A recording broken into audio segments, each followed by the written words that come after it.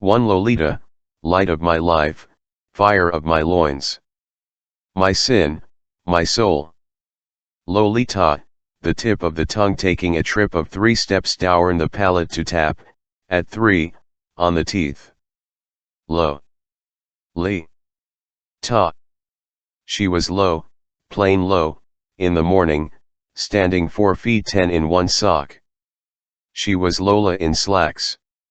She was Dolly at school. She was Dolores on the dotted line. But in my arms she was always Lolita. Did she have a precursor? She did, indeed she did. In point of fact, there might have been no Lolita at all had I not loved, one summer, a certain initial girl child. In a princedom by the sea. Oh, when? About as many years before Lolita was born as my age was that summer. You can always count on a murderer for a fancy prose style. Ladies and gentlemen of the jury, exhibit number 1 is what the seraphs, the misinformed, simple, noble-winged seraphs, envied. Look at this tangle of thorns. Point 2 I was born in 1910, in Paris. My father was a gentle, easy-going person, a salad of racial genes, a Swiss citizen, of mixed French and Austrian descent, with a dash of the Danube in his veins. I am going to pass around in a minute some lovely, glossy blue picture postcards. He owned a luxurious hotel on the Riviera. His father and 2 grandfathers had sold wine, jewels and silk, respectively. At 30 he married an English girl, daughter of Jerome Dunn, the alpinist, and granddaughter of 2 Dorset parsons, experts in obscure subjects paleopedology and Aeolian harps, respectively. My very photogenic mother died in a freak accident, picnic, lightning, when I was 3, and, save for a pocket of warmth in the darkest past, nothing of her subsists within the hollows and dells of memory, over which, if you can still stand my style, I am writing under observation. The sun of my infancy had set, surely, you all know those redolent remnants of day suspended, with the midges, about some hedge in bloom or suddenly entered and traversed by the rambler, at the bottom of a hill, in the summer dusk, a furry warmth, golden midges.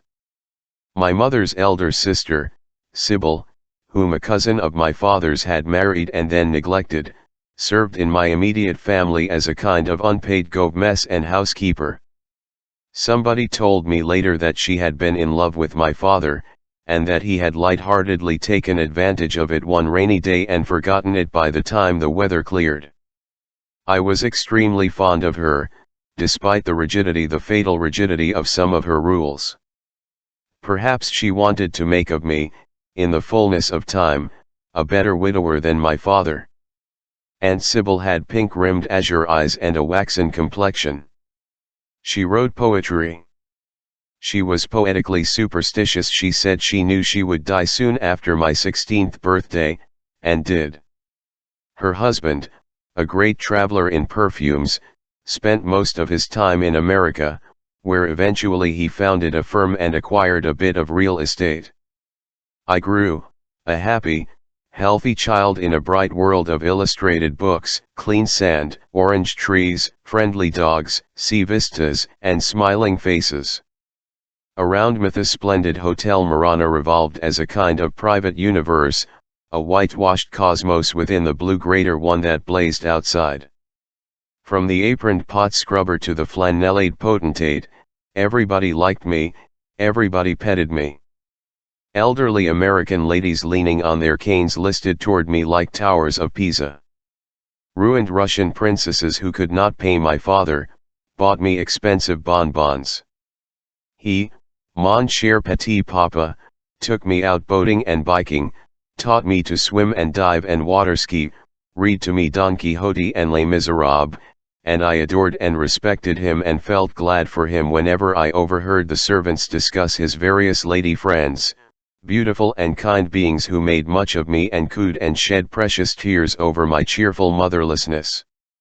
I attended an English day school a few miles from home, and there I played rackets and fives, and got excellent marks, and was on perfect terms with schoolmates and teachers alike.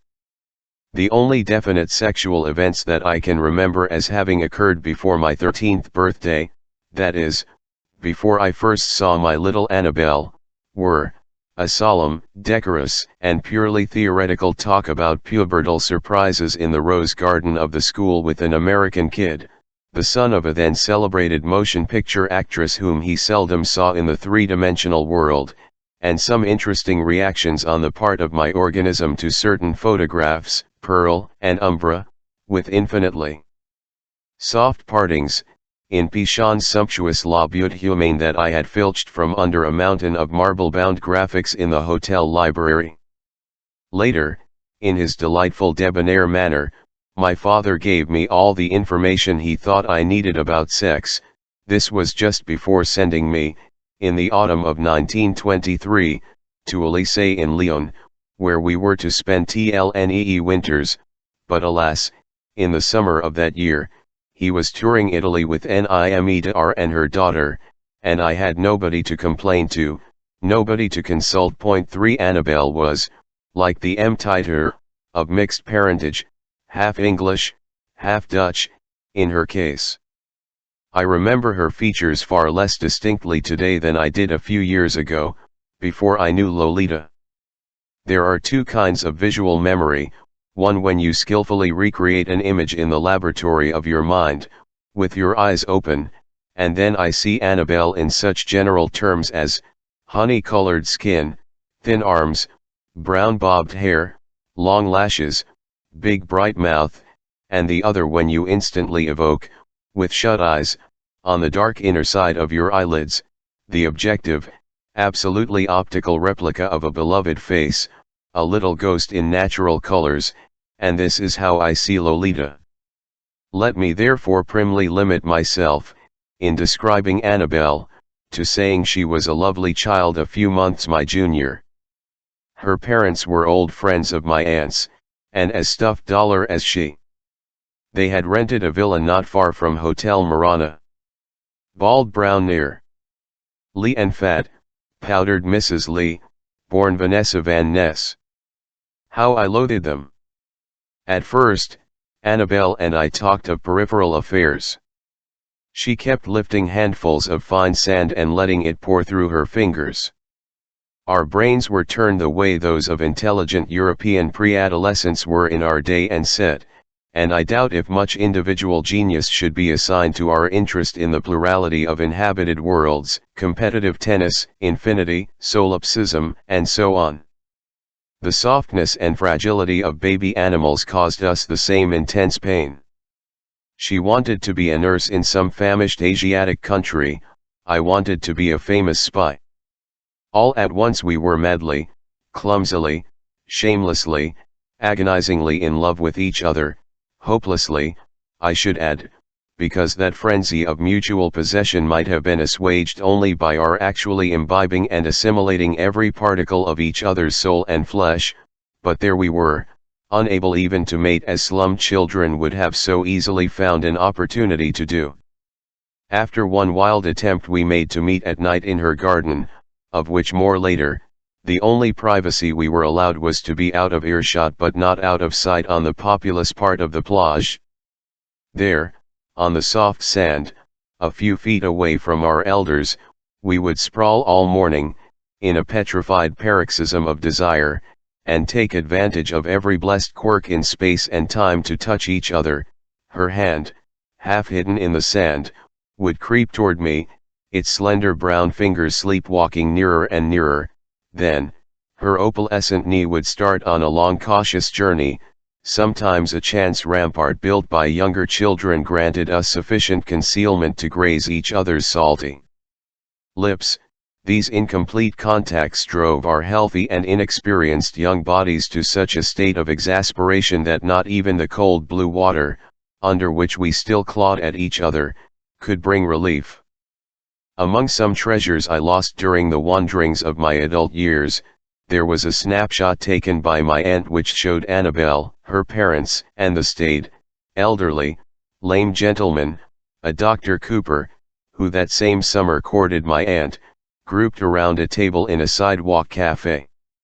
Annabelle did not come out well, caught as she was in the act of bending over her chocolate glacé, and her thin bare shoulders and the parting in her hair were about all that could be identified, as I remember that picture, amid the sunny blur into which her lost loveliness graded, but I, sitting somewhat apart from the rest, came out with a kind of dramatic conspicuousness, a moody, beetle-browed boy in a dark sport shirt and well-tailored white shorts, his legs crossed, sitting in profile. Looking away. That photograph was taken on the last day of our fatal summer and just a few minutes before we made our second and final attempt to thwart fate. Under the flimsiest of pretexts, this was our very last chance, and nothing really mattered. We escaped from the cafe to the beach, and found a desolate stretch of sand, and there, in the violet shadow of some red rocks forming a kind of cave, had a brief session of avid caresses, with somebody's lost pair of sunglasses for only witness. I was on my knees, and on the point of possessing my darling, when two bearded bathers, the old man of the sea and his brother, came out of the sea with exclamations of ribald encouragement, and 4 months later she died of typhus in Corfu. For I leaf again and again through these miserable memories, and keep asking myself, was it then, in the glitter of that remote summer, that the rift in my life began, or was my excessive desire for that child only the first evidence of an inherent singularity? When I try to analyze my own cravings, motives, actions, and so forth, I surrender to a sort of retrospective imagination which feeds the analytic faculty with boundless alternatives and which causes each visualized route to fork and refork without end in the maddeningly complex prospect of my past. I am convinced, however, that in a certain magic and fateful way Lolita began with Annabelle. I also know that the shock of Annabelle's death consolidated the frustration of that nightmare summer, made of it a permanent obstacle to any further romance throughout the cold years of my youth. The spiritual and the physical had been blended in us with a perfection that must remain incomprehensible to the matter-of-fact, crude, standard-brained youngsters of today. Long after her death I felt her thoughts floating through mine. Long before we met we had had the same dreams. We compared notes. We found strange affinities. The same June of the same year, 1919, a stray canary had fluttered into her house and mine, in two widely separated countries. Oh, Lolita, had you loved me thus? I have reserved for the conclusion of my Annabelle phase the account of our unsuccessful first tryst. One night, she managed to deceive the vicious vigilance of her family. In a nervous and slender-leaved mimosa grove at the back of their villa we found a perch on the ruins of a low stone wall. Through the darkness and the tender trees we could see the arabesques of lighted windows which, touched up by the colored inks of sensitive memory, appeared to me now like playing cards, presumably because a bridge game was keeping the enemy busy. She trembled and twitched as I kissed the corner of her parted lips and the hot lobe of her ear. A cluster of stars palely glowed above us, between the silhouettes of long thin leaves. That vibrant sky seemed as naked as she was under her light frock. I saw her face in the sky, strangely distinct, as if it emitted a faint radiance of its own. Her legs, her lovely live legs, were not too close together, and when my hand located what it sought, a dreamy and eerie expression, half pleasure, half pain, came over those childish features. She sat a little higher than I, and whenever in her solitary ecstasy she was led to kiss me, her head would bend with a sleepy, soft, drooping movement that was almost woeful, and her bare knees caught and compressed mightest, and slackened again, and her quivering mouth, distorted by the acridity of some mysterious potion, with a sibilant intake of breath came near to my face. She would try to relieve the pain of love by first roughly rubbing her dry lips against mine, then my darling would draw away with a nervous toss of her hair, and then again come darkly near and let me feed on her open mouth, while with a generosity that was ready to offer her everything, my heart, my throat, my entrails, I gave her to hold in her awkward fist the scepter of my passion. I recall the scent of some kind of toilet powder. I believe she stole it from her mother's Spanish maid, a Swedish, lowly, musky perfume. It mingled with her own biscuity odor, and my senses were suddenly filled to the brim. A sudden commotion in a nearby bush prevented them from overflowing, and as we drew away from each other, and with aching veins attended to what was probably a prowling cat, there came from the house her mother's voice calling her, with a rising frantic note, and Dr. Cooper ponderously limped out into the garden. But that mimosa grove, the haze of stars, the tingle, the flame, the honeydew, and the ache remained with me, and that little girl with her seaside limbs and ardent tongue haunted me ever since, until at last, 24 years later, I broke her spell by incarnating her in another. 5 The days of my youth, as I look back on them, seemed to fly away from me in a flurry of pale repetitive scraps, like those morning snowstorms of used tissue paper that a train passenger sees whirling in the wake of the observation car. In my sanitary relations with women I was practical, ironical, and brisk. While a college student, in London and Paris, paid ladies sufficed me. My studies were meticulous and intense, although not particularly fruitful.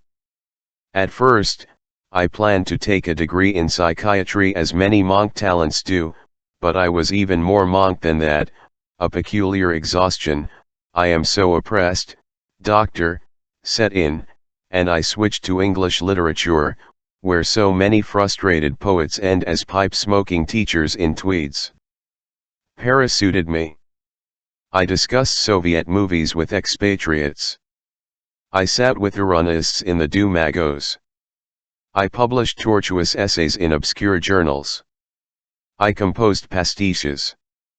Fräulein von Kulp may turn her hand upon the door, I will not follow her. Nor Fresca. Nor that gull.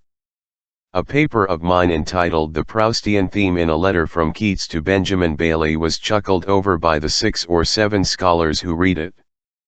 I launched upon an histoire abrégée de la poésie anglaise for a prominent publishing firm, and then started to compile that manual of French literature for English-speaking students, with comparisons drawn from English writers, which was to occupy me throughout the 40s, and the last volume of which was almost ready for press by the time of my arrest. I found a job teaching English to a group of adults in Auteuil. Then a school for boys employed me for a couple of winters. Now and then I took advantage of the acquaintances I had formed among social workers and psychotherapists to visit in their company various institutions, such as orphanages and reform schools, where pale pubescent girls with matted eyelashes could be stared at in perfect impunity, remindful of that granted one in dreams. Now I wish to introduce the following idea. Between the age limits of 9 and 14 there occur maidens who, to certain bewitched travelers, twice or many times older than they, reveal their true nature, which is not human, but nymphic, that is, demoniac, and these chosen creatures I propose to designate as nymphets. It will be marked that I substitute time terms for spatial ones. In fact, I would have the reader see 9 and 14 as the boundaries, the mirrory beaches and rosy rocks of an enchanted island haunted by those nymphets of mine and surrounded by a vast, misty sea. Between those age limits, are all girl children nymphets? Of course not. Otherwise, we who are in the know, we lone voyagers, we nympholepts, would have long gone insane. Neither are good looks any criterion, and vulgarity, or at least what a given community terms so, does not necessarily impair certain mysterious characteristics, the fey grace, the elusive, shifty, soul-shattering, insidious charm that separates the nymphette from such coevals of hers as are incomparably more dependent on the spatial world of synchronous phenomena than on that intangible island of entranced time where Lolita plays with her likes. Within the same age limits the number of Frauennymphets is strikingly inferior to that of provisionally plain, or just nice, or cute, or even sweet and attractive, ordinary, plumpish, formless, cold-skinned, essentially human little girls, with tummies and pigtails, who may or may not turn into adults of great beauty.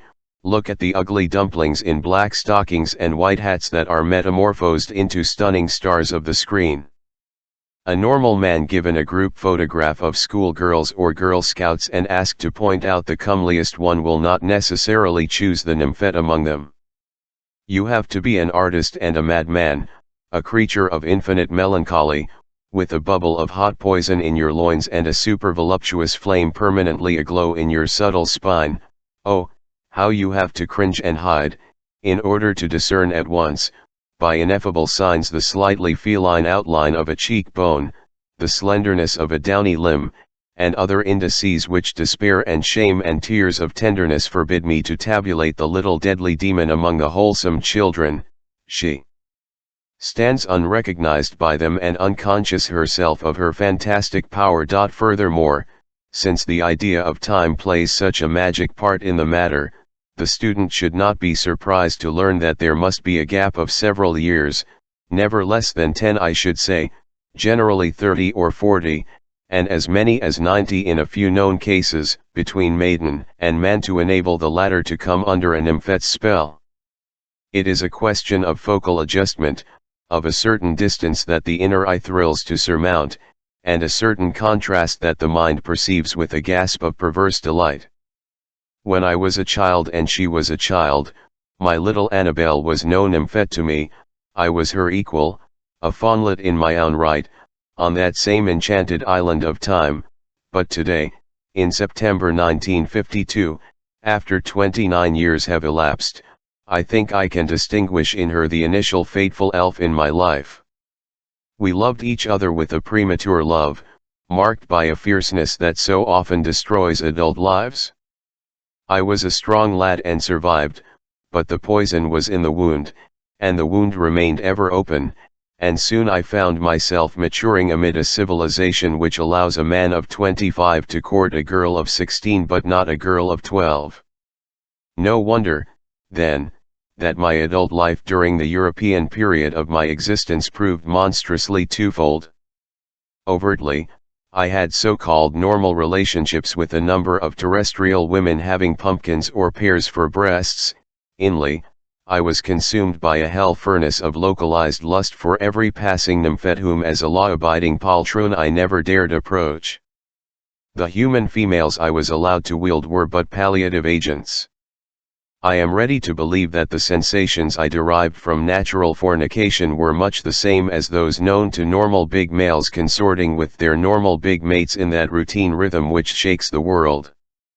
The trouble was that those gentlemen had not, and I had, caught glimpses of an incomparably more poignant bliss. The dimmest of my pollutive dreams was 1,000 times more dazzling than all the adultery the most virile writer of genius or the most talented impotent might imagine. My world was split. I was aware of not one but two sexes, neither of which was mine, both would be termed female by the anatomist. But to me, through the prism of my senses, they were as different as mist and mast. All this I rationalize now. In my 20s and early 30s, I did not understand my throes quite so clearly. While my body knew what it craved for, my mind rejected my body's every plea. One moment I was ashamed and frightened, another recklessly optimistic. Taboos strangulated me. Psychoanalysts wooed me with pseudo-liberations of pseudo-libidos. The fact that to me the only objects of amorous tremor were sisters of Annabelle's, her handmaids, and girl pages, appeared to me at times as a forerunner of insanity. At other times I would tell myself that it was all a question of attitude, that there was really nothing wrong in being moved to distraction by girl children. Let me remind my reader that in England, with the passage of the Children and Young Person Act in 1933, the term girl child is defined as a girl who is over 8 but under 14 years, After that, from 14 to 17, the statutory definition is young person. In Massachusetts, U.S., on the other hand, a wayward child is, technically, one between 7 and 17 years of age, who, moreover, habitually associates with vicious or immoral persons. Hugh Broughton, a writer of controversy in the reign of James I, has proved that Rahab was a harlot at 10 years of age. This is all very interesting, and I dare say you see me already frothing at the mouth in a fit, but no, I am not, I am just winking happy thoughts into a little tittle cup. Here are some more pictures. Here is Virgil, who could the nymphette sing in single tone, but probably preferred a lad's perineum. Here are two of King Akhenaton's and Queen Nefertiti's prenuptial Nile daughters. That royal couple had a litter of 6, wearing nothing but many necklaces of bright beads, relaxed on cushions, intact after 3,000 years, with their soft brown puppy bodies, cropped hair, and long ebony eyes. Here are some brides of 10 compelled to seat themselves on the fascinum, the virile ivory in the temples of classical scholarship. Marriage and cohabitation before the age of puberty are still not uncommon in certain East Indian provinces. Lepcha old men of 80 copulate with girls of 8, and nobody minds. After all, Dante fell madly in love with his Beatrice when she was 9, a sparkling girline, painted and lovely, and bejeweled, in a crimson frock, and this was in 1274, in Florence, at a private feast in the merry month of May. And when Petrarch fell madly in love with his Lorraine, she was a fair-haired nymphette of 12 running in the Eurinde, in the pollen and dust, a flower in flight, in the beautiful plain as descried from the hills of Vaucluse. But let us be prim and civilized. Humbert tried hard to be good. Really and truly, he did. He had the utmost respect for ordinary children, with their purity and vulnerability, and under no circumstances would he have interfered with the innocence of a child, if there was the least risk of a row. But how his heart beat when, among the innocent throng, he espied a demon child, enfant charmant et fourbe, dim eyes, bright lips, 10 years in jail if you only show her you are looking at her. So life went. Humbert was perfectly capable of intercourse with Eve, but it was Lilith he longed for. The bud stage of breast development appears early, 10.7 years, in the sequence of somatic changes accompanying pubescence. And the next maturational item available is the first appearance of pigmented pubic hair, 11.2 years. My little cup brims with tittles. A shipwreck. An atoll. Alone with a drowned passenger's shivering child. Darling, this is only a game. How marvelous were my fancied adventures as I sat on a hard park bench pretending to be immersed in a trembling book. Around the quiet scholar, nymphets played freely, as if he were a familiar statue or part of an old tree's shadow and sheen. Once a perfect little beauty in a tartan frock, with a clatter put her heavily armed foot near me upon the bench to dip her slim bare arms into me and tighten the strap of her roller skate, and I dissolved in the sun, with my book for fig leaf, as her auburn ringlets fell all over her skinned knee, and the shadow of leaves I shared pulsated and melted on her radiant limb next to my chameleonic cheek. Another time a red-haired schoolgirl hung over me in the metro, and a revelation of axillary russet I obtained remained in my blood for weeks. I could list a great number of these one-sided diminutive romances. Some of them ended in a rich flavor of hell. It happened for instance that from my balcony I would notice a lighted window across the street and what looked like a nymphette in the act of undressing before a co-operative mirror. Thus isolated, thus removed, the vision acquired an especially keen charm that made me race with all speed toward my lone gratification. But abruptly, fiendishly, the tender pattern of nudity I had adored would be transformed into the disgusting lamplit bare arm of a man in his underclothes reading his paper by the open window in the hot, damp, hopeless summer night. Rope skipping, hopscotch. That old woman in black who sat down next to me on my bench, on my rack of joy, a nymphette was groping under me for a lost marble, and asked if I had stomachache, the insolent hag. Ah, leave me alone in my pubescent park, in my mossy garden. Let them play around me forever. Never grow up. 6 Apropos, I have often wondered what became of those nymphets later. In this wrought iron world of crisscross cause and effect, could it be that the hidden throb I stole from them did not affect their future? I had possessed her and she never knew it? All right. But would it not tell some time later? Had I not somehow tampered with her fate by involving her image in my voluptas? Oh, it was, and remains, a source of great and terrible wonder. I learned, however, what they looked like, those lovely, maddening, thin-armed nymphets, when they grew up. I remember walking along an animated street on a grey spring afternoon somewhere near the Madeleine. A short slim girl passed me at a rapid, high-heeled, tripping step. We glanced back at the same moment. She stopped and I accosted her.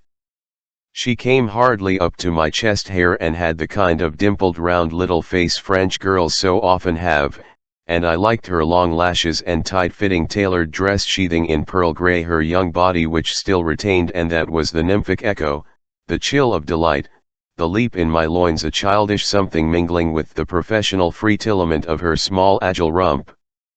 I asked her price, and she promptly replied with melodious silvery precision, a bird, a very bird. Cent. I tried to haggle, but she saw the awful lone longing in my lowered eyes, directed so far down at her round forehead and rudimentary hat, a band, a posy, and with one beat of her lashes, "Tant pies," she said, and made as if to move away.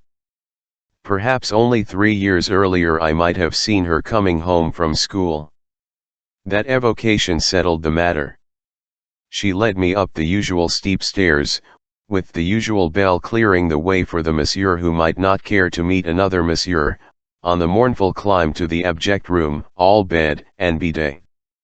As usual, she asked at once for her petit cadeau, and as usual I asked her name, Monique, and her age, 18. I was pretty well acquainted with the banal way of street walkers. They all answer Dixhood a trim twitter, a note of finality and wistful deceit which they emit up to 10 times per day, the poor little creatures. But in Monique's case there could be no doubt she was, if anything, adding 1 or 2 years to her age. This I deduced from many details of her compact, neat, curiously immature body. Having shed her clothes with fascinating rapidity, she stood for a moment partly tapped in the dingy gauze of the window curtain, listening with infantile pleasure, as pat could be, to an organ grinder in the dust-brimming courtyard below. Hen I examined her small hands and drew her attention to their grubby fingernails. She said with a naive frown, out, "Cen pas bien," and went to the wash basin, but I said it did not matter at all. With her Bruin bobbed hair, luminous grey eyes and pale skin, she looked perfectly charming.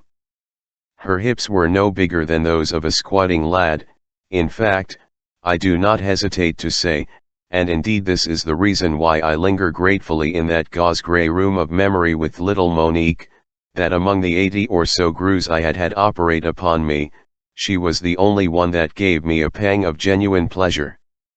1188 Malton, celui qui invente ce truc là, she commented amiably, and got back into her clothes with the same high-style speed.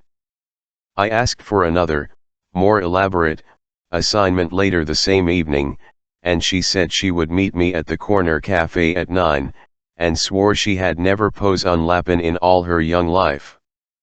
We returned to the same room, and I could not help saying how very pretty she was, to which she answered demurely, "Tu es bien gentil de crecd," and then, noticing what I noticed too in the mirror reflecting our small Eden, the dreadful grimace of clenched teeth, tenderness that distorted my mouth, dutiful little Monique. Oh, she had been a nymphette all right. Wanted to know if she should remove the layer of red from her lips avant chew on SE couch in case I planned to kiss her. Of course, I planned it. I let myself go with her more completely than I had with any young lady before, and my last vision that night of long-lashed Monique is touched up with a gaiety that I find seldom associated with any event in my humiliating, sordid, taciturn love life. She looked tremendously pleased with the bonus of 50 I gave her as she trotted out into the April night drizzle with Humbert lumbering in her narrow wake. Stopping before a window display she said with great gusto, "Je vais m'accueillir de basse," and never may I forget the way her Parisian childish lips exploded on bass, pronouncing it with an appetite that all but changed the A into a brief buoyant bursting O as in bought. I had a date with her next day at 2:15 p.m. in my own rooms, but it was less successful. She seemed to have grown less juvenile, more of a woman overnight. A cold I caught from her led me to cancel a fourth assignment, nor was I sorry to break an emotional series that threatened to burden me with heart-rending fantasies and peter out in dull disappointment. So let her remain, sleek, slender Monique, as she was for a minute or two, a delinquent nymphette shining through the matter-of-fact young whore. My brief acquaintance with her started a train of thought that may seem pretty obvious to the reader who knows the ropes. An advertisement in a lewd magazine landed me, one brave day, in the office of a MLLE Edith, who began by offering me to choose a kindred soul from a collection of rather formal photographs in a rather soiled album, Regardes-moi cette belle brune. When I pushed the album away and somehow managed to blurt out my criminal craving, she looked as if about to show me the door. However, after asking me what price I was prepared to disburse, she condescended to put me in touch with a person qui pourrait arranger la chose. Next day, an asthmatic woman, coarsely painted, garrulous, garlicky, with an almost farcical Provençal accent and a black mustache above a purple lip, took me to what was apparently her own domicile, and there, after explosively kissing the bunched tips of her fat fingers to signal the delectable rosebud quality of her merchandise, she theatrically drew aside a curtain to reveal what I judged was that part of the room where a large and unfastidious family usually slept. It was now empty save for a monstrously plump, sallow, repulsively plain girl of at least 15 with red ribbon thick black braids who sat on a chair perfunctorily nursing a bald doll. When I shook my head and tried to shuffle out of the trap, the woman, talking fast, began removing the dingy woolen jersey from the young giantess' torso. Then, seeing my determination to leave, she demanded son argent. A door at the end of the room was opened, and two men who had been dining in the kitchen joined in the squabble. They were misshapen, bare-necked, very swarthy, and one of them wore dark glasses. A small boy and a begrimed, bowl-egged toddler lurked behind them. With the insolent logic of a nightmare, the enraged procuress, indicating the man in glasses, said he had served in the police, Louis, so that I had better do as I was told. I went up to Marie, for that was her stellar name, who by then had quietly transferred her heavy haunches to a stool at the kitchen table and resumed her interrupted soup while the toddler picked up the doll. With a surge of pity dramatizing my idiotic gesture, I thrust a banknote into her indifferent hand. She surrendered my gift to the ex-detective, whereupon I was suffered to leave. 7. I do not know if the pimp's album may not have been another link in the daisy chain, but soon after, for my own safety, I decided to marry.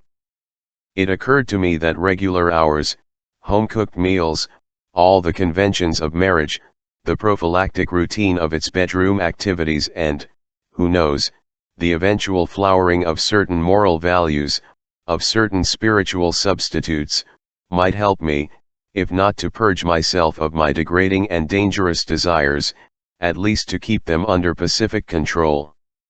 A little money that had come my way after my father's death, nothing very grand. The Marana had been sold long before, in addition to my striking if somewhat brutal good looks, allowed me to enter upon my quest with equanimity. After considerable deliberation, my choice fell on the daughter of a Polish doctor. The good man happened to be treating me for spells of dizziness and tachycardia. We played chess. His daughter watched me from behind her easel, and inserted eyes or knuckles borrowed from me into the cubistic trash that accomplished Mrs. then painted instead of lilacs and lambs. Let me repeat with quiet force, I was, and still am, despite mes malheurs, an exceptionally handsome male, slow-moving, tall, with soft dark hair and a gloomy but all the more seductive cast of demeanor. Exceptional virility often reflects in the subject's displayable features a sullen and congested something that pertains to what he has to conceal. And this was my case. Well did I know, alas, that I could obtain at the snap of my fingers any adult female I chose. In fact, it had become quite a habit with me of not being too attentive to women lest they come toppling, blood-ripe, into my cold lap. Had I been a Francaeus Moyen with a taste for flashy ladies, I might have easily found, among the many crazed beauties that lashed my grim rock, creatures far more fascinating than Valeria. My choice, however, was prompted by considerations whose essence was, as I realized too late, a piteous compromise.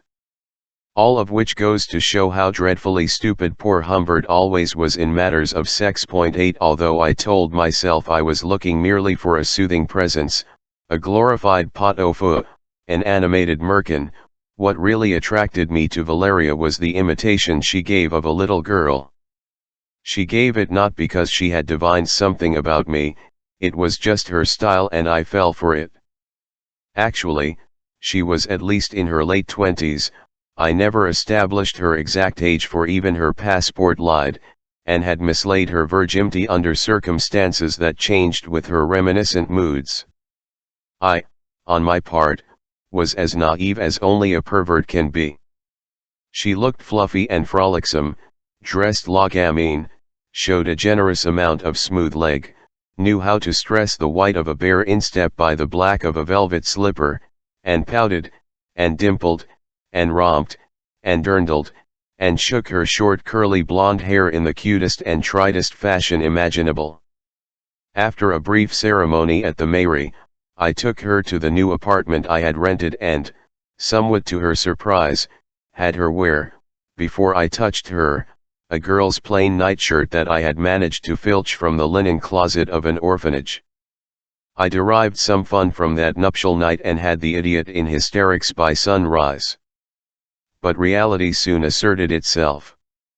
The bleached curl revealed its melanic root, the down turned to prickles on a shaved shin, the mobile moist mouth, no matter how I stuffed it with love, disclosed ignominiously its resemblance to the corresponding part in a treasured portrait of her toad-like dead mamma, and presently, instead of a pale little gutter girl, Humbert had on his hands a large, pauvre, short-legged, big-breasted, and practically brainless baba.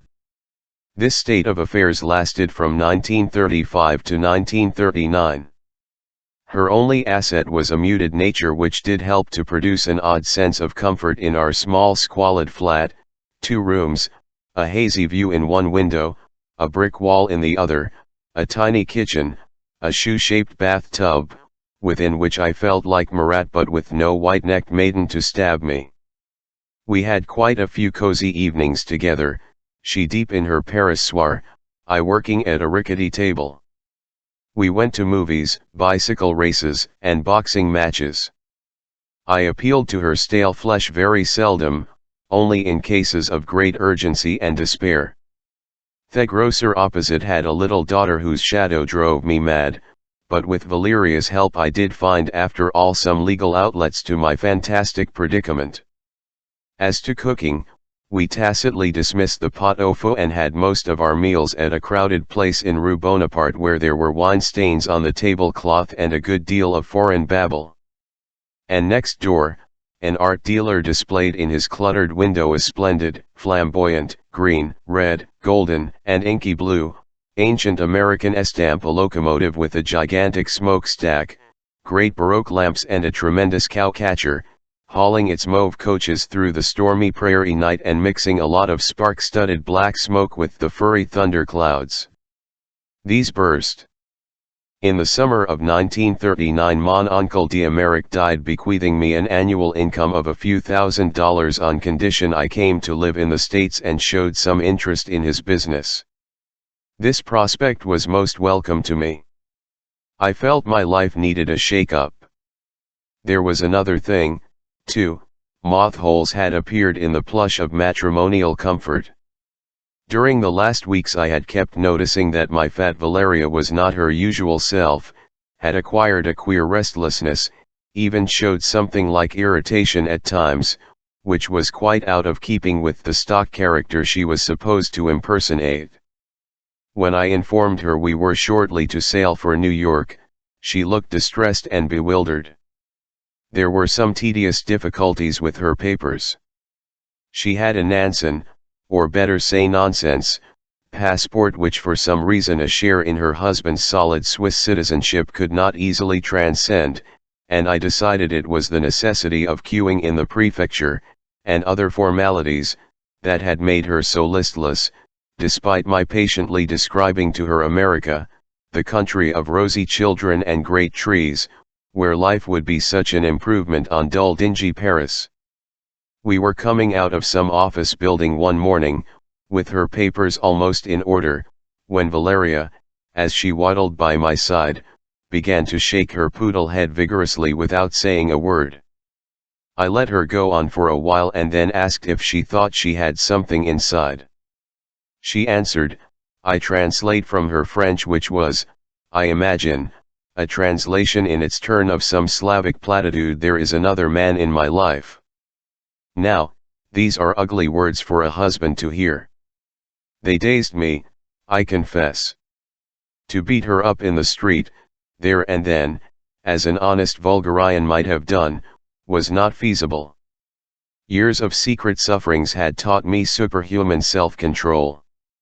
So I ushered her into a taxi which had been invitingly creeping along the curb for some time, and in this comparative privacy I quietly suggested she comment her wild talk. A mounting fury was suffocating me, not because I had any particular fondness for that figure of fun, Madame Humbert, but because matters of legal and illegal conjunction were for me alone to decide, and here she was, Valeria, the comedy wife, brazenly preparing to dispose in her own way of my comfort and fate. I demanded her lover's name. I repeated my question, but she kept up a burlesque babble, discoursing on her unhappiness with me and announcing plans for an immediate divorce. Mais qui I shouted at last, striking her on the knee with my fist, and she, without even wincing, stared at me as if the answer were too simple for words, then gave a quick shrug and pointed at the thick neck of the taxi driver.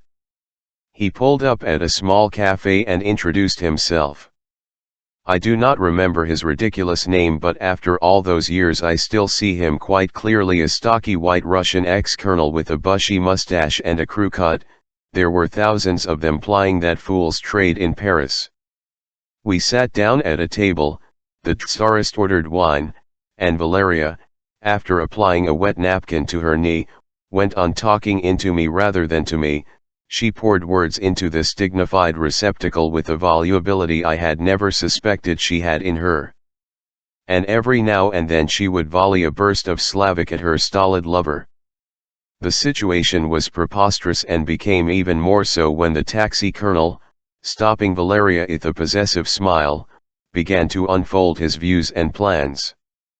With an atrocious accent to his careful French, he delineated the world of love and work into which he proposed to enter hand in hand with his child wife Valeria. She by now was preening herself, between him and me, rouging her pursed lips, tripling her chin to pick at her blouse bosom and so forth, and he spoke of her as if she were absent, and also as if she were a kind of little ward that was in the act of being transferred, for her own good, from one wise guardian to another even wiser one, and although my helpless wrath may have exaggerated and disfigured certain impressions, I can swear that he actually consulted me on such things as her diet, her periods, her wardrobe, and the books she had read or should read. "I think," he said, "she'll like Jean Christophe." Oh, he was quite a scholar, Mr. Taxovich. I put an end to this gibberish by suggesting Valeria pack up her few belongings immediately, upon which the platitudinous colonel gallantly offered to carry them into the car. Reverting to his professional state, he drove the Humberts to their residence, and all the way Valeria talked, and Humbert the Terrible deliberated with Humbert the Small whether Humbert should kill her or her lover, or both, or neither. I remember once handling an automatic belonging to a fellow student, in the days, I have not spoken of them, I think, but never mind, when I toyed with the idea of enjoying his little sister, a most diaphanous nymphette with a black hair bow, and then shooting myself. I now wondered if Valika, as the colonel called her, was really worth shooting, or strangling, or drowning. She had very vulnerable legs, and I decided I would limit myself to hurting her very horribly as soon as we were alone. But we never were. Valika, by now shedding torrents of tears tinged with the mess of her rainbow makeup, started to fill anyhow a trunk, and 2 suitcases, and a bursting carton, and visions of putting on my mountain boots and taking a running kick at her rump were of course impossible to put into execution with the cursed colonel hovering around all the time. I cannot say he behaved insolently or anything like that.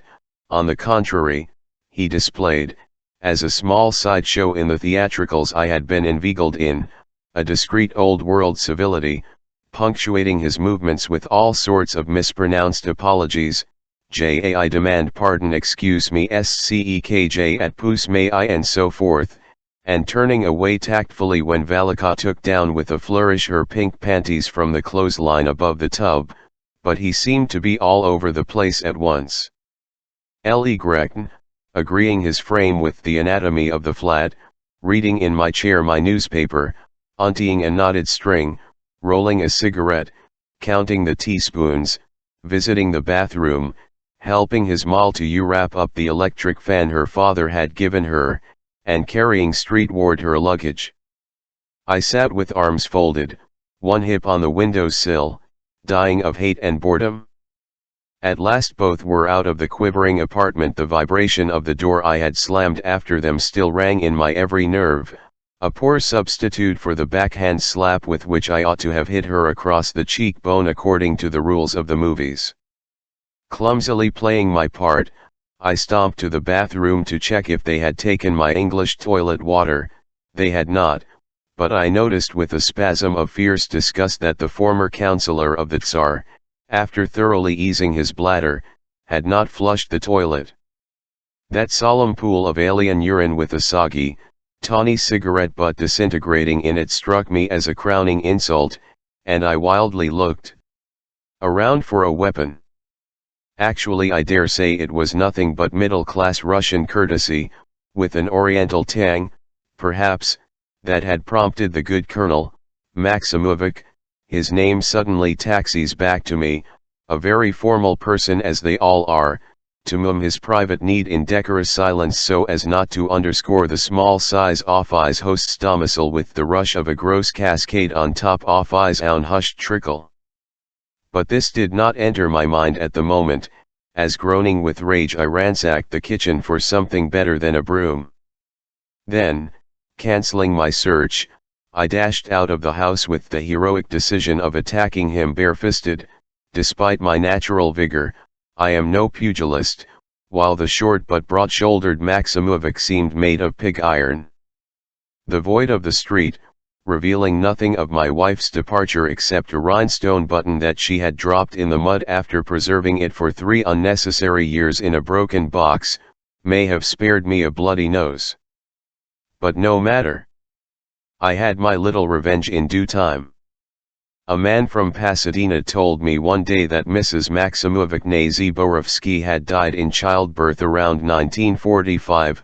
The couple had somehow got over to California and had been used there, for an excellent salary, in a year-long experiment conducted by a distinguished American ethnologist. The experiment dealt with human and racial reactions to a diet of bananas and dates in a constant position on all fours. My informant, a doctor, swore he had seen with his own eyes obese Valika and her colonel, by then grey-haired and also quite corpulent, diligently crawling about the well-swept floors of a brightly lit set of rooms, fruit in one, water in another, mats in a third and so on, in the company of several other hired quadrupeds, selected from indigent and helpless groups. I tried to find the results of these tests in the Review of Anthropology, but they appear not to have been published yet. These scientific products take of course some time to fructuate. I hope they will be illustrated with good photographs when they do get printed, although it is not very likely that a prison library will harbor such erudite works. The one to which I am restricted these days, despite my lawyer's favors, is a good example of the inane eclecticism governing the selection of books in prison libraries. They have the Bible, of course, and Dickens, an ancient set, N.Y., G. W. Dillingham, publisher, Mdukelsky, and the Children's Encyclopedia, with some nice photographs of sunshine-haired Girl Scouts in shorts, and a murder is announced by Agatha Christie, but they also have such coruscating trifles as A Vagabond in Italy by Percy Elphinstone, author of Venice Revisited, Boston, 1868, and a comparatively recent, 1946, Who's Who in the Limelight, actors, producers, playwrights, and shots of static scenes.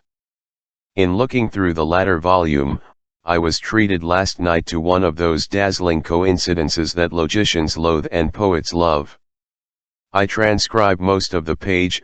Pim, Roland. Born in Lundy, Massachusetts, 1922. Received stage training at Elsinore Playhouse, Derby, NY. Made debut in Sunburst. Among his many appearances are 2 blocks from here, The Girl in Green, Scrambled Husbands, The Strange Mushroom, Touch and Go, John Lovely, I Was Dreaming of You. Quilty, Claire, American dramatist. Born in Ocean City, NJ, 1911. Educated at Columbia University. Started on a commercial career but turned to playwriting. Author of The Little Nymph, The Lady Who Loved Lightning, in collaboration with Vivian Darkbloom, Dark Age, The Strange Mushroom, Fatherly Love, and others. His many plays for children are notable.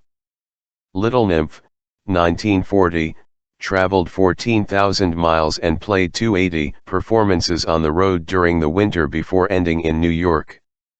Hobbies: fast cars, photography, petsquine, Dolores.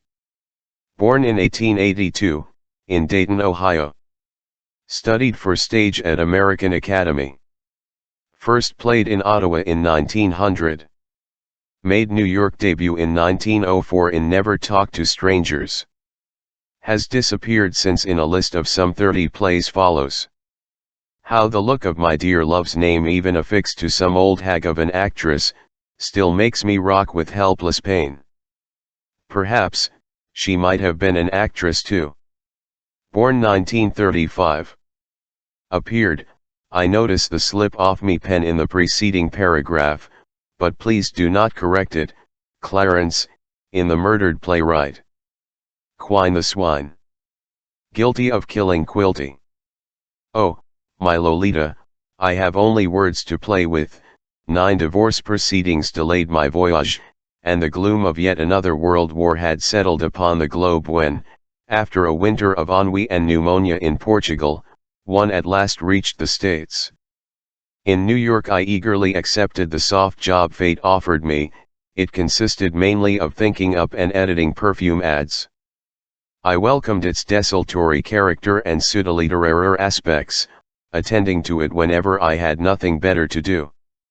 On the other hand, I was urged by a wartime university in New York to complete my comparative history of French literature for English-speaking students. The first volume took me a couple of years, during which I put in seldom less than 15 hours of work daily. As I look back on those days, I see them divided tidily into ample light and narrow shade, the light pertaining to the solace of research in palatial libraries, the shade to my excruciating desires and insomnias, of which enough has been said. Knowing me by now, the reader can easily imagine how dusty and hot I got, trying to catch a glimpse of nymphets, alas, always remote, playing in Central Park, and how repulsed I was by the glitter of deodorized career girls that a gay dog in one of the offices kept unloading upon me. Let us skip all that. A dreadful breakdown sent me to a sanatorium for more than a year. I went back to my work only to be hospitalized again. Robust outdoor life seemed to promise me some relief. One of my favorite doctors, a charming cynical chap with a little brow and beard, had a brother, and this brother was about to lead an expedition into Arctic Canada. I was attached to it as a recorder of psychic reactions. With two young botanists and an old carpenter, I shared now and then, never very successfully, the favors of one of our nutritionists, a Dr. Anita Johnson, who was soon flown back, I am glad to say. I had little notion of what object the expedition was pursuing. Judging by the number of meteorologists upon it, we may have been tracking to its lair, somewhere on Prince of Wales Island, I understand, the wandering and wobbly North Magnetic Pole. One group, jointly with the Canadians, established a weather station on Pierre Point in Melville Sound. Another group, equally misguided, collected plankton. A third studied tuberculosis in the tundra. Bird, a film photographer, an insecure fellow with whom at one time I was made to partake in a good deal of menial work, he, too, had some psychic troubles, maintained that the big men on our team, the real leaders we never saw, were mainly engaged in checking the influence of climatic amelioration on the coats of the Arctic fox. We lived in prefabricated timber cabins amid a Precambrian world of granite. We had heaps of supplies: the Reader's Digest, an ice cream mixer, chemical toilets, paper caps for Christmas. My health improved wonderfully in spite or because of all the fantastic blankness and boredom. Surrounded by such dejected vegetation as willow scrub and lichens, permeated, and, I suppose, cleansed by a whistling gale, seated on a boulder under a completely translucent sky, through which, however, nothing of importance showed, I felt curiously aloof from my own self. No temptations maddened me. The plump, glossy little Eskimo girls with their fish smell, hideous raven hair and guinea pig faces, evoked even less desire in me than Dr. Johnson had. Nymphets do not occur in polar regions. I left my betters the task of analyzing glacial drifts, drumlins, and gremlins, and kremlins, and for a time tried to jot down what I fondly thought were reactions. I noticed, for instance, that dreams under the midnight sun tended to be highly colored, and this my friend the photographer confirmed. I was also supposed to quiz my various companions on a number of important matters, such as nostalgia, fear of unknown animals, food fantasies, nocturnal emissions, hobbies, choice of radio programs, changes in outlook and so forth. Everybody got so fed up with this that I soon dropped the project completely, and only toward the end of my 20 months of cold labor, as one of the botanists jocosely put it, concocted a perfectly spurious and very racy report that the reader will find published in the Annals of Adult Psychophysics for 1945 or 1946, as well as in the issue of Arctic Explorations devoted to that particular expedition, which, in conclusion, was not really concerned with Victoria Island copper or anything like that. As I learned later from my genial doctor, for the nature of its real purpose was what is termed hush-hush, and so let me add merely that whatever it was, that purpose was admirably achieved. The reader will regret to learn that soon after my return to civilization I had another bout with insanity, if to melancholia and a sense of insufferable oppression that cruel term must be applied. I owe my complete restoration to a discovery I made while being treated at that particular very expensive sanatorium. I discovered there was an endless source of robust enjoyment in trifling with psychiatrists, cunningly leading them on, never letting them see that you know all the tricks of the trade, inventing for them elaborate dreams, pure classics in style, which make them, the dream extortionists, dream and wake up shrieking, teasing them with fake primal scenes, and never allowing them the slightest glimpse of one's real sexual predicament. By bribing a nurse I won access to some files and discovered, with glee, cards calling me potentially homosexual and totally impotent.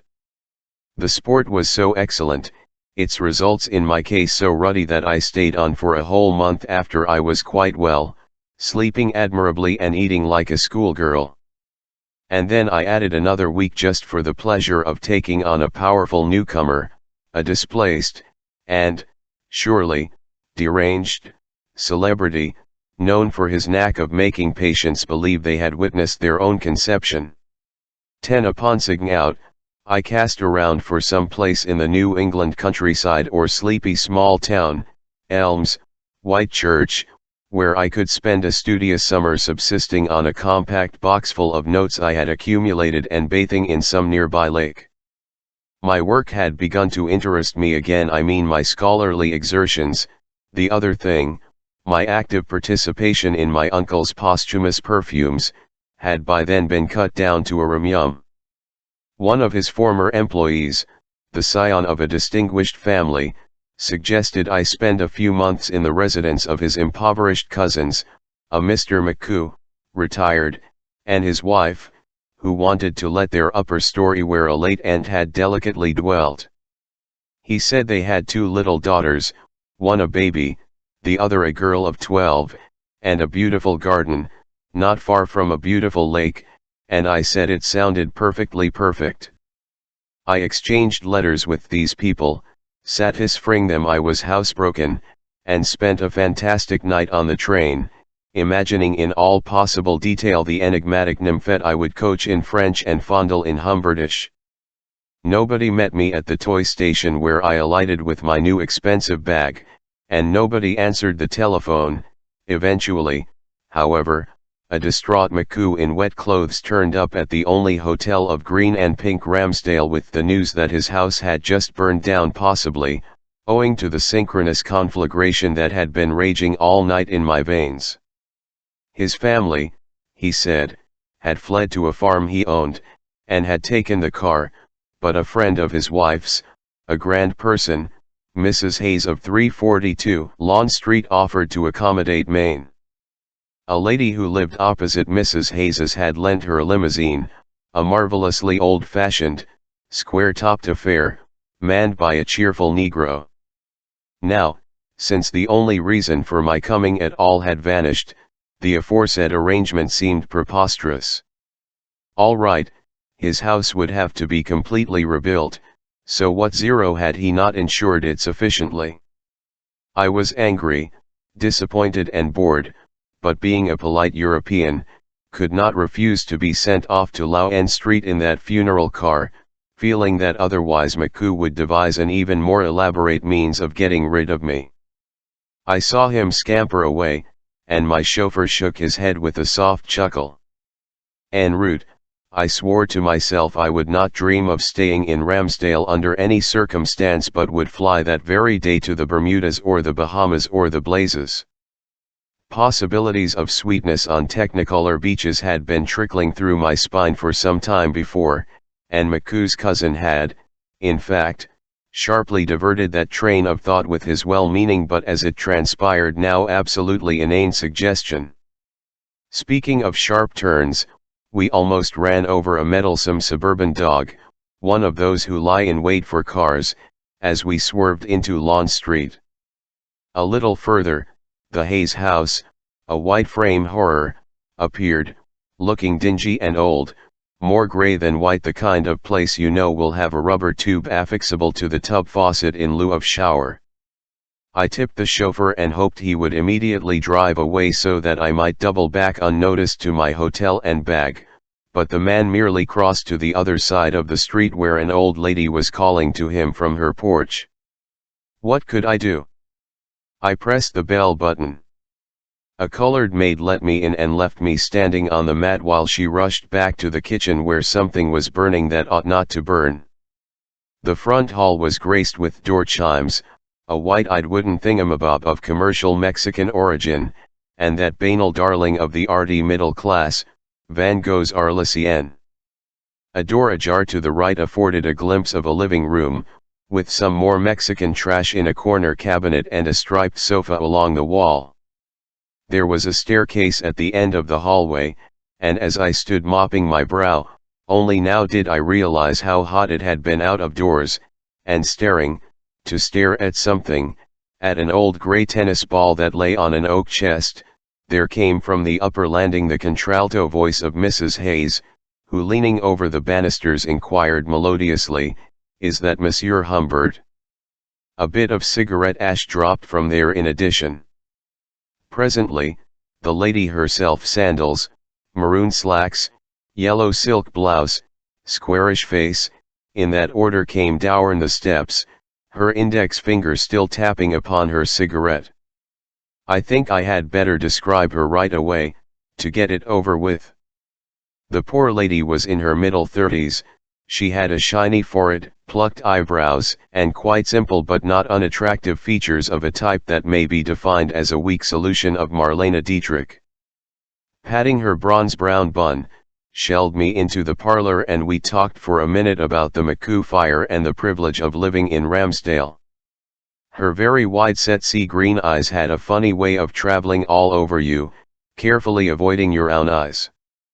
Her smile was but a quizzical jerk of one eyebrow, and uncoiling herself from the sofa as she talked, she kept making spasmodic dashes at 3 ashtrays and the near fender, where lay the brown core of an apple, whereupon she would sink back again, one leg folded under her.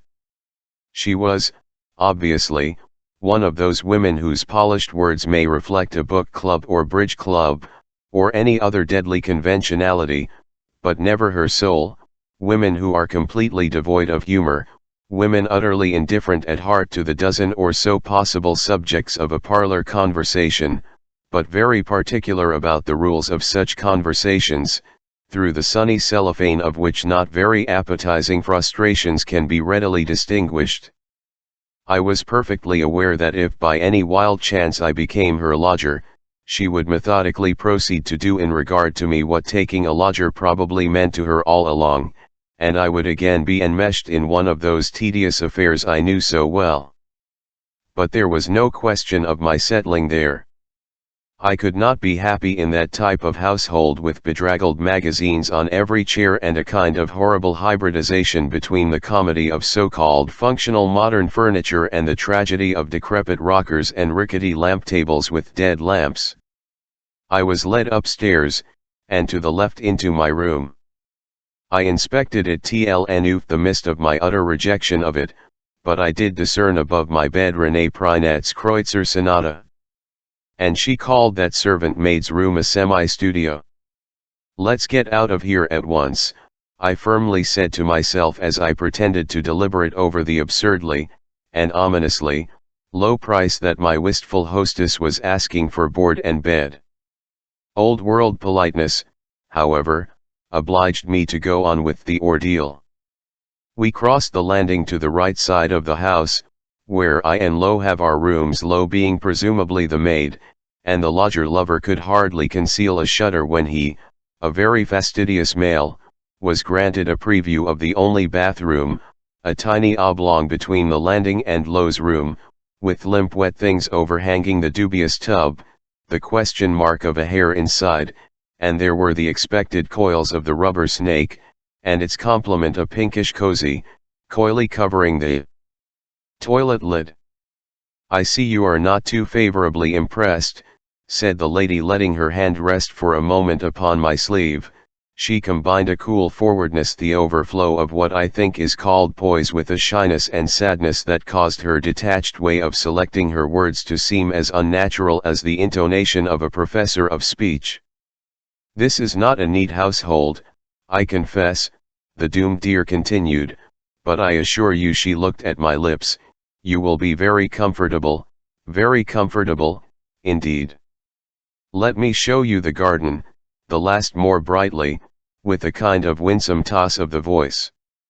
Reluctantly I followed her downstairs again, then tln'd the kitchen at the end of the hall, on the right side of the house, the side where also the dining room and the parlor were. Under my room, on the left, there was nothing but a garage. In the kitchen, the negro maid, a plump youngish woman, said, as she took her large glossy black purse from the knob of the door leading to the back porch, "I'll go now, Mrs. Hayes." "Yes, Louise," answered Mrs. Hayes with a sigh. "I'll settle with you Friday." We passed on to a small pantry and entered the dining room, parallel to the parlor we had already admired. I noticed a white sock on the floor. With a deprecatory grunt, Mrs. Hayes stooped without stopping and threw it into a closet next to the pantry. We cursorily inspected a mahogany table with a fruit vase in the middle, containing nothing but the still glistening stone of one plum. I groped for the timetable I had in my pocket and surreptitiously fished it out to look as soon as possible for a train. I was still walking behind Mrs. Hayes through the dining room when, beyond it, there came a sudden burst of greenery. The piazza, sang out my leader, and then, without the least warning, a blue sea wave swelled under my heart and, from a mat in a pool of sun, half naked, kneeling, turning about on her knees, there was my Riviera love peering at me over dark glasses. It was the same child, the same frail, honey-hued shoulders, the same silky supple bare back, the same chestnut head of hair. A polka-dotted black kerchief tied around her chest hid from my aging ape eyes, but not from the gaze of young memory, the juvenile breasts I had fondled one immortal day. And, as if I were the fairy tale nurse of some little princess, lost, kidnapped, discovered in gypsy rags through which her nakedness smiled at the king and his hounds, I recognized the tiny dark brown mole on her side. With awe and delight, the king crying for joy, the frumpets blaring, the nurse drunk, I saw again her lovely indrawn abdomen where my southbound mouth had briefly paused, and those puerile hips on which I had kissed the crenulated imprint left by the band of her shorts that last mad immortal day behind the rocks roses. The 25 years I had lived since then, tapered to a palpitating point, and vanished. I find it most difficult to express with adequate force that flash, that shiver, that impact of passionate recognition. In the course of the sunshot moment that my glance slithered over the kneeling child, her eyes blinking over those stern dark spectacles, the little hair doctor who was to cure me of all my aches, while I passed by her in my adult disguise, a great big handsome hunk of movieland manhood, the vacuum of my soul managed to suck in every detail of her bright beauty, and these I checked against the features of my dead bride. A little later, of course, this nouvelle, this Lolita, my Lolita, was to eclipse completely her prototype. All I want to stress is that my discovery of her was a fatal consequence of that princedom by the sea in my tortured past. Everything between the two events was but a series of gropings and blunders, and false rudiments of joy. Everything they shared made one of them. I have no illusions, however. My judges will regard all this as a piece of mummery on the part of a madman with a gross liking for the fruit vert. Au fond, QAM est bien égal. All I know is that while the Hayes woman and I went down the steps into the breathless garden, my knees were like reflections of knees in rippling water, and my lips were like sand, and that was my low, she said, and these are my lilies. Yes, I said, yes. They are beautiful, beautiful, beautiful. 11 Exhibit number 2 is a pocket diary bound in black imitation leather, with a golden year, 1947, and escalier, in its upper left-hand corner. I speak of this neat product of the blank blank co., Blankton, Massachusetts, as if it were really before me. Actually, it was destroyed 5 years ago, and what we examine now, by courtesy of a photographic memory, is but its brief materialization, a puny unfledged phoenix.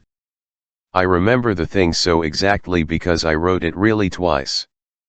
First I jotted down each entry in pencil, with many erasures and corrections, on the leaves of what is commercially known as a typewriter tablet. Then, I copied it out with obvious abbreviations in my smallest, most satanic, hand in the little black book just mentioned. May 30th is a fast day by proclamation in New Hampshire but not in the Carolinas.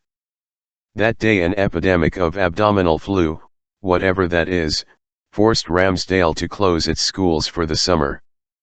The reader may check the weather data in the Ramsdale Journal for 1947. A few days before that I moved into the Hayes house, and the little diary which I now propose to reel off, much as a spy delivers by heart the contents of the note he swallowed, covers most of June. Thursday. Very warm day.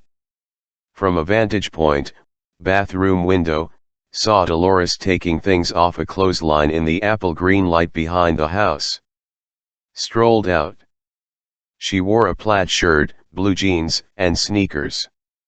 Every movement she made in the dappled sun plucked at the most secret and sensitive chord of my abject body. After a while she sat down next to me on the lower step of the back porch and began to pick up the pebbles between her feet. Pebbles, my God, then a curled bit of milk bottle glass resembling a snarling lip, and chucked them at a can. Ping. You can't a second time, you can't hit it, this is agony a second time. Ping. Marvelous skin, oh, marvelous, tender and tanned, not the least blemish. Sundays cause acne. The excess of the oily substance called sebum which nourishes the hair follicles of the skin creates, when too profuse, an irritation that opens the way to infection. But nymphets do not have acne although they gorge themselves on rich food. God, what agony! That silky shimmer above her temple grating into bright brown hair. And the little bone twitching at the side of her dust-powdered ankle. The McCoo girl. Jenny McCoo. Oh, she's a fright. And mean. And lame. Nearly died of polio. Ping. The glistening tracery of down on her forearm. When she got up to take in the wash, I had a chance of adoring from afar the faded seat of her rolled-up jeans. Out of the long, bland Mrs. Hayes, complete with camera, grew up like a fakir's fake tree, and after some heliotropic fussing, sad eyes up, glad eyes down, had the cheek of taking my picture as I sat blinking on the steps. Humbert L.E. Bell. Friday. Saw her going somewhere with a dark girl called Rose. Does the way she walks a child, mind you, a mere child, excite me so abominably? Analyze it. A faint suggestion of turned-in toes. A kind of wiggly looseness below the knee prolonged to the end of each footfall. The ghost of a drag. Very infantile, infinitely meretricious. Humbert is also infinitely moved by the little one's slangy speech, by her harsh high voice. Later heard her volley crude nonsense at Rose across the fence. Twanging through me in a rising rhythm. Pause. I must go now, kiddo. Saturday. Begin me perhaps amended. I know it is madness to keep this journal, but it gives me a strange thrill to do so, and only a loving wife could decipher my microscopic script. Let me state with a sob that today my L was sunbathing on the so-called piazza, but her mother and some other woman were around all the time. Of course, I might have sat there in the rocker and pretended to read. Playing safe, I kept away, for I was afraid that the horrible, insane, ridiculous, and pitiful tremor that palsied me might prevent me from making my entrée with any semblance of casualness. Sunday. Heat ripple still with us, a most Favonian week. This time I took up a strategic position, with obese newspaper and new pipe, in the piazza rocker before Elle arrived. To my intense disappointment she came with her mother, both in two-piece bathing suits, black, as new as my pipe. My darling, my sweetheart stood for a moment near me, wanted the funnies, and she smelt almost exactly like the other one, the Riviera one, but more intensely so, with rougher overtones, a torrid odor that at once set my manhood astir. But she had already yanked out of me the coveted section and retreated to her mat near her Faucine mamma. There my beauty lay down on her stomach, showing the thousand eyes wide open in my eyed blood, her slightly raised shoulder blades, and the bloom along the incurvation of her spine, and the swellings of her tense narrow nates clothed in black, and the seaside of her schoolgirl thighs. Silently, the seventh grader enjoyed her green-red-blue comics. She was the loveliest nymphette green-red-blue Priape himself could think up.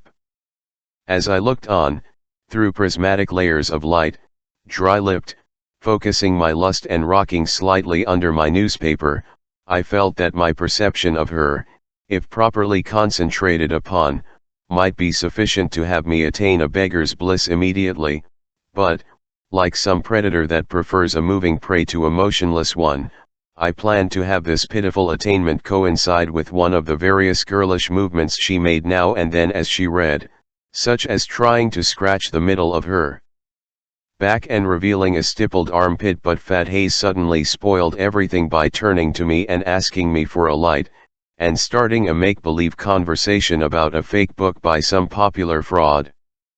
Monday. Delectatio morosa. I spend my doleful days in dumps and dolors. We, Mother Hayes, Dolores, and I, were to go to our glass lake this afternoon, and bathe, and bask, but a nacreous mom degenerated at noon into rain, and lo made a scene. The median age of pubescence for girls has been found to be 13 years and 9 months in New York and Chicago. The age varies for individuals from 10, or earlier, to 17. Virginia was not quite 14 when Harry Edgar possessed her. He gave her lessons in algebra. Imagine Cella. They spent their honeymoon at Petersburg, FLA Monsieur Popo, as that boy in one of Monsieur Humbert's classes in Paris called the poet. I have all the characteristics which, according to writers on the sex interests of children, start the responses stirring in a little girl: clean-cut jaw, muscular hand, deep sonorous voice, broad shoulder. Moreover, I am said to resemble some crooner or actor chap on whom Lo has a crush. Tuesday. Rain. Lake of the Rains. Mama out shopping. Elle, I knew, was somewhere quite near. In result of some stealthy maneuvering, I came across her in her mother's bedroom. Prying her left eye open to get rid of a speck of something. Checked frock. Although I do love that intoxicating brown fragrance of hers, I really think she should wash her hair once in a while. For a moment, we were both in the same warm green bath of the mirror that reflected the top of a poplar with us in the sky. Held her roughly by the shoulders, then tenderly by the temples, and turned her about. "It's right there," she said, "I can feel it." Swiss peasant would use the tip of her tongue. "Lick it out." "Yeth.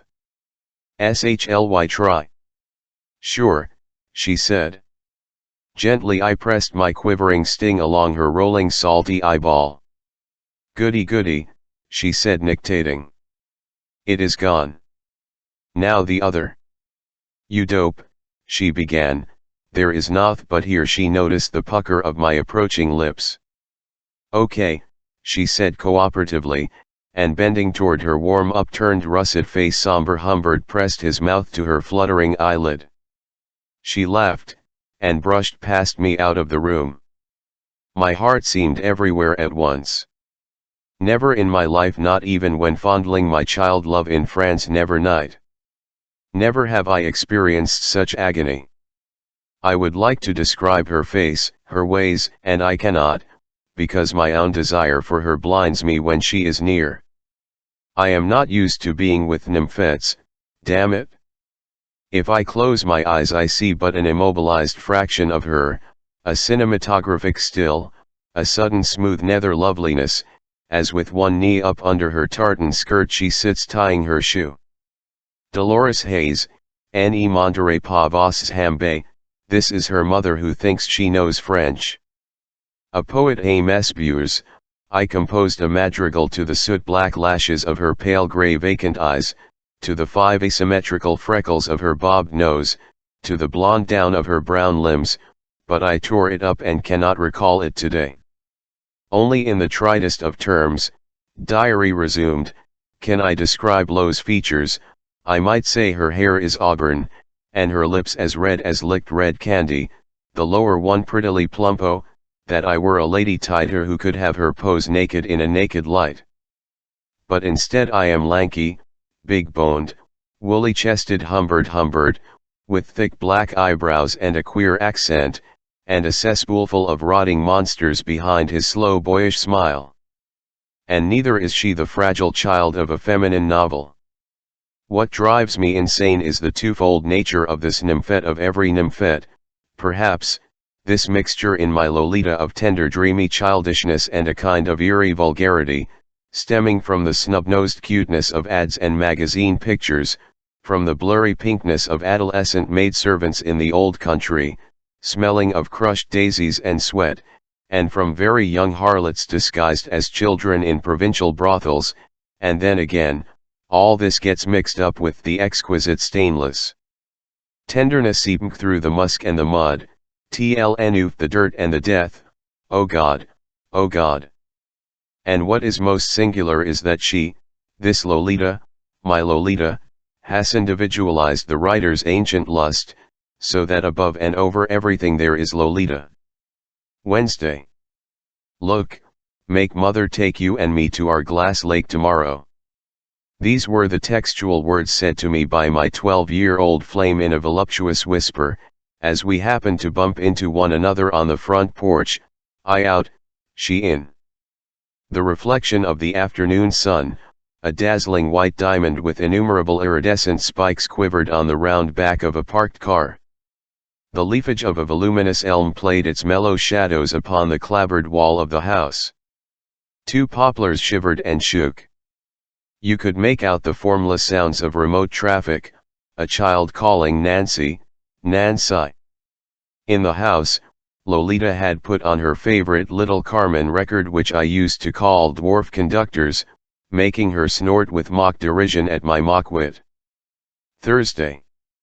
Last night we sat on the piazza, the Hayes woman, Lolita, and I. Warm dusk had deepened into amorous darkness. The old girl had finished relating in great detail the plot of a movie she and Elle had seen sometime in the winter. The boxer had fallen extremely low when he met the good old priest, who had been a boxer himself in his robust youth and could still slug a sinner. We sat on cushions heaped on the floor, and Elle was between the woman and me. She had squeezed herself in, the pet. In my turn, I launched upon a hilarious account of my Arctic adventures. The muse of invention handed me a rifle and I shot a white bear, who sat down and said, "Ah." All the while I was acutely aware of L's nearness, and as I spoke I gestured in the merciful dark and took advantage of those invisible gestures of mine to touch her hand, her shoulder, and a ballerina of wool and gauze which she played with and kept sticking into my lap, and finally, when I had completely enmeshed my gluing darling in this weave of ethereal caresses, I dared stroke her bare leg along the gooseberry fuzz of her shin, and I chuckled at my own jokes, and trembled, and concealed my tremors, and once or twice felt with my rapid lips the warmth of her hair as I treated her to a quick nuzzling, humorous aside, and caressed her plaything. She, too, fidgeted a good deal so that finally her mother told her sharply to quit it and sent the doll flying into the dark, and I laughed and addressed myself to Hayes across Lo's legs to let my hand creep up my nymphet's thin back and feel her skin through her boy's shirt. But I knew it was all hopeless, and was sick with longing, and my clothes felt miserably tight, and I was almost glad when her mother's quiet voice announced in the dark, "And now we all think that Lo should go to bed." "I think you stink," said Lo. "Which means there will be no picnic tomorrow," said Hayes. "This is a free country," said Lo. When angry Lo with the Bronx cheer had gone, I stayed on from sheer inertia, while Hayes smoked her 10th cigarette of the evening and complained of Lo. She had been spiteful, if you please, at the age of 1, when she used to throw her toys out of her crib so that her poor mother should keep picking them up, the villainous infant. Now, at 12, she was a regular pest, said Hayes. All she wanted from life was to be one day a strutting and prancing baton twirler or a jitterbug. Her grades were poor, but she was better adjusted in her new school than in Piskey. Piskey was the Hayes hometown in the Middle West. The Ramsdale house was her late mother-in-law's. They had moved to Ramsdale less than 2 years ago. Why was she unhappy there? "Oh," said Hayes, "poor me should know, I went through that when I was a kid, boys twisting one's arm, banging into one with loads of books, pulling one's hair, hurting one's breasts, flipping one's skirt. Of course, moodiness is a common concomitant of growing up, but Lo exaggerates. Sullen and evasive. Rude and defiant. Stuck Viola, an Italian schoolmate, in the seat with a fountain pen. Know what I would like? If you, monsieur, happen to be still here in the fall, I'd ask you to help her with her homework. You seem to know everything, geography, mathematics, French." "Oh, everything," answered monsieur. "That means," said Hayes quickly, "you'll be here." I wanted to shout that I would stay on eternally if only I could hope to caress now and then my incipient pupil. But I was wary of Hayes. So I just grunted and stretched my limbs non-concomitantly, just, and presently went up to my room. The woman, however, was evidently not prepared to call it a day. I was already lying upon my cold bed, both hands pressing to my face Lolita's fragrant ghost, when I heard my indefatigable landlady creeping stealthily up to my door to whisper through it, "Just to make sure," she said. I was through with the Glance and Gulp magazine I had borrowed the other day. From her room Lo yelled she had it. "We are quite a lending library in this house, thunder of God." Friday. I wonder what my academic publishers would say if I were to quote in my textbook Ronsard's La Vermelette Fente or Remy Belleau's Un Petit Mont Foutre de Mousse Delicate, Trace sur l'Emilieu d'un filet escarlate, and so forth. I shall probably have another breakdown if I stay any longer in this house, under the strain of this intolerable temptation, by the side of my darling, my life and my bride. Has she already been initiated by Mother Nature to the mystery of the menarche? Bloated feeling. The curse of the Irish. Falling from the roof. Grandma is visiting. Mr. Uterus, I quote from a girl's magazine, starts to build a thick soft wall on the chance a possible baby may have to be bedded down there. The tiny madman in his padded cell. Incidentally, if I ever commit a serious murder, mark the if. The urge should be something more than the kind of thing that happened to me with Valeria. Carefully mark that then I was rather inept. If and when you wish to sizzle me to death, remember that only a spell of insanity could ever give me the simple energy to be a brute. All this amended, perhaps. Sometimes I attempt to kill in my dreams.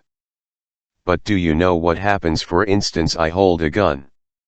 For instance, I aim at a bland, quietly interested enemy. Oh, I press the trigger all right, but one bullet after another feebly drops on the floor from the sheepish muzzle. In those dreams, my only thought is to conceal the fiasco from my foe, who is slowly growing annoyed. At dinner tonight the old cat said to me with a sidelong gleam of motherly mockery directed at Lo, I had just been describing, in a flippant vein, the delightful little toothbrush mustache I had not quite decided to grow. Better don't, if somebody is not to go absolutely dotty. Instantly Lo pushed her plate of boiled fish away, all but knocking her milk over, and bounced out of the dining room. Would it bore you very much, quoth Hayes, to come with us tomorrow for a swim in our glass lake if Lo apologizes for her manners? Later, I heard a great banging of doors and other sounds coming from quaking caverns where the two rivals were having a ripping row. She has not apologized. The lake is out. It might have been fun. Saturday. For some days already I had been leaving the door ajar, while I wrote in my room, but only today did the trap work. With a good deal of additional fidgeting, shuffling, scraping to disguise her embarrassment at visiting me without having been called, Lo came in and after pottering around, became interested in the nightmare curlicues I had penned on a sheet of paper. Oh no, they were not the outcome of a belles-lettres inspired pause between two paragraphs, they were the hideous hieroglyphics, which she could not decipher, of my fatal lust. As she bent her brown curls over the desk at which I was sitting, Humbert the horse put his arm around her in a miserable imitation of blood relationship, and still studying, somewhat short-sightedly, the piece of paper she held, my innocent little visitor slowly sank to a half-sitting position upon my knee. Her adorable profile, parted lips, wan hair were some 3 inches from my bared eye-tooth, and I felt the heat of her limbs through her rough tomboy clothes. All at once I knew I could kiss her tlnote or the wick of her mouth with perfect impunity. I knew she would let me do so, and even close her eyes as Hollywood teaches. A double vanilla with hot fudge, hardly more unusual than that. I cannot tell my learned reader, whose eyebrows, I suspect, have by now traveled all the way to the back of his bald head, I cannot tell him how the knowledge came to me. Perhaps my ear had unconsciously caught some slight change in the rhythm of her respiration, for now she was not really looking at my scribble, but waiting with curiosity and composure, oh, my limpid nymphette, for the glamorous lodger to do what he was dying to do. A modern child, an avid reader of movie magazines, an expert in dream slow close-ups, might not think it too strange, I guessed, if a handsome, intensely virile grown-up friend too late. The house was suddenly vibrating with voluble Louise's voice telling Mrs. Hayes, who had just come home, about a dead something she and Leslie Thompson had found in the basement, and little Lolita was not one to miss such a tale. Sunday.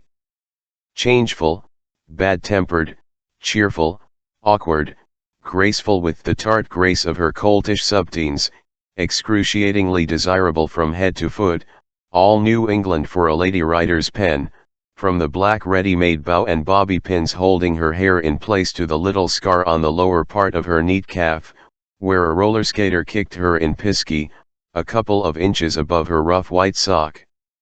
Gone with her mother to the Hamiltons, a birthday party or something. Full-skirted gingham frock. Her little doves seem well formed already. Precocious pet. Monday. Rainy morning. CES matins gris si dur. My white pajamas have a lilac design on the back. I am like one of those inflated pale spiders you see in old gardens, sitting in the middle of a luminous web and giving little jerks to this or that strand. Evo web is spread all over the house as I listen from my chair where I sit like a wily wizard. Is Lo in her room? Gently I tug on the silk. She is not. Just heard the toilet paper cylinder make its staccato sound as it is turned, and no footfalls has my outflung filament traced from the bathroom back to her room. Is she still brushing her teeth, the only sanitary act Lo performs with real zest? No. The bathroom door has just slammed, so one has to feel elsewhere about the house for the beautiful warm-colored prey. Let us have a strand of silk descend the stairs. I satisfy myself by this means that she is not in the kitchen, not banging the refrigerator door or screeching at her detested mama, who, I suppose, is enjoying her third, cooing, and subduedly mirthful, telephone conversation of the morning. Well, let us grope and hope. Ray-like, I glide in thought to the parlor and find the radio silent, and Mama still talking to Mrs. Chatfield or Mrs. Hamilton, very softly, flushed, smiling, cupping the telephone with her free hand, denying by implication that she denies those amusing rumors, rumor, whispering intimately, as she never does, the clear-cut lady, in face-to-face talk. So my nymphette is not in the house at all. Gone. What I thought was a prismatic weave turns out to be but an old grey cobweb. The house is empty, is dead. And then comes Lolita's soft sweet chuckle through my half-open door. Don't tell mother, but I've eaten all your bacon. Gone when I scuttle out of my room. Lolita, where are you? My breakfast tray, lovingly prepared by my landlady, leers at me toothlessly, ready to be taken in. Lolita. Tuesday. Clouds again interfered with that picnic on that unattainable lake. Is it fate scheming? Yesterday I tried on before the mirror a new pair of bathing hunks. Wednesday. In the afternoon, Hayes, commonsensical shoes, tailor-made dress, said she was driving downtown to buy a present for a friend of hers, and would I please come too because I have such a wonderful taste in textures and perfumes. Choose your favorite seduction, she purred. What could Humbert, being in the perfume business, do? She had me cornered between the front porch and her car. Hunady up, she said as I laboriously doubled up my large body in order to crawl in, still desperately devising a means of escape. She had started the engine, and was genteelly swearing at a backing and turning truck in front that had just brought old invalid Miss opposite a brand new wheelchair, when my Lolita's sharp voice came from the parlor window, You. Where are you going? I'm coming too. Wait. Ignore her, yelped Hayes, killing the motor. Alas for my fair driver, Lo was already pulling at the door on my side. This is intolerable, began Hayes, but Lo had scrambled in, shivering with glee. Move your bottom, you, said Lo. Lo, cried Hayes, side-glancing at me, hoping I would throw rude Lo out. And behold, said Lo, not for the first time, as she jerked back, as I jerked back, as the car leaped forward. It is intolerable, said Hayes, violently getting into second, that a child should be so ill-mannered. And so very persevering. When she knows she is unwanted. And needs a bath. My knuckles lay against the child's blue jeans. She was barefooted, her toenails showed remnants of cherry red polish and there was a bit of adhesive tape across her big toe, and, God, what would I not have given to kiss then and there those delicate-boned, long-toed, monkeyish feet. Suddenly her hand slipped into mine and without our chaperone seeing, I held, and stroked, and squeezed that little hot paw, all the way to the store. The wings of the driver's marlmusk nose shone, having shed or burned up their ration of powder, and she kept up an elegant monologue anent the local traffic, and smiled in profile, and pouted in profile, and beat her painted lashes in profile, while I prayed we would never get to that store, but we did. I have nothing else to report, save, primo, that big Hayes had little Hayes sit behind on our way home, and secundo, that the lady decided to keep Humbert's choice for the backs of her own shapely ears. Thursday. We are paying with hail and gale for the tropical beginning of the month. In a volume of the Young People's Encyclopedia, I found a map of the states that a child's pencil had started copying out on a sheet of lightweight paper, upon the other side of which, counter to the unfinished outline of Florida and the Gulf, there was a mimeographed list of names referring, evidently, to her class at the Ramsdale School. It is a poem I know already by heart. Angel, Grace Austen, Floyd Bale, Jack Bale, Mary Buck, Daniel Byron, Marguerite Campbell, Alice Carmine, Rose Chatfield, Phyllis Clark, Gordon Cowan, John Cowan, Marion Duncan, Walter Falter, Ted Fantasia, Stella Flashman, Irving Fox, George Glaive, Mabel Goodale, Donald Green, Lucinda Hamilton, Mary Rose Hayes, Dolores Honeck, Rosalind Knight, Kenneth McCoo, Virginia McChrystal, Vivian McFate, Aubrey Miranda, Anthony Miranda, Viola Rosato, Emil Schlenker, Lena Scott, Donald Sheridan, Agnes Sherva, Oleg Smith, Hazel Talbot, Edgar Talbot, Edwin Wayne, Lull Williams, Ralph Windmuller, Louise A. Poem, forsooth. So strange and sweet was it to discover this Hayes, Dolores, she, in its special bower of names, ith its bodyguard of roses a fairy princess between her two maids of honor. I am trying to analyze the spine thrill of delight it gives me, this name among all those others. What is it that excites me almost to tears, hot, opalescent, thick tears that poets and lovers shed? What is it? The tender anonymity of this name with its formal veil, Dolores, and that abstract transposition of first name and surname, which is like a pair of new pale gloves or a mask. Is mask the key word? Is it because there is always delight in the semi-translucent mystery, the flowing charshaf, through which the flesh and the eye you alone are elected to know smile in passing at you alone?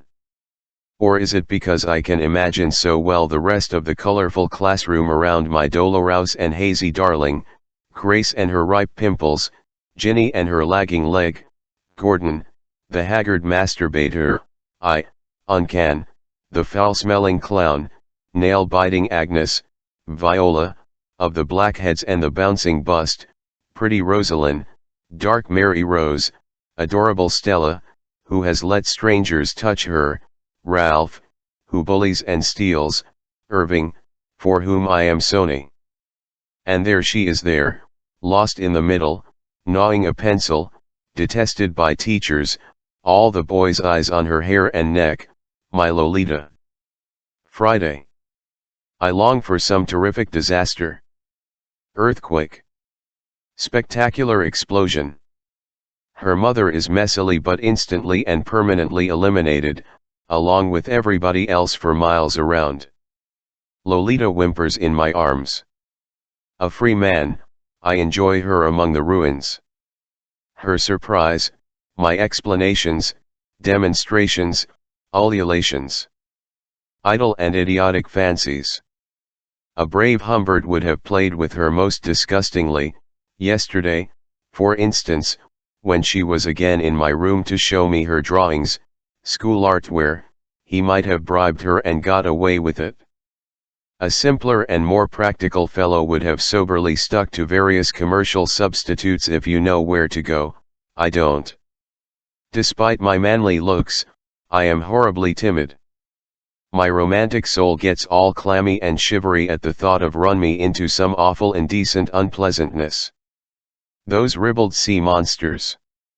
Mais allez-y, allez-y.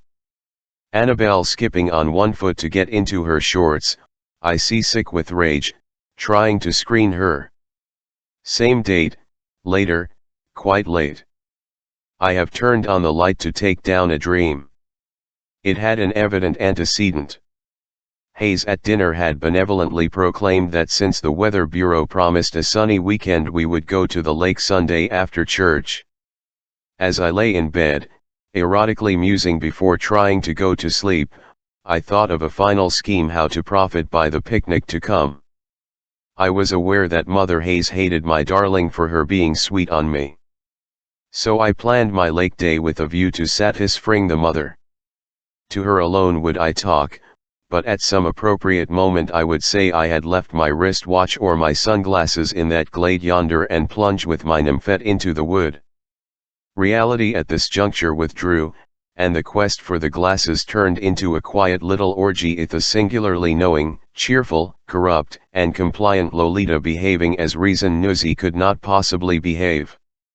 At 3 a.m. I swallowed a sleeping pill, and presently, a dream that was not a sequel but a parody revealed to me, with a kind of meaningful clarity, the lake I had never yet visited. It was glazed over with a sheet of emerald ice, and a pockmarked Eskimo was trying in vain to break it with a pickaxe, although imported mimosas and oleanders flowered on its gravelly banks. I am sure Dr. Blanche Schwartzman would have paid me a sack of shillings for adding such a libidrium to her files. Unfortunately, the rest of it was frankly eclectic. Big Hayes and Little Hayes rode on horseback around the lake, and I rode too, dutifully bobbing up and down, bow legs astraddle, although there was no horse between them, only elastic air, one of those little omissions due to the absent-mindedness of the dream agent. Saturday. My heart is still thumping. I still squirm and emit low moans of remembered embarrassment. Dorsal view. Glimpse of shiny skin between t-shirt and white gym shorts bending, over a windowsill, in the act of tearing off leaves from a poplar outside while engrossed in torrential talk with a newspaper boy below, Kenneth Knight, I suspect, who had just propelled the Ramsdale Journal with a very precise thud onto the porch. I began creeping up to her, crippling up to her, as pantomimists say. My arms and legs were convex surfaces between which rather than upon which I slowly progressed by some neutral means of locomotion, Humbert the wounded spider. I must have taken hours to reach her. I seemed to see her through the wrong end of a telescope, and toward her taut little rear I moved like some paralytic, on soft distorted limbs, in terrible concentration. At last I was right behind her when I had the unfortunate idea of blustering a trifle, shaking her by the scruff of the neck and that sort of thing to cover my real manège, and she said in a shrill brief whine, "Cut it out," most coarsely, the little wench, and with a ghastly grin Humbert the humble beat a gloomy retreat while she went on wisecracking streetward. But now listen to what happened next. After lunch I was reclining in a low chair trying to read. Suddenly two deft little hands were over my eyes. She had crept up from behind as if reenacting, in a ballet sequence, my mom maneuver. Her fingers were a luminous crimson as they tried to blot out the sun, and she uttered hiccups of laughter and jerked this way and that as I stretched my end sideways and backwards without otherwise changing my recumbent position. My hands swept over her agile giggling legs, and the book like a sleigh left my lap, and Mrs. Hayes strolled up and said indulgently, "Just slap her hard if she interferes with your scholarly meditations.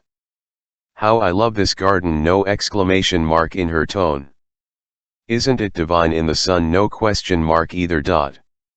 And with a sign of feigned content, the obnoxious lady sank down on the grass and looked up at the sky as she leaned back on her splayed-out hands, and presently an old grey tennis ball bounced over her, and Lo's voice came from the house haughtily, "Pardon, mother. I was not aiming at you." "Of course not, my hot downy darling." Point 12. This proved to be the last of 20 entries or so. It will be seen from them that for all the devil's inventiveness, the scheme remained daily the same. First he would tempt me and then thwart me, leaving me with a dull pain in the very root of my being. I knew exactly what I wanted to do, and how to do it, without impinging on a child's chastity. After all, I had had some experience in my life of pederasties, had visually possessed dappled nymphets in parks, had wedged my wary and bestial way into the hottest, most crowded corner of a city bus full of strap-hanging school children. But for almost 3 weeks I had been interrupted in all my pathetic machinations. The agent of these interruptions was usually the Hayes woman, who, as the reader will mark, was more afraid of Lo's deriving some pleasure from me than of my enjoying Lo. The passion I had developed for that nymphette, for the first nymphette in my life that could be reached at last by my awkward, aching, timid claws, would have certainly landed me again in a sanatorium, had not the devil realized that I was to be granted some relief if he wanted to have me as a plaything for some time longer. The reader has also marked the curious mirage of the lake. It would have been logical on the part of Aubrey McFade, as I would like to dub that devil of mine, to arrange a small treat for me on the promised beach, in the presumed forest. Actually, the promise Mrs. Hayes had made was a fraudulent one.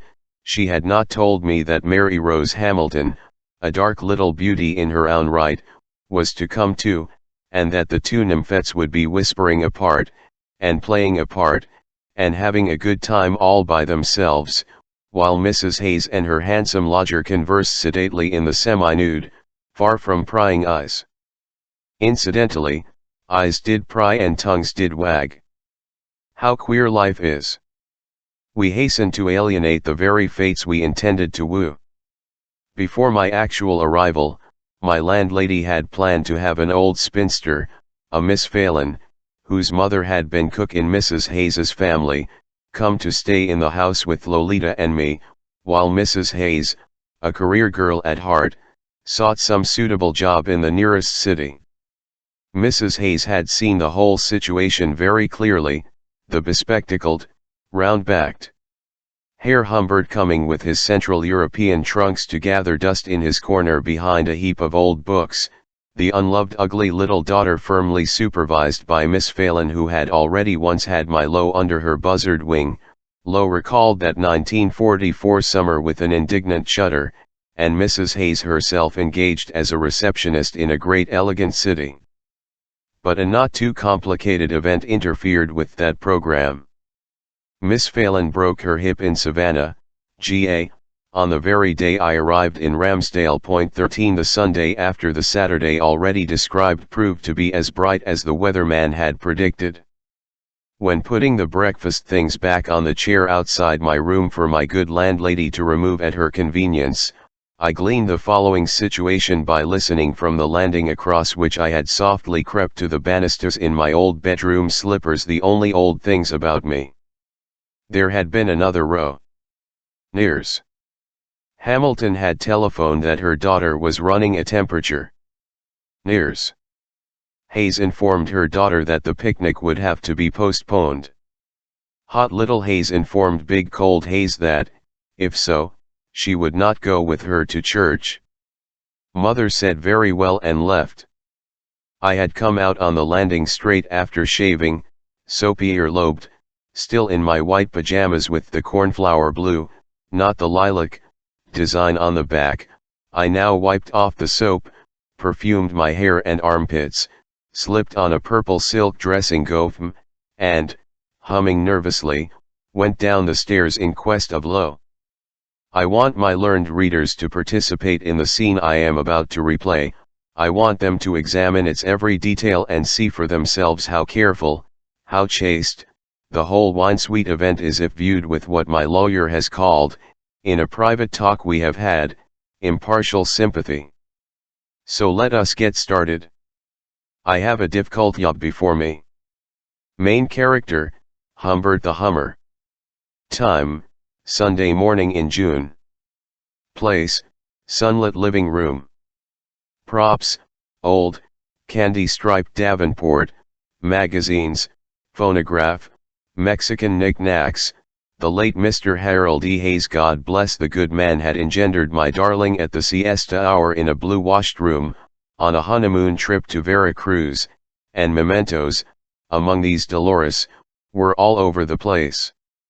She wore that day a pretty print dress that I had seen on her once before, ample in the skirt, tight in the bodice, short-sleeved, pink, checkered with darker pink, and, to complete the color scheme, she had painted her lips and was holding in her hollowed hands a beautiful, banal, Eden red apple. She was not shod, however, for church. And her white Sunday purse lay discarded near the phonograph. My heart beat like a drum as she sat down, cool skirt ballooning, subsiding, on the sofa next to me, and played with her glossy fruit. She tossed it up into the sun-dusted air, and caught it. It made a cupped polished plop. Humbert intercepted the apple. "Give it back," she pleaded, showing the marbled flush of her palms. I produced delicious. She grasped it and bit into it, and my heart was like snow under thin crimson skin, and with the monkeyish nimbleness that was so typical of that American nymphette, she snatched out of my abstract grip the magazine I had opened. Pity no film had recorded the curious pattern, the monogrammic linkage of our simultaneous or overlapping moves. Rapidly, hardly hampered by the disfigured apple she held, Lo flipped violently through the pages in search of something she wished Humbert to see. Found it at last. I faked interest by bringing my head so close that her hair touched my temple and her arm brushed my cheek as she wiped her lips with her wrist. Because of the burnished mist through which I peered at the picture, I was slow in reacting to it, and her bare knees rubbed and knocked impatiently against each other. Dimly there came into view, a surrealist painter relaxing, supine, on a beach, and near him, likewise supine, a plaster replica of the Venus de Milo, half buried in sand. "Picture of the week," said the legend. I whisked the whole obscene thing away. Next moment, in a sham effort to retrieve it, she was all over me. Caught her by her thin knobby wrist. The magazine escaped to the floor like a flustered fowl. She twisted herself free, recoiled, and lay back in the right-hand corner of the Davenport. Then, with perfect simplicity, the impudent child extended her legs across my lap. By this time I was in a state of excitement bordering on insanity, but I also had the cunning of the insane. Sitting there, on the sofa, I managed to attune, by a series of stealthy movements, my masked lust to her guileless limbs. It was no easy matter to divert the little maiden's attention while I performed the obscure adjustments necessary for the success of the trick. Talking fast, lagging behind my own breath, catching up with it, mimicking a sudden toothache to explain the breaks in my patter, and all the while keeping a maniac's inner eye on my distant golden goal, I cautiously increased the magic friction that was doing away, in an illusional, if not factual, sense, with the physically irremovable, but psychologically very friable texture of the material divide, pajamas and robe, between the weight of two sunburnt legs, resting athwart my lap, and the hidden tumor of an unspeakable passion. Having, in the course of my patter, hit upon something nicely mechanical, I recited, garbling them slightly, the words of a foolish song that was then popular. "Oh my Carmen, my little Carmen, something, something, those something nights, and the stars, and the cars, and the bars, and the barman." I kept repeating this automatic stuff and holding her under its special spell because of the garbling, and all the while I was mortally afraid that some act of God might interrupt me, might remove the golden load in the sensation of which all my being seemed concentrated, and this anxiety forced me to work, for the first minute or so, more hastily than was consensual with deliberately modulated enjoyment. The stars that sparkled, and the cars that parkled, and the bars, and the barman, were presently taken over by her. Her voice stole and corrected the tune I had been mutilating. She was musical and apple sweet. Her legs twitched a little as they lay across my live lap. I stroked them. There she lolled in the right-hand corner, almost asprawl, Lola the bobby soxer, devouring her immemorial fruit, singing through its juice, losing her slipper, rubbing the heel of her slipperless foot in its sloppy anklet, against the pile of old magazines heaped on my left on the sofa, and every movement she made, every shuffle and ripple, helped me to conceal and to improve the secret system of tactile correspondence between beast and beauty, between my gagged, bursting beast and the beauty of her dimpled body in its innocent cotton frock. Under my glancing fingertips I felt the minute hairs bristle ever so slightly along her shins. I lost myself in the pungent but healthy heat which like summer haze hung about little Hayes. Let her stay, let her stay. As she strained to chuck the core of her abolished apple into the fender, her young weight, her shameless innocent shanks and round bottom, shifted in my tense, tortured, surreptitiously laboring lap, and all of a sudden a mysterious change came over my senses. I entered a plane of being where nothing mattered, save the infusion of joy brewed within my body. What had begun as a delicious distension of my innermost roots became a glowing tingle which now had reached that state of absolute security, confidence, and reliance not found elsewhere in conscious life. With the deep hot sweetness thus established and well on its way to the ultimate convulsion, I felt I could slow down in order to prolong the glow. Lolita had been safely solipsized. The implied sun pulsated in the supplied poplars. We were fantastically and divinely alone. I watched her, rosy, gold-dusted, beyond the veil of my controlled delight, unaware of it, alien to it, and the sun was on her lips, and her lips were apparently still forming the words of the Carmen Barman ditty that no longer reached my consciousness. Everything was now ready. The nerves of pleasure had been laid bare. The corpuscles of Krauss were entering the phase of frenzy. The least pressure would suffice to set all paradise loose.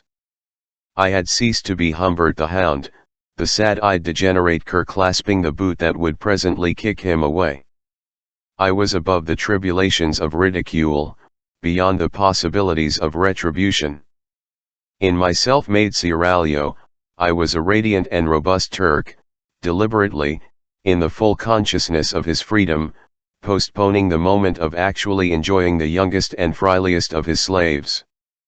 Suspended on the brink of that voluptuous abyss, a nicety of physiological equipoise comparable to certain techniques in the arts, I kept repeating chance words after her: Barman, Alarman, my Charmin, my Carmen, Ammon, Ahahaman, as one talking and laughing in his sleep while my happy hand crept up her sunny leg as far as the shadow of decency allowed. The day before she had collided with the heavy chest in the hall, and look, I gasped, look what you've done to yourself. Ah, look, for there was, I swear, a yellowish violet bruise on her lovely nymphette thigh which my huge hairy hand massaged and slowly enveloped, and because of her very perfunctory underthings, there seemed to be nothing to prevent my muscular thumb from reaching the hot hollow of her groin, just as you might tickle and caress a giggling child just that end. Oh, it's nothing at all, she cried with a sudden shrill note in her voice. And she wiggled and squirmed and threw her head back, and her teeth rested on her glistening underlip as she half turned away, and my moaning mouth, gentlemen of the jury, almost reached her bare neck, while I crushed out against her left buttock the last throb of the longest ecstasy man or monster had ever known. Immediately afterward, as if we had been struggling and now my grip had eased, she rolled off the sofa and jumped to her feet, to her foot, rather in order to attend to the formidably loud telephone that may have been ringing for ages as far as I was concerned. There she stood and blinked, cheeks aflame, hair ahumi, her eyes passing over me as lightly as they did over the furniture, and as she listened or spoke to her mother, who was telling her to come to lunch with her at the Chatfields, neither Lo nor Hum knew yet what busybody Hayes was plotting. She kept tapping the edge of the table with the slipper she held in her hand. Blessed be the Lord, she had noticed nothing. With a handkerchief of multicolored silk, on which her listening eyes rested in passing, I wiped the sweat off my forehead, and, immersed in a euphoria of release, rearranged my royal robes. She was still at the telephone, haggling with her mother, wanted to be fetched by car, my little Carmen, when, singing louder and louder, I swept up the stairs and set a deluge of steaming water roaring into the tub. At this point I may as well give the words of that song hit in full to the best of my recollection, at least I don't think I ever had it right. Here goes: oh my Carmen, my little Carmen. Something, something those something nights, and the stars, and the cars, and the bars, and the barman and, oh my Charmin, our dreadful fights. And the something town where so gaily, and in arm, we went, and our final row, and the gun I killed you with, oh my Carmen, the gun I am holding now. Drew his .32 automatic, I guess, and put a bullet through his Moll's eye.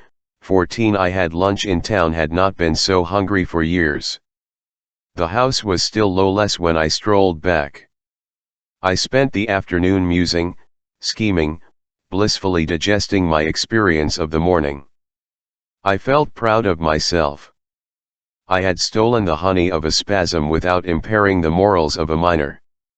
Absolutely no harm done.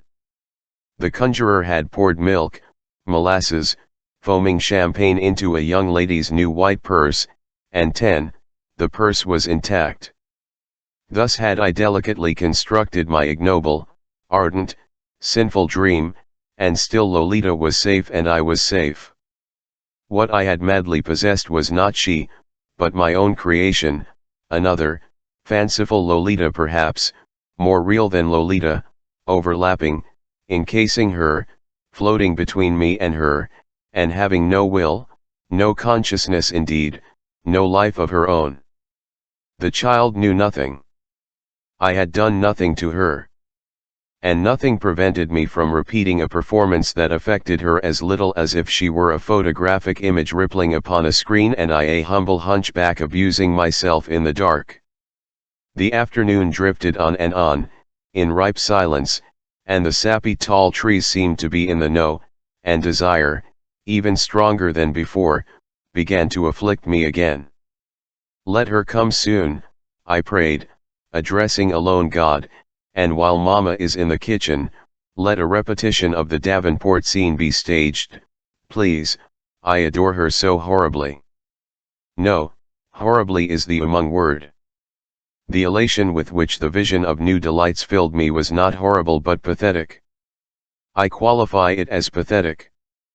Pathetic because despite the insatiable fire of my venereal appetite, I intended, with the most fervent force and foresight, to protect the purity of that 12-year-old child.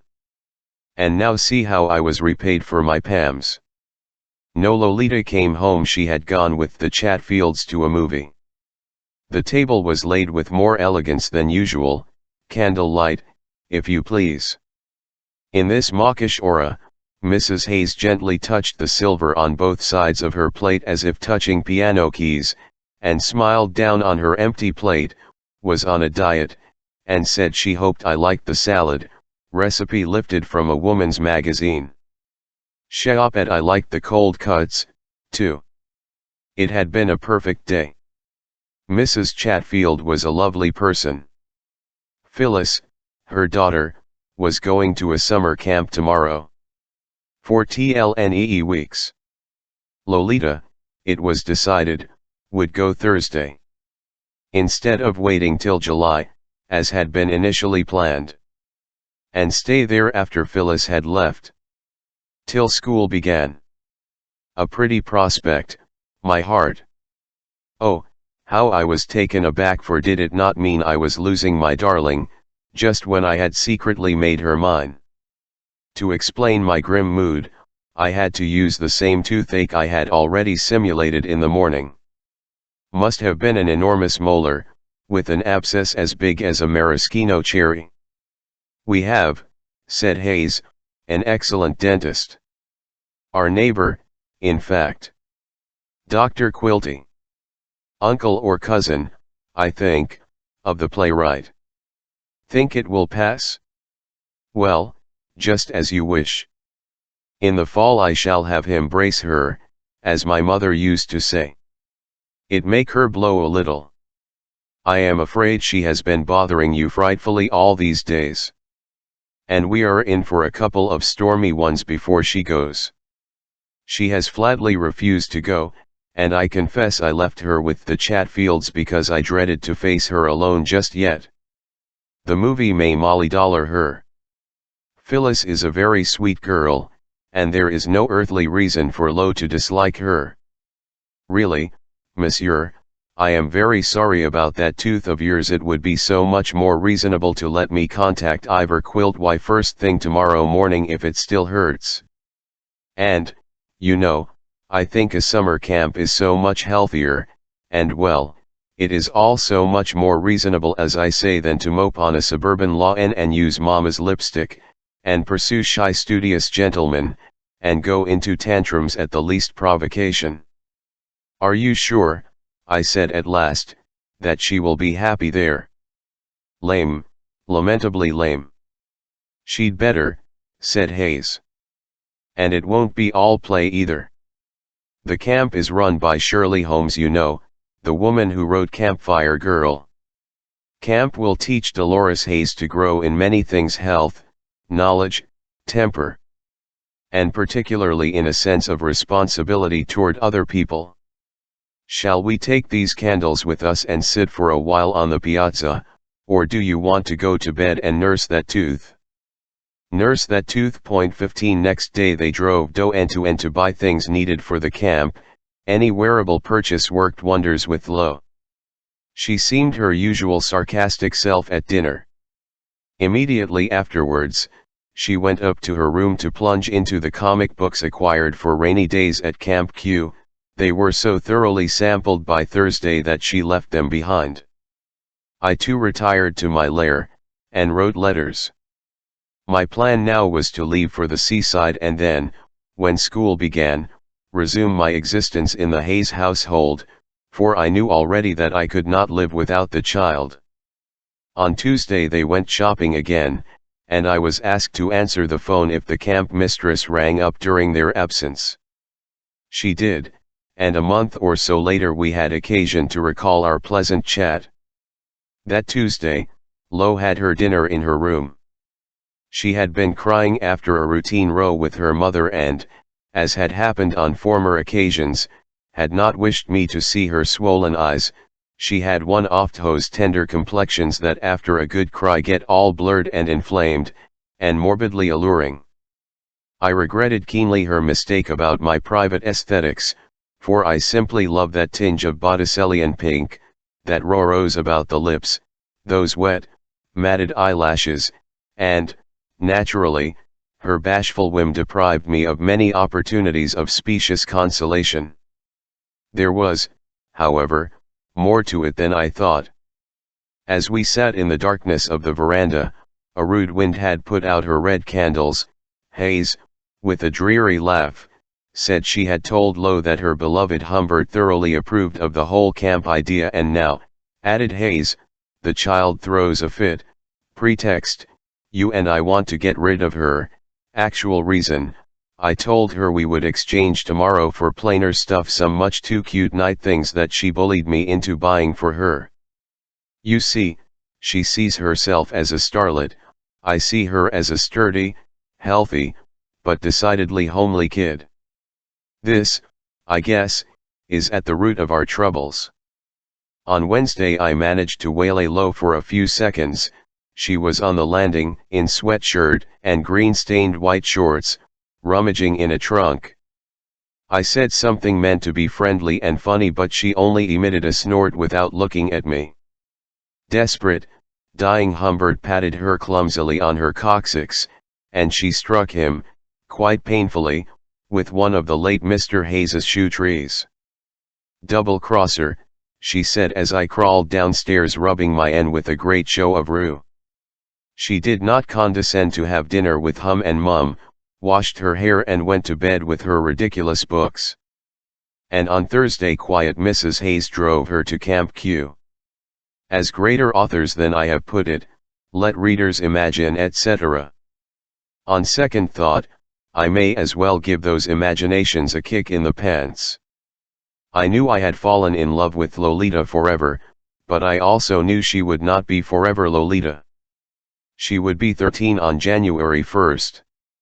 In 2 years or so she would cease being an infant and would turn into a young girl, and then, into a college girl, that horror of horrors. The word forever referred only to my own passion, to the eternal Lolita as reflected in my blood. the Lolita whose iliac crests had not yet flared, the Lolita that today I could touch and smell and hear and see, the Lolita of the strident voice and the rich brown hair of the bangs and the swirls at the sides and the curls at the back, and the sticky hot neck, and the vulgar vocabulary revolting, super, luscious, goon, drip that Lolita, my Lolita, poor Catullus would lose forever. So how could I afford not to see her for 2 months of summer insomnious? 2 whole months out of the 2 years of her rememing nymphage. Should I disguise myself as a somber old-fashioned girl, gawky MLLE Humbert, and put up my tent on the outskirts of Camp Q, in the hope that its russet nymphets would clamor, "Let us adopt that deep-voiced D.P., and drag the sad, shyly smiling Bert O'Grandpie to their rustic hearth. Bert will sleep with Dolores Hayes. Idle dry dreams. 2 months of beauty, 2 months of tenderness, would be squandered forever, and I could do nothing about it, but nothing, May's men. 1 drop of rare honey, however, that Thursday did hold in its acorn cup. Hayes was to drive her to the camp in the early morning. Upon sundry sounds of departure reaching me, I rolled out of bed and leaned out of the window. Under the poplars, the car was already athrob. On the sidewalk, Louise stood shading her eyes with her hand, as if the little traveler were already riding into the low morning sun. The gesture proved to be premature. "Hurry up," shouted Hayes. My Lolita, who was half in and about to slam the car door, wind down the glass, waved to Louise and the poplars, whom and which she was never to see again, interrupted the motion of fate. She looked up and dashed back into the house, Hayes furiously calling after her. A moment later I heard my sweetheart running up the stairs. My heart expanded with such force that it almost blotted me out. I hitched up the pants of my pajamas, flung the door open, and simultaneously Lolita arrived, in her Sunday frock, stamping, panting, and then she was in my arms, her innocent mouth melting under the ferocious pressure of dark male jaws, my palpitating darling. The next instant I heard her alive, unraped clatter downstairs. The motion of fate was resumed. The blonde leg was pulled in, the car door was re-slammed, and driver Hayes at the violent wheel, rubber red lips writhing in angry, inaudible speech, suing my darling away, while unnoticed by them or Louise, old Miss Opposite, an invalid, feebly but rhythmically waved from her vined veranda. 16 The hollow of my hand was still ivory, full of Lolita, full of the feel of her pre-adolescently incurved back, that ivory smooth, sliding sensation of her skin through the thin frock that I had worked up and down while I held her. I marched into her tumbled room, threw open the door of the closet and plunged into a heap of crumpled things that had touched her. There was particularly one pink texture, sleazy, Tom, with a faintly acrid odor in the seam. I wrapped in it Humbert's huge engorged heart. A poignant chaos was welling within me, but I had to drop those things and hurriedly regain my composure, as I became aware of the maid's velvety voice calling me softly from the stairs. She had a message for me, she said, and, topping my automatic thanks with a kindly "You're welcome," good Louise left an unstamped, curiously clean-looking letter in my shaking hand. "This is a confession, I love you so," the letter began, and for a distorted moment I mistook its hysterical scrawl for a schoolgirl's scribble. "Last Sunday in church bad you, who refused to come to see our beautiful new windows, only last Sunday, my dear one, when I asked the Lord what to do about it, I was told to act as I am acting now. You see, there is no alternative. I have loved you from the minute I saw you. I am a passionate and lonely woman, and you are the love of my life. Now, my dearest, mon cher, monsieur, you have read this, now you know. So, will you please, at once, pack and leave. This is a landlady's order. I am dismissing a lodger. I am kicking you out. Go. Scram. Departes. I shall be back by dinner time, if I do 80 both ways and don't have an accident, but what would it matter, and I do not wish to find you in the house. Please, please, leave at once, now, do not even read this absurd note to the end. Go. Adieu. The situation, chérie, is quite simple. Of course, I know with absolute certainty that I am nothing to you, nothing at all. Oh yes, you enjoy talking to me, and kidding poor me, you have grown fond of our friendly house, of the books I like, of my lovely garden, even of Lo's noisy ways, but I am nothing to you. Right? Right. Nothing to you whatever. But if, after reading my confession, you decided, in your dark romantic European way, that I am attractive enough for you to take advantage of my letter and make a pass at me, then you would be a criminal worse than a kidnapper who rapes a child. You see, chérie.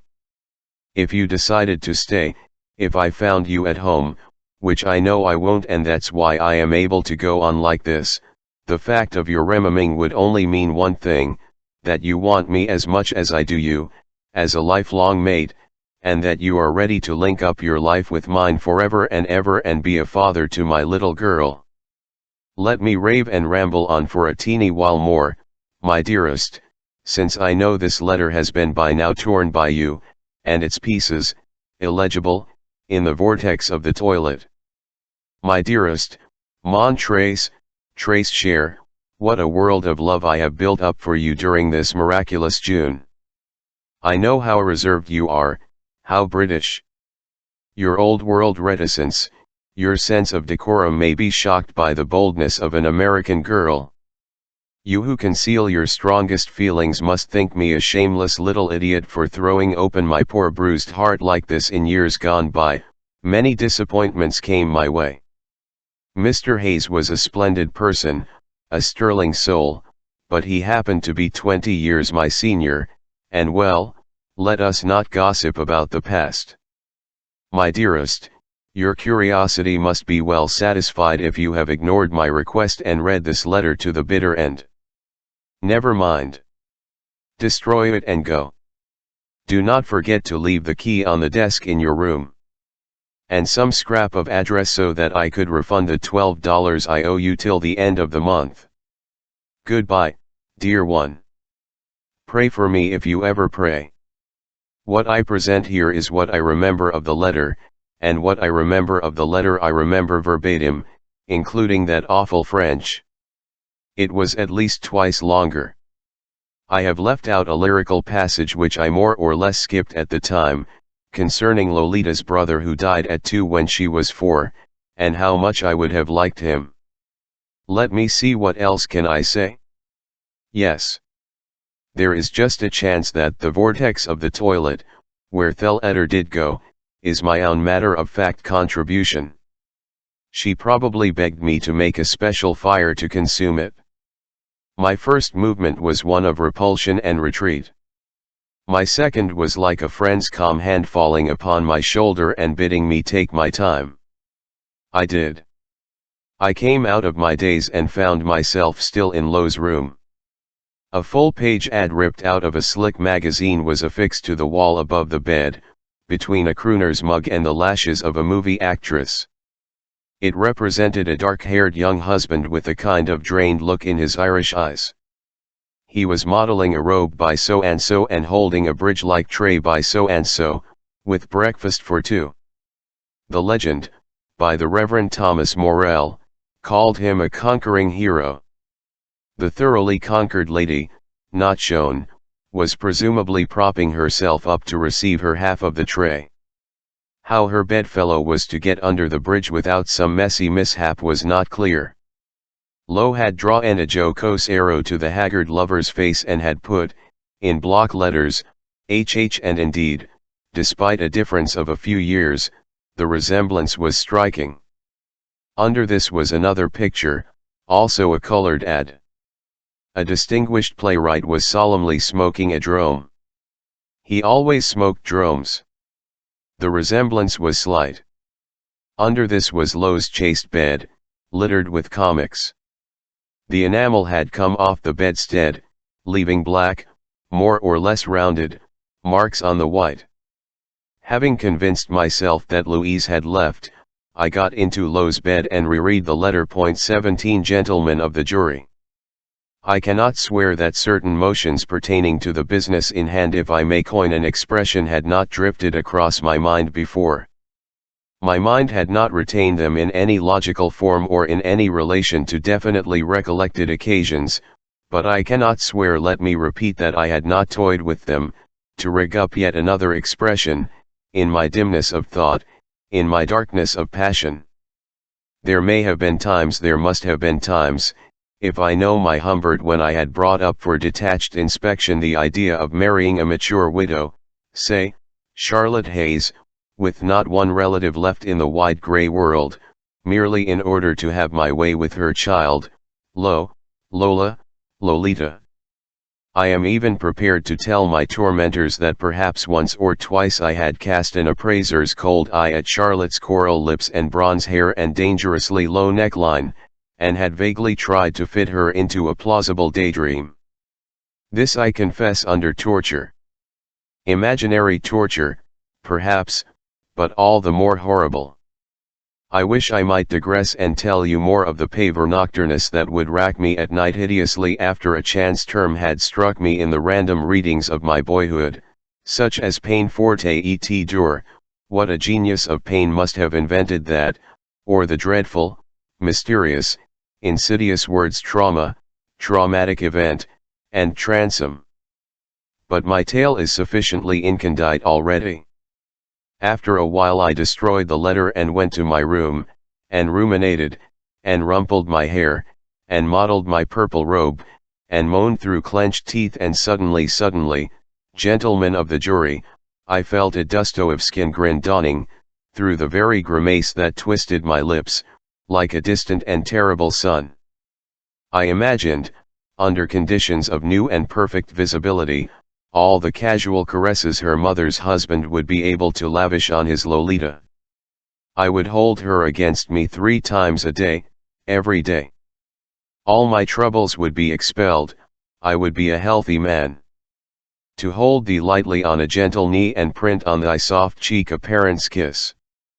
Well, read Humbert. Then, with all possible caution, on mental tiptoe so to speak, I conjured up Charlotte as a possible mate. By God, I could make myself bring her that economically halved grapefruit, that sugarless breakfast. Humbert sweating in the fierce white light, and howled at, and trodden upon by sweating policemen, is now ready to make a further statement, cul mot, as he turns his conscience inside out and rips off its innermost lining. I did not plan to marry poor Charlotte in order to eliminate her in some vulgar, gruesome, and dangerous manner, such as killing her by placing 5-bichloride of mercury tablets in her preprandial sherry or anything like that, but a delicately allied, pharmacopoeial thought did tinkle in my sonorous and clouded brain. Why limit myself to the modest masked caress I had tried already? Other visions of venery presented themselves to me, swaying and smiling. I saw myself administering a powerful sleeping potion to both mother and daughter so as to fondle the latter through the night with perfect impunity. The house was full of Charlotte's snore, while Lolita hardly breathed in her sleep, as still as a painted girl child. Mother, I swear Kenny never even touched me. You either lie, Dolores Hayes, or it was an incubus. No, I would not go that far. So Humbert the Cubus schemed and dreamed, and the red sun of desire and decision, the two things that create a live world, rose higher and higher, while upon a succession of balconies a succession of libertines, sparkling glass in hand, toasted the bliss of past and future nights. Then, figuratively speaking, I shattered the glass, and boldly imagined, for I was drunk on those visions by then and underrated the gentleness of my nature, how eventually I might blackmail, no, that is too strong a word, male Big Hayes into letting me consort with Little Hayes by gently threatening the poor doting Big Dove with desertion if she tried to bar me from playing with my legal stepdaughter. In a word, before such an amazing offer, before such a vastness and variety of vistas, I was as helpless as Adam at the preview of early Oriental history, miraged in his apple orchard. And now take down the following important remark: the artist in me has been given the upper hand over the gentleman. It is with a great effort of will that in this memoir I have managed to tune my style to the tone of the journal that I kept when Mrs. Hayes was to me but an obstacle. That journal of mine is no more, but I have considered it my artistic duty to preserve its intonations no matter how false and brutal they may seem to me now. Fortunately, my story has reached a point where I can cease insulting poor Charlotte for the sake of retrospective verisimilitude, wishing to spare poor Charlotte 2 or 3 hours of suspense on a winding road, and avoid, perhaps, a head-on collision that would shatter our different dreams. I made a thoughtful but abortive attempt to reach her at the camp by telephone. She had left half an hour before, and getting low instead, I told her, trembling and brimming with my mastery over fate, that I was going to marry her mother. I had to repeat it twice because something was preventing her from giving me her attention. "Gee, that's swell," she said, laughing. "And when is the wedding?" "Hold on a sec, that pup here has got hold of my sock. Listen," and she added she guessed she was going to have loads of fun. And I realized as I hung up that a couple of hours at that camp had been sufficient to blot out with new impressions the image of handsome Humbert from little Lolita's mind. But what did it matter now? I would get her back as soon as a decent amount of time after the wedding had elapsed. The orange blossom would have scarcely withered on the grave, as a poet might have said. But I am no poet. I am only a very conscientious recorder. After Louise had gone, I inspected the icebox, and finding it much too puritanic, walked to town and bought the richest foods available. I also bought some good liquor and 2 or 3 kinds of vitamins. I was pretty sure that with the aid of these stimulants and my natural resources, I would avert any embarrassment that my indifference might incur when called upon to display a strong and impatient flame. Again and again resourceful Humbert evoked Charlotte as seen in the rare show of a manly imagination.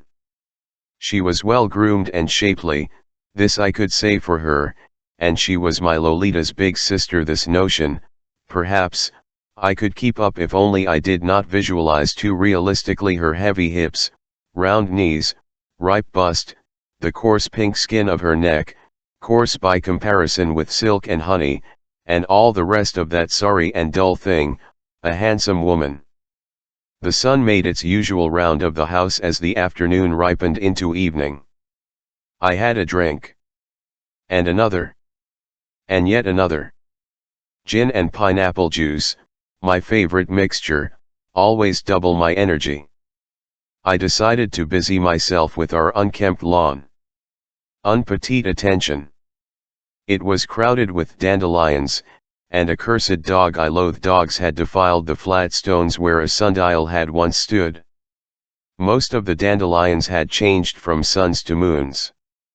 The gin and Lolita were dancing in me, and I almost fell over the folding chairs that I attempted to dislodge. Incarnadine zebras. There are some eructations that sound like cheers, at least, mine did. An old fence at the back of the garden separated us from the neighbors' garbage receptacles and lilacs, but there was nothing between the front end of our lawn, where it sloped along one side of the house, and the street. Therefore I was able to watch, with the smirk of one about to perform a good action, for the return of Charlotte, that tooth should be extracted at once.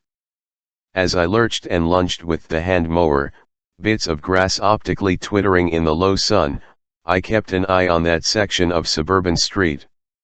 It curved in from under an archway of huge shade trees, then sped towards us down, Clum, quite sharply, past old Miss Opposite's ivied brick house and high sloping lawn, much trimmer than ours, and disappeared behind our own front porch which I could not see from where I happily belched and labored. The dandelions perished. A reek of sap mingled with the pineapple. Two little girls, Marion and Mabel, whose comings and goings I had mechanically followed of late, but who could replace my Lolita, went toward the avenue, from which our long street cascaded, one pushing a bicycle, the other feeding from a paper bag, both talking at the top of their sunny voices. Leslie, old Miss Opposite's gardener and chauffeur, a very amiable and athletic Negro, grinned at me from afar and shouted, re-shouted, commented by gesture, that I was mighty energetic today. The fool dog of the prosperous junk dealer next door ran after a blue car not Charlotte's. The prettier off two little girls, Mabel, I think, shorts, halter with little to halt, bright hair and nymphet, by pen, ran back down the street crumpling her paper bag and was hidden from this green goat by the frontage of Mr. and Mrs. Humbert's residence.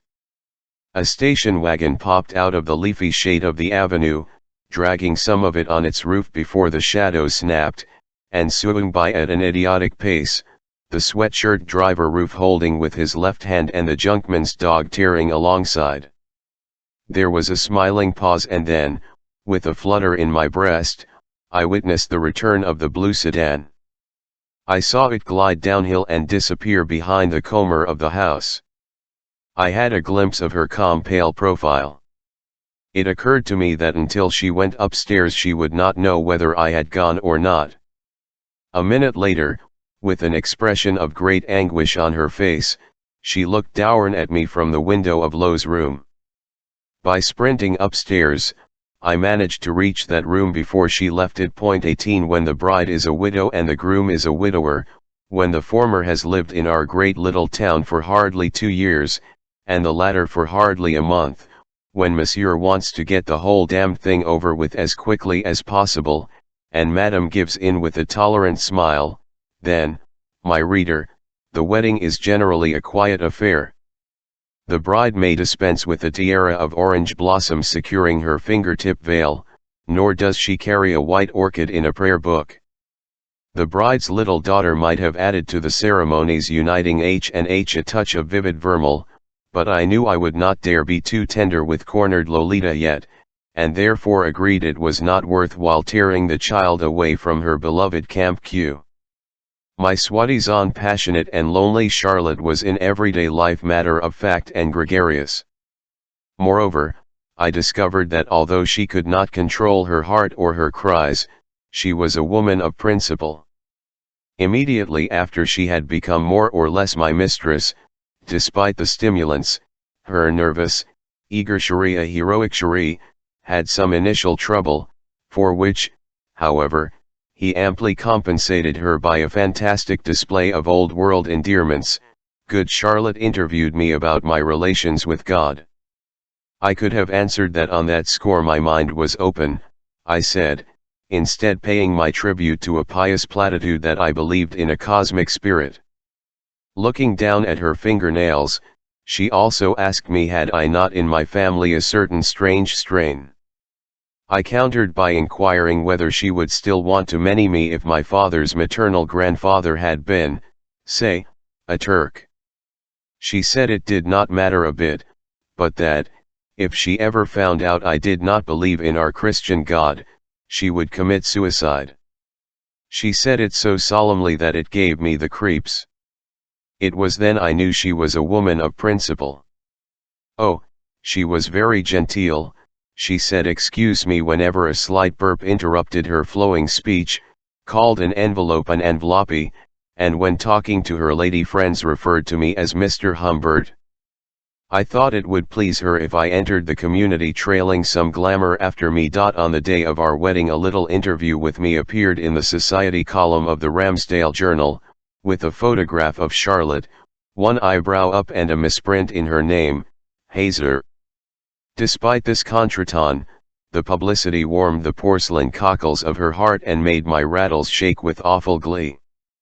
by engaging in church work as well as by getting to know the better mothers of Lo's schoolmates, Charlotte in the course of 20 months or so had managed to become, if not a prominent, at least an acceptable citizen, but never before had she come under that thrilling rubric, and it was I who put her there, Mr. Edgar H. Humbert. I threw in the Edgar just for the heck of it, writer and explorer.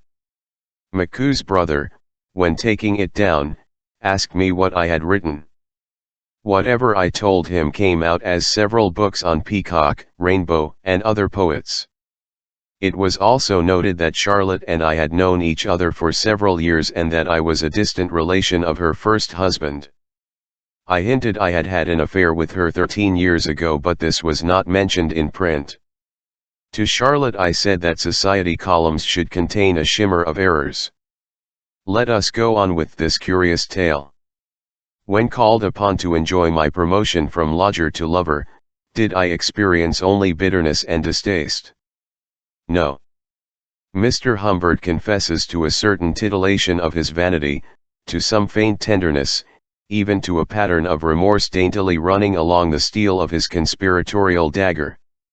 Never had I thought that the rather ridiculous, though rather handsome Mrs. Hayes, with her blind faith in the wisdom of her church and book club, her mannerisms of elocution, her harsh, cold, contemptuous attitude toward an adorable, downy-armed child of 12, could turn into such a touching, helpless creature as soon as I laid my hands upon her, which happened on the threshold of Lolita's room, whither she tremulously backed, repeating, "No, no, please no." The transformation improved her looks. Her smile, that had been such a contrived thing, thenceforth became the radiance of utter adoration, a radiance having something soft and moist about it, in which, with wonder, I recognized a resemblance to the lovely, inane, lost look that Lo had when gloating over a new kind of concoction at the soda fountain, or mutely admiring my expensive, always tailor-fresh clothes. Deeply fascinated, I would watch Charlotte while she swapped parental woes with some other lady and made that national grimace of feminine resignation, eyes rolling up, mouth drooping sideways, which, in an infantile form, I had seen Lo making herself. We had highballs before turning in, and with their help, I would manage to evoke the child while caressing the mother. This was the white stomach within which my nymphette had been a little curved fish in 1934. This carefully dyed hair, so sterile to my sense of smell and touch, acquired at certain lamplit moments in the poster bed the tinge, if not the texture, of Lolita's curls. I kept telling myself, as I wielded my brand new large-as-life oof, that biologically this was the nearest I could get to Lolita, that at Lolita's age, Lottie had been as desirable a schoolgirl as her daughter was, and as Lolita's daughter would be someday. I had my wife unearthed from under a collection of shoes. Mr. Hayes had a passion for them, it appears, a 30-year-old album, so that I might see how Lottie had looked as a child, and even though the light was wrong and the dresses graceless, I was able to make out a dim first version of Lolita's outline, legs, cheekbones, bobbed nose. Lolita, Lilichin. So I tom-peeped across the hedges of years, into wan little windows. And when, by means of pitifully ardent, naively lascivious caresses, she of the noble nipple and massive thigh prepared me for the performance of my nightly duty, it was still a nymphette scent that in despair I tried to pick up, as I bayed through the undergrowth of dark decaying forests. I simply can't tell you how gentle, how touching my poor wife was.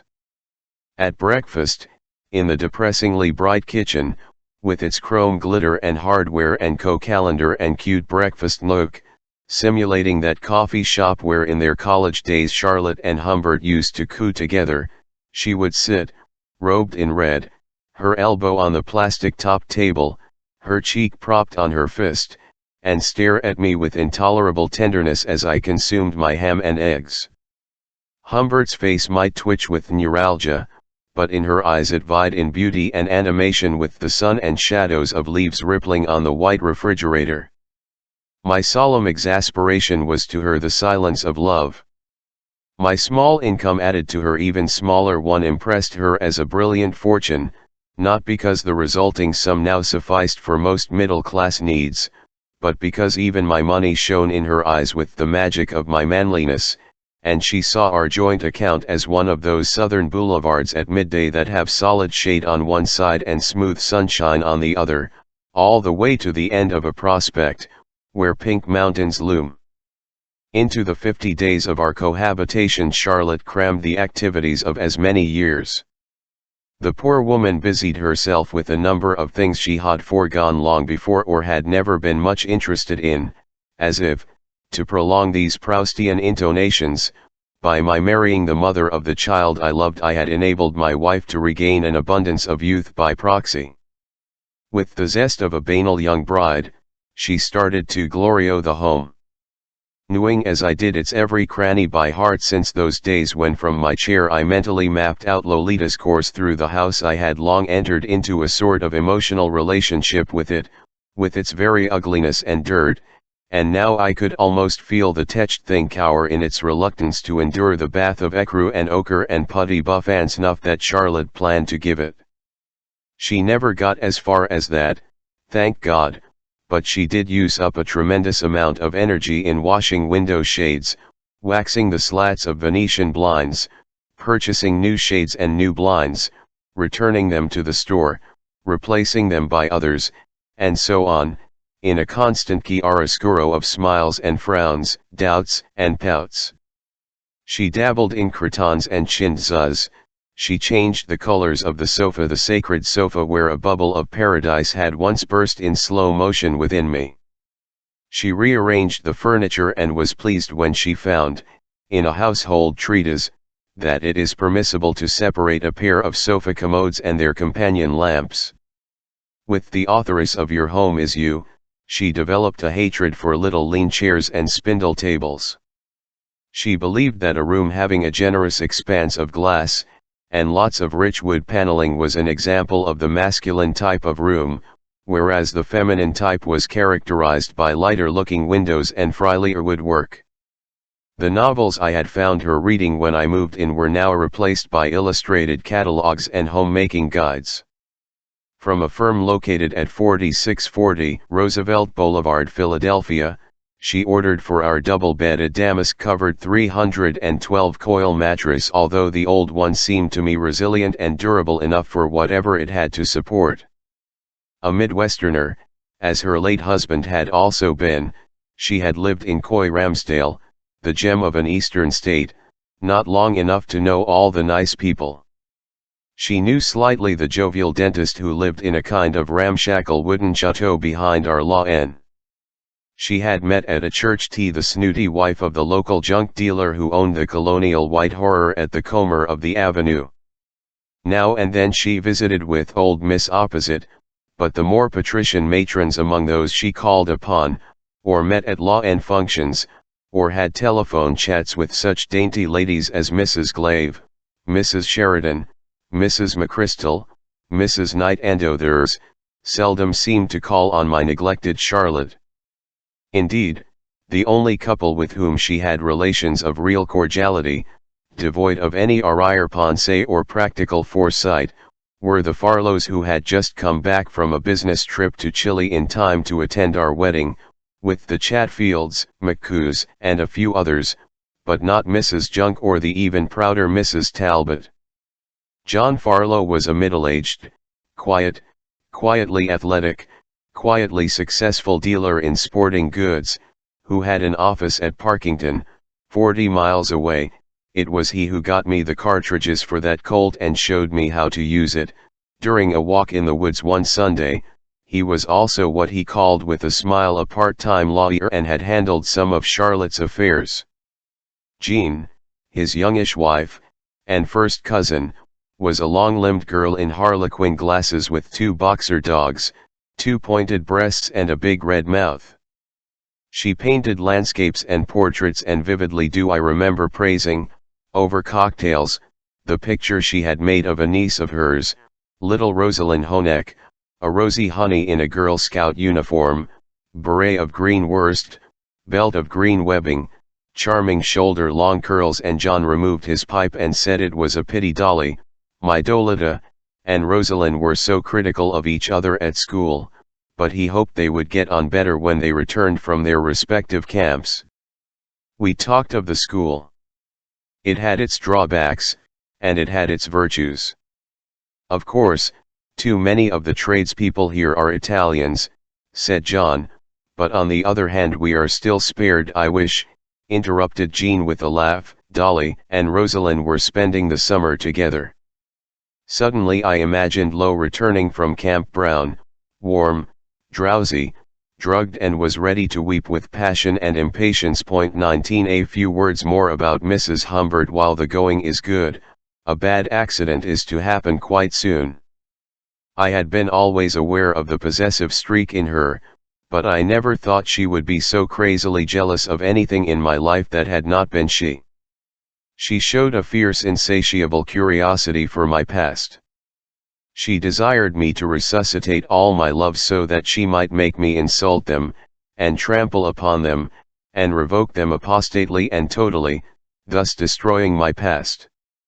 She made me tell her about my marriage to Valeria, who was of course a scream, but I also had to invent, or to pad atrociously, a long series of mistresses for Charlotte's morbid delectation. To keep her happy, I had to present her with an illustrated catalogue of them, all nicely differentiated, according to the rules of those American ads where school children are pictured in a subtle ratio of races, with only one, but as cute as they make them, chocolate-colored round-eyed little lad, almost in the very middle of the front row. So I presented my women, and had them smile and sway, the languorous blonde, the fiery brunette, the sensual copperhead, as if on parade in a bordello. The more popular and platitudinous I made them, the more Mrs. Humbert was pleased with the show. Never in my life had I confessed so much or received so many confessions. The sincerity and artlessness with which she discussed what she called her love life, from first necking to connubial catch as catch can, were, ethically, in striking contrast with my glib compositions, but technically the two sets were congeneric since both were affected by the same stuff, soap operas, psychoanalysis, and cheap novelettes, upon which I drew for my characters and she for her mode of expression. I was considerably amused by certain remarkable sexual habits that the good Harold Hayes had according to Charlotte, who thought my mirth improper, but otherwise her autobiography was as devoid of interests as her autopsy would have been. I never saw a healthier woman than she, despite thinning diets. Of my Lolita she seldom spoke, more seldom, in fact, than she did of the blurred, blonde male baby whose photograph to the exclusion of all others adorned our bleak bedroom. In one of her tasteless reveries, she predicted that the dead infant's soul would return to earth in the form of the child she would bear in her present wedlock. And although I felt no special urge to supply the Humbert line with a replica of Harold's production, Lolita, with an incestuous thrill, I had ground to regard as my child, it occurred to me that a prolonged confinement, with a nice cesarean operation and other complications in a safe maternity ward sometime next spring, would give me a chance to be alone with my Lolita for weeks, perhaps engorge the limp nymphette with sleeping pills. Oh, she simply hated her daughter. What I thought especially vicious was that she had gone out of her way to answer with great diligence the questionnaires in a fool's book she had, A Guide to Your Child's Development, published in Chicago. The rigmarole went year by year, and Mom was supposed to fill out a kind of inventory at each of her child's birthdays. On Lowe's 12th, January 1st, 1947, Charlotte Hayes, née Becker, had underlined the following epithets, 10 out of 40, under your child's personality: aggressive, boisterous, critical, distrustful, impatient, irritable, inquisitive, listless, negativistic, underlined twice, and obstinate. She had ignored the 30 remaining adjectives, among which were cheerful, cooperative, energetic, and so forth. It was really maddening. With a brutality that otherwise never appeared in my loving wife's mild nature, she attacked and rooted such of Lo's little belongings that had wandered to various parts of the house to freeze there like so many hypnotized bunnies. Little did the good lady dream that one morning, when an upset stomach, the result of my trying to improve on her sauces, had prevented me from accompanying her to church, I deceived her with one of Lolita's anklets. And then, her attitude toward my Sapporouse darling's letters. Dear Muivny and Hunan, hope you are fine. Thank you very much for the candy. I crossed out and rewritten again. I lost my new sweater in the woods. It has been cold here for the last few days. I'm having a time. Love. Dolly. The dumb child, said Nears Humbert, has left out a word before time. That sweater was all wool, and I wish you would not send her candy without consulting me. 20 There was a wood lake, Hourglass Lake, not as I had thought it was spelled, a few miles from Ramsdale, and there was 1 week of great heat at the end of July when we drove there daily. I am now obliged to describe in some tedious detail our last swim there together, one tropical Tuesday morning. We had left the car in a parking area not far from the road and were making our way down a path cut through the pine forest to the lake, when Charlotte remarked that Jean Farlow, in quest of rare light effects, Jean belonged to the old school of painting, had seen Leslie taking a dip in the Ebony, as John had quipped, at 5 o'clock in the morning last Sunday. The water, I said, must have been quite cold. That is not the point, said the logical doomed dear.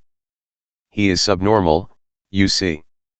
And, she continued, in that carefully phrased way of hers that was beginning to tell on my health, I have a very definite feeling our Louise is in love with that moron.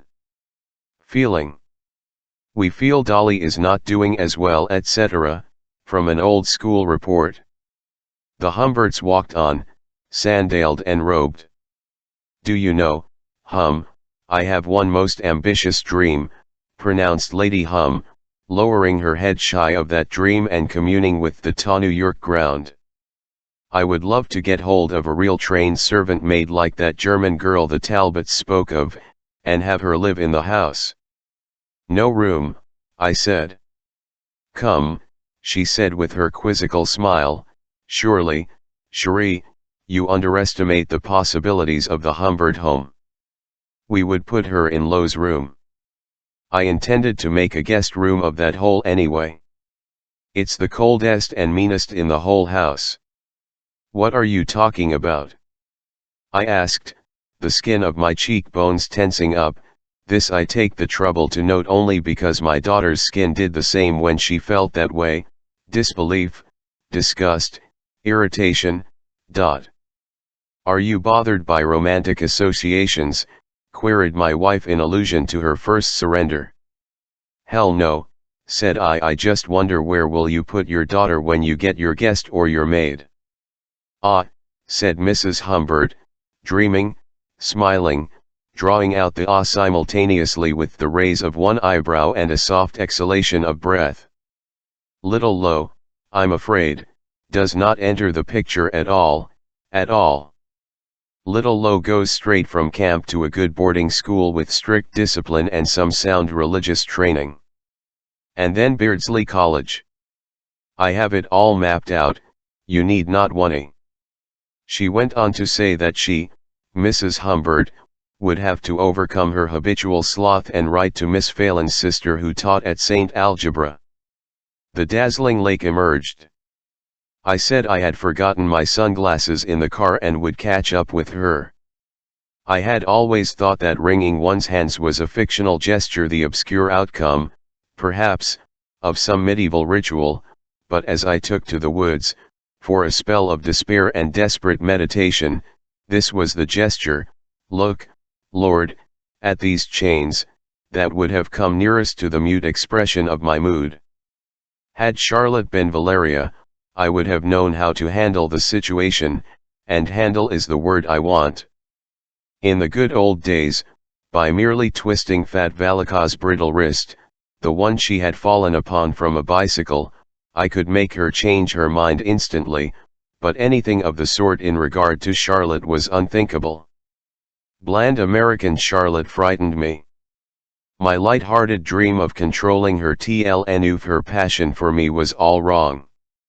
I dared not do anything to spoil the image of me she had set up to adore. I had toadied to her when she was the awesome duenna of my darling, and a groveling something still persisted in my attitude toward her. The only ace I held was her ignorance of my monstrous love for her Lo.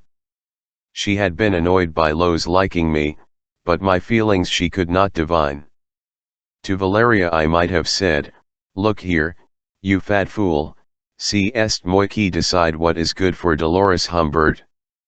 To Charlotte, I could not even say, with ingratiating calm, "Excuse me, my dear, I disagree. Let us give the child one more chance. Let me be her private tutor for a year or so." You once told me yourself, in fact, I could not say anything at all to Charlotte about the child without giving myself away. Oh, you cannot imagine, as I had never imagined, what these women off principle are. Charlotte, who did not notice the falsity of all the everyday conventions and rules of behavior, and foods, and books, and people she doted upon, would distinguish at once a false intonation in anything I might say with a view to keeping Lo near. She was like a musician who may be an odious vulgarian in ordinary life, devoid of tact and taste, but who will hear a false note in music with diabolical accuracy of judgment. To break Charlotte's will, I would have to break her heart. If I broke her heart, her image of me would break too. Eiffel said, "Either I have my way with Lolita, and you help me to keep the matter quiet, or we part at once." She would have turned as pale as a woman of clouded glass and slowly replied, "All right, whatever you add or retract, this is the end." And the end it would be. Such, then, was the mess. I remember reaching the parking area and pumping a handful of rust-tasting water, and drinking it as avidly as if it could give me magic wisdom, youth, freedom, a tiny concubine. For a while, purple-robed, heel dangling, I sat on the edge of one of the rude tables, under the whooshing pines. In the middle distance, two little maidens in shorts and halters came out of a sun-dappled privy marked women. Gum-chewing Mabel, or Mabel's understudy, laboriously, absent-mindedly, straddled a bicycle, and Marian, shaking her hair because of the flies, settled behind, legs wide apart, and, wobbling, they slowly, absently, merged with the light and shade. Lolita. Father and daughter melting into these woods. The natural solution was to destroy Mrs. Humbert. But how? No man can bring about the perfect murder. Chance, however, can do it. There was the famous dispatch of a Madame Lecour in Arles, southern France, at the close of last century, an unidentified bearded six-footer, who, it was later conjectured, had been the lady's secret lover, walked up to her in a crowded street, soon after her marriage to Colonel Lecour, and mortally stabbed her in the back, 3 times, while the colonel, a small bulldog of a man, hung onto the murderer's arm. By a miraculous and beautiful coincidence, right at the moment when the operator was in the act of loosening the angry little husband's jaws, while several onlookers were closing in upon the group, a cranky Italian in the house nearest to the scene set off by sheer accident some kind of explosive he was tinkering with, and immediately the street was turned into a pandemonium of smoke, falling bricks, and running people. The explosion hurt no one, except that it knocked out game Colonel Lecour, but the lady's vengeful lover ran when the others ran and lived happily ever after. Now look what happens when the operator himself plans a perfect removal. I walked down to Hourglass Lake. The spot from which we and a few other nice couples, the Farlows, the Chatfields, bathed was a kind of small cove, My Charlotte liked it because it was almost a private beach. The main bathing facilities, or drowning facilities as the Ramsdale Journal had had occasion to say, were in the left, eastern, part of the hourglass, and could not be seen from our covilet.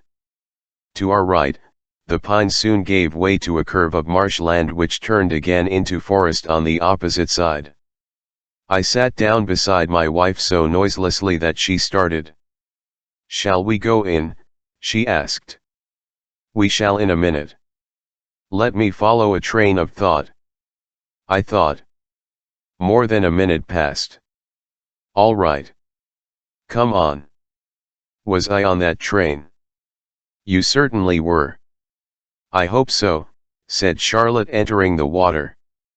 It soon reached the goose flesh of her thick thighs, and then, joining her outstretched hands, shutting her mouth tight, very plain-faced in her black rubber headgear, Charlotte flung herself forward with a great splash. Slowly we swam out into the shimmer of the lake.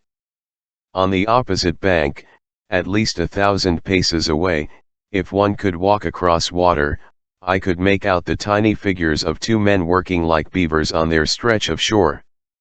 I knew exactly who they were, a retired policeman of Polish descent and the retired plumber who owned most of the timber on that side of the lake. And I also knew they were engaged in building, just for the dismal fun of the thing, a wharf. The knocks that reached us seemed so much bigger than what could be distinguished of those dwarfs' arms and tools. Indeed, one suspected the director of those acrosonic effects to have been at odds with the puppet master, especially since the hefty crack of each diminutive blow lagged behind its visual version. The short white sand strip of our beach, from which by now we had gone a little way to reach deep water, was empty on weekday mornings. There was nobody around except those two tiny, very busy figures on the opposite side, and a dark red private plane that droned overhead, and then disappeared in the blue. The setting was really perfect for a brisk bubbling murder, and here was the subtle point: the man of law and the man of water were just near enough to witness an accident and just far enough not to observe a crime. They were near enough to hear a distracted bather thrashing about and bellowing for somebody to come and help him save his drowning wife, and they were too far to distinguish, if they happened to look too soon, that the anything but distracted swimmer was finishing to tread his wife underfoot. I was not yet at that stage. I merely want to convey the ease of the act, the nicety of the setting. So there was Charlotte swimming on with dutiful awkwardness.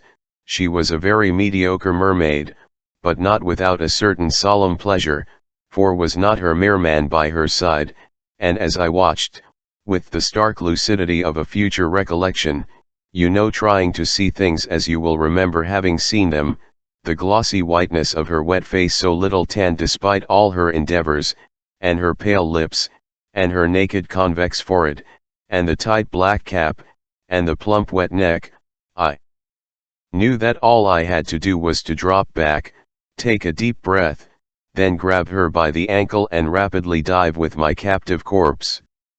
I say corpse because surprise, panic, and inexperience would cause her to inhale at once a lethal gallon of lake, while I would be able to hold on for at least a full minute, open-eyed underwater.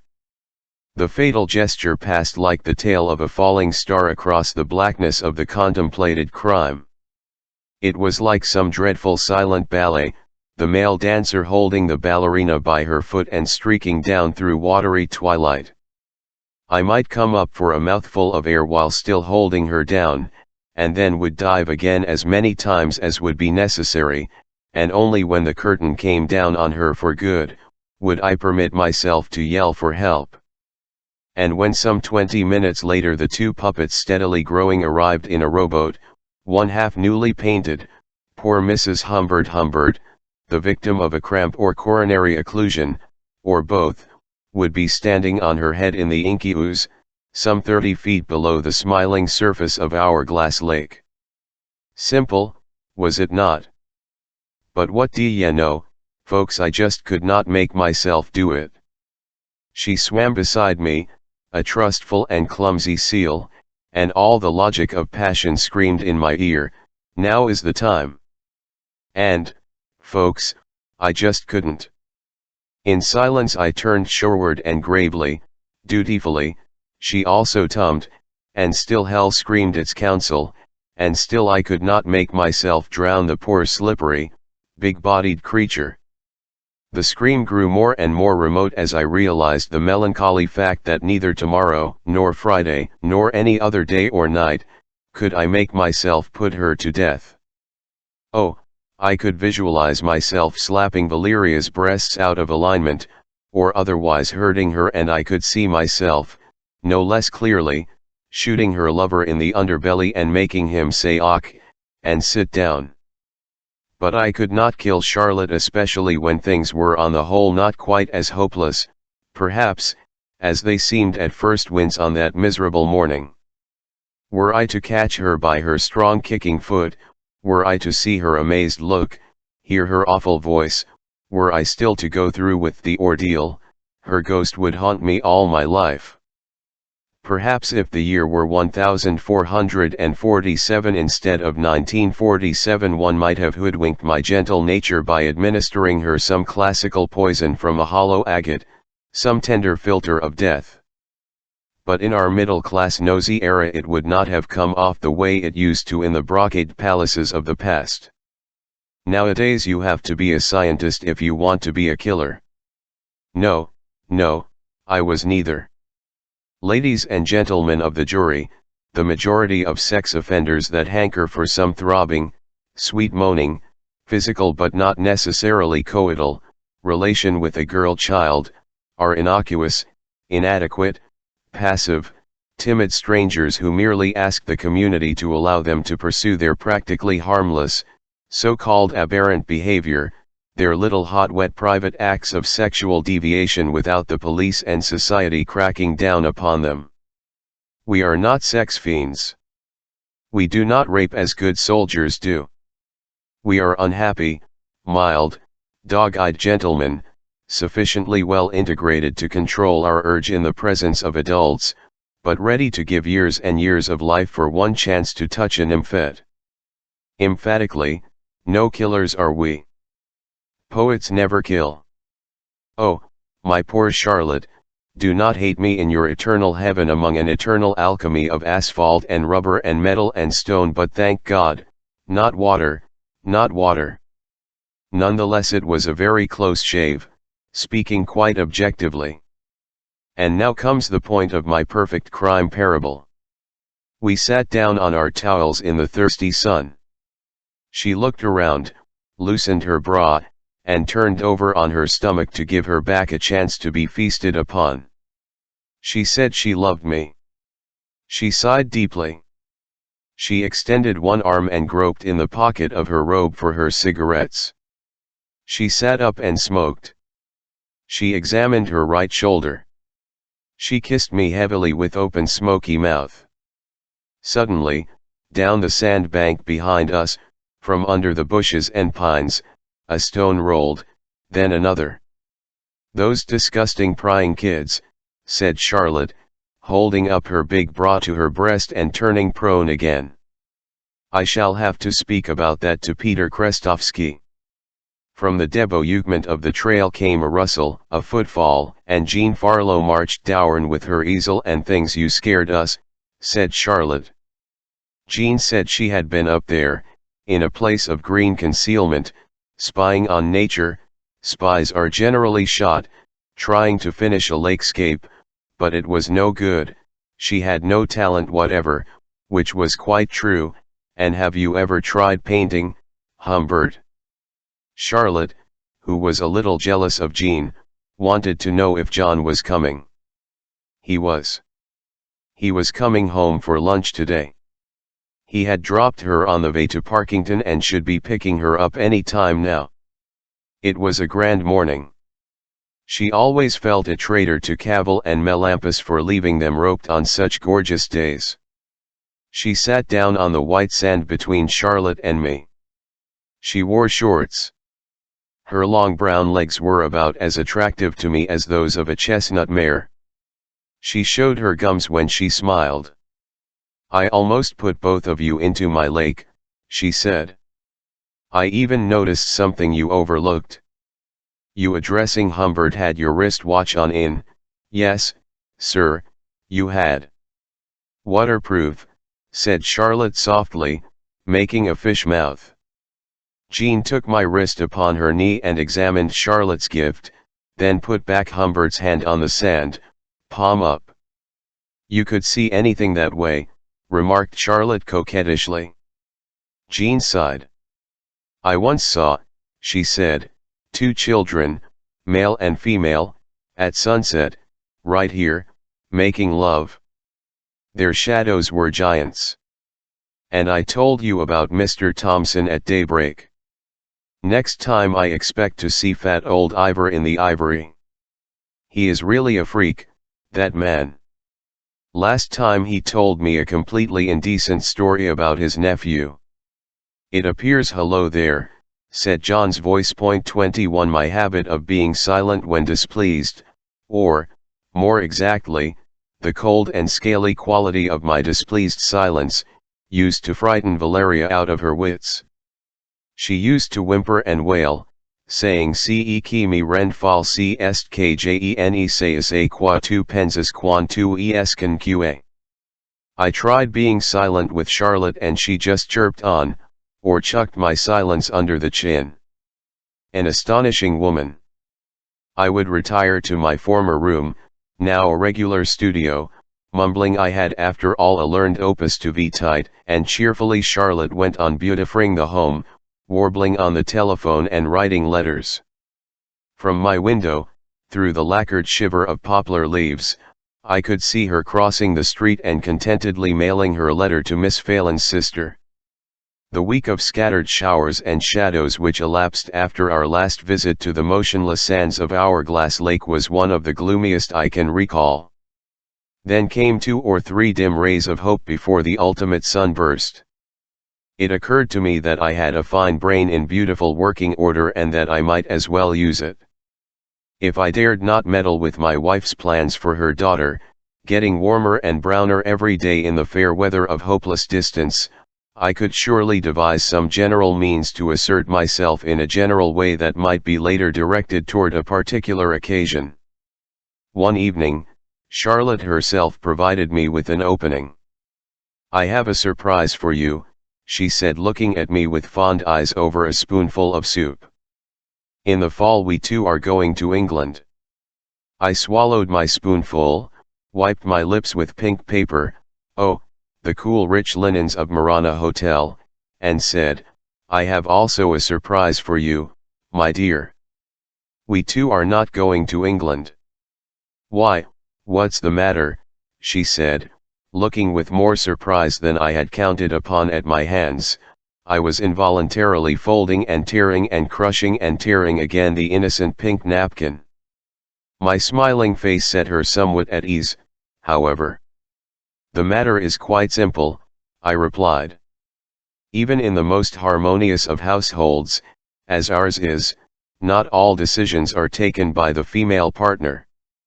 There are certain things that the husband is there to decide.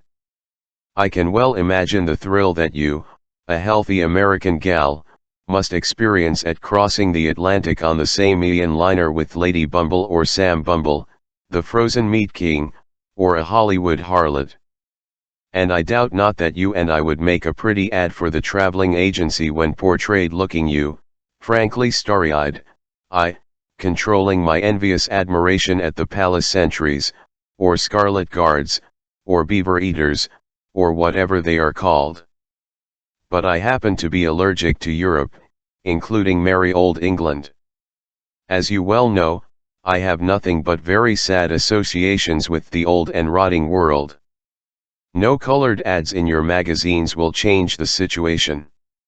My darling, said Charlotte. I really know, wait a minute. The present matter is only incidental. I am concerned with a general trend. When you wanted me to spend my afternoons sunbathing on the lake instead of doing my work, I gladly gave in and became a bronzed glamour boy for your sake, instead of remaining a scholar and, well, an educator. When you lead me to Bridge and Bourbon with the charming Farlows, I meekly follow. No, please, wait. When you decorate your home, I do not interfere with your schemes. When you decide all kinds of matters, I may be incomplete, or impartial, let us say, disagreement, but I say nothing. I ignore the particular. I cannot ignore the general. I love being bossed by you, but every game has its rules. I am not cross. I am not cross at all. Don't do that. But I am one half of this household, and have a small but distinct voice. She had come to my side and had fallen on her knees and was slowly, but very vehemently, shaking her head and clawing at my trousers. She said she had never realized. She said I was her ruler and her god. She said Louise had gone, and let us make love right away. She said I must forgive her or she would die. This little incident filled me with considerable elation. I told her quietly that it was a matter not of asking forgiveness, but of changing one's ways, and I resolved to press my advantage and spend a good deal of time, aloof and moody, working at my book, or at least pretending to work. The studio bed in my former room had long been converted into the sofa it had always been at heart, and Charlotte had warned me since the very beginning of our cohabitation that gradually the room would be turned into a regular writer's den. A couple of days after the British incident, I was sitting in a new and very comfortable easy chair, with a large volume in my lap, when Charlotte rapped with her ring finger and sauntered in. How different were her movements from those of my Lolita, when she used to visit me in her dear dirty blue jeans, smelling of orchards in Nymphetland, awkward and fey, and dimly depraved, the lower buttons of her shirt unfastened. Let me tell you, however, something. Behind the brashness of little Hayes, and the poise of big Hayes, a trickle of shy life ran that tasted the same, that murmured the same. A great French doctor once told my father that in near relatives the faintest gastric gurgle has the same voice. So Charlotte sauntered in. She felt all was not well between us. I had pretended to fall asleep the night before, and the night before that, as soon as we had gone to bed, and had risen at dawn. Tenderly, she inquired if she were not interrupting. Not at the moment, I said, turning volume C of the girl's encyclopedia around to examine a picture printed bottom edge as printers say. Charlotte went up to a little table of imitation mahogany with a drawer. She put her hand upon it. The little table was ugly, no doubt, but it had done nothing to her. I have always wanted to ask you, she said, businesslike, not coquettish, why is this thing locked up? Do you want it in this room? It's so abominably uncouth. Leave it alone, I said. I was camping in Scandinavia. Is there a key? Hidden. Oh, locked up love letters. She gave me one of those wounded doe looks that imitated me so much, and then, not quite knowing if I was serious, or how to keep up the conversation, stood for several slow pages, campus, Canada, candid camera, candy, peering at the window pane rather than through it, drumming upon it with sharp almond and rose fingernails. Presently, at canoeing or canvasback, she strolled up to my chair and sank down, tweedily, weightily, on its arm, inundating me with the perfume my first wife had used. Would his lordship like to spend the fall here? She asked, pointing with her little finger at an autumn view in a conservative eastern state. Why? Very distinctly and slowly. She shrugged. Probably Harold used to take a vacation at that time. Open season. Conditional reflex on her part. I think I know where that is, she said, still pointing. There is a hotel I remember, Enchanted Hunters, quaint, isn't it? And the food is a dream. And nobody bothers anybody. She rubbed her cheek against my temple. Valeria soon got over that. Is there anything special you would like for dinner, dear? John and Jean will drop in later.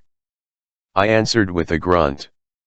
She kissed me on my underlip, and, brightly saying she would bake a cake, a tradition subsisted from my lodging days that I adored her cakes, left me to my idleness. Carefully putting down the open book where she had sat, it attempted to send forth a rotation of waves, but an inserted pencil stopped the pages. I checked the hiding place of the key. Rather self-consciously it lay under the old expensive safety razor I had used before she bought me a much better and cheaper one. Was it the perfect hiding place there, under that razor, in the groove of its velvet-lined case? The case lay in a small trunk where I kept various business papers. Could I improve upon this? Remarkable how difficult it is to conceal things, especially when one's wife keeps monkeying with the furniture. 22 I think it was exactly a week after our last swim that the noon mail brought a reply from the second Miss Phelan. The lady wrote she had just returned to St. Algebra from her sister's funeral. Euphemia had never been the same after breaking that hip. As to the matter of Mrs. Humbert's daughter, she wished to report that it was too late to enroll her this year, but that she, the surviving Phelan, was practically certain that if Mr. and Mrs. Humbert brought Dolores over in January, her admittance might be arranged. Next day, after lunch, I went to see our doctor, a friendly fellow whose perfect bedside manner and complete reliance on a few patented drugs adequately masked his ignorance of, and indifference to, medical science. The fact that Lo would have to come back to Ramsdale was a treasure of anticipation. For this event I wanted to be fully prepared. I had in fact begun my campaign earlier, before Charlotte made that cruel decision of hers. I had to be sure when my lovely child arrived, that very night, and then night after night, until St. Algebra took her away from me, I would possess the means of putting two creatures to sleep so thoroughly that neither sound nor touch should rouse them. Throughout most of July I had been experimenting with various sleeping powders, trying them out on Charlotte, a great taker of pills. The last dose I had given her, she thought it was a tablet of mild bromides to anoint her nerves, had knocked her out for 4 solid hours. I had put the radio at full blast. I had blazed in her face an Lisbos-like flashlight. I had pushed her, pinched her, prodded her, and nothing had disturbed the rhythm of her calm and powerful breathing. However, when I had done such a simple thing as kiss her, she had awakened at once, as fresh and strong as an octopus. I barely escaped. This would not do, I thought, had to get something still safer. At first, Dr. Byron did not seem to believe me when I said his last prescription was no match for my insomnia. He suggested I fry again, and for a moment diverted my attention by showing me photographs of his family. He had a fascinating child of Dolly's age, but I saw through his tricks and insisted he prescribe the mightiest pill extant. He suggested I play golf, but finally agreed to give him something that, he said, would really work, and going to a cabinet, he produced a vial of violet blue capsules banded with dark purple at one end, which, he said, had just been placed on the market and were intended not for neurotics whom a draught of water could calm if properly administered, but only for great sleepless artists who had to die for a few hours in order to live for centuries. I love to fool doctors, and though inwardly rejoicing, pocketed the pills with a skeptical shrug. Incidentally, I had to be careful with him. Once, in another connection, a stupid lapse on my part made me mention my last sanatorium, and I thought I saw the tips of his ears twitch. Being not at all keen for Charlotte or anybody else to know that period of my past, I had hastily explained that I had once done some research among the insane for a novel. But no matter, the old rogue certainly had a sweet girline. I left in great spirits. Steering my wife's car with one finger, I contentedly rolled homeward. Ramsdale had, after all, lots of charm. The cicadas whirred, the avenue had been freshly watered. Smoothly, almost silkily, I turned down into our steep little street. Everything was somehow so right that day. So blue and green. I knew the sun shone because my ignition key was reflected in the windshield, and I knew it was exactly 3:30 because the nurse who came to massage Miss opposite every afternoon was tripping down the narrow sidewalk in her white stockings and shoes. As usual, Junk's hysterical setter attacked me as I rolled downhill, and as usual, the local paper was lying on the porch where it had just been hurled by Kenny.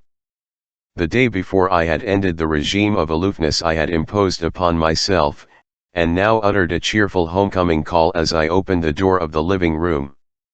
With her cream-white nape and bronze bun to me, wearing the yellow blouse and maroon slacks she had on when I first met her, Charlotte sat at the corner bureau writing a letter. My hand still on the doorknob, I repeated my hearty cry. Her writing hand stopped.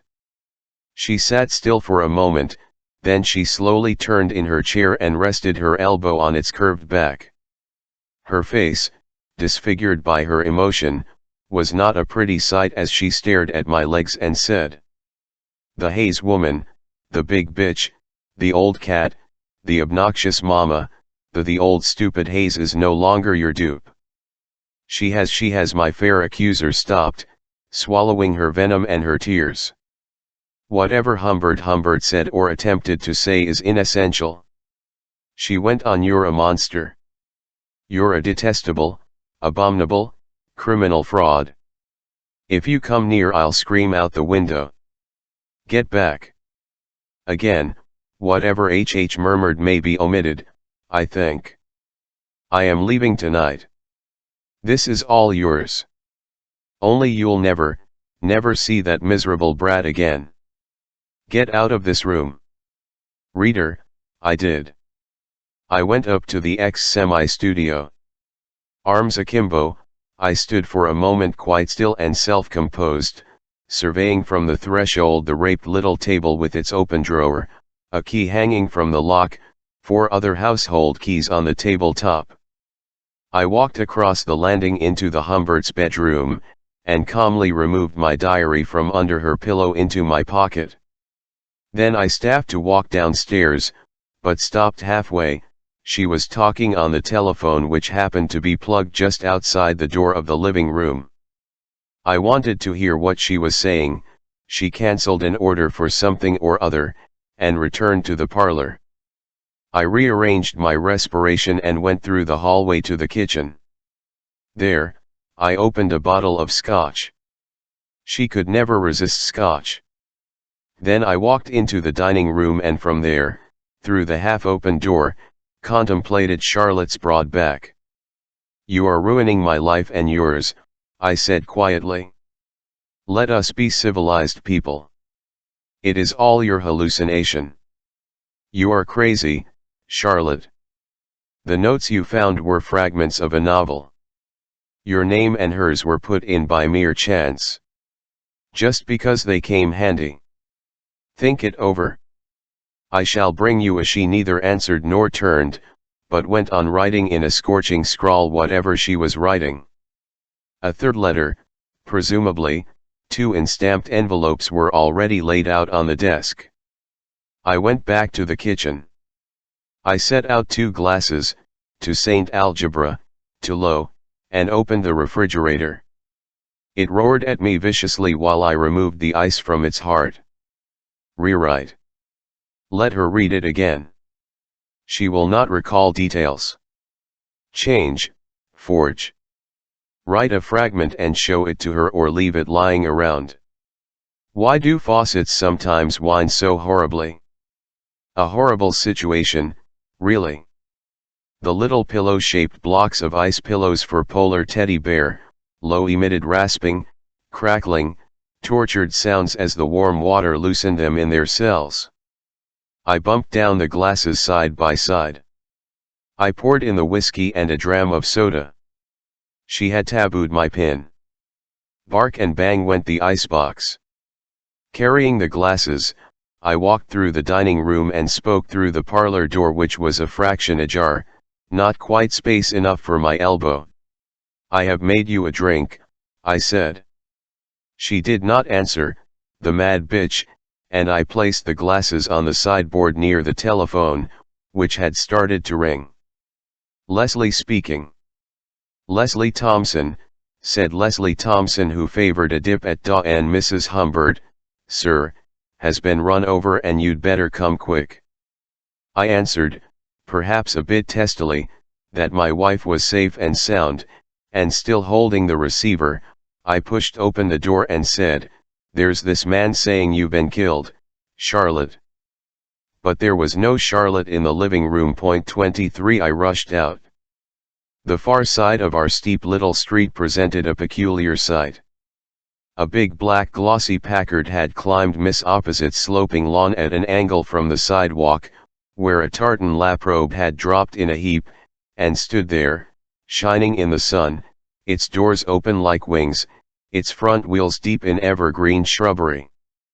To the anatomical right of this car, on the trim turf of the lawn slope, an old gentleman with a white mustache, well-dressed clouble-breasted grey suit, polka-dotted bow-tie lay supine, his long legs together, like a death-size wax figure.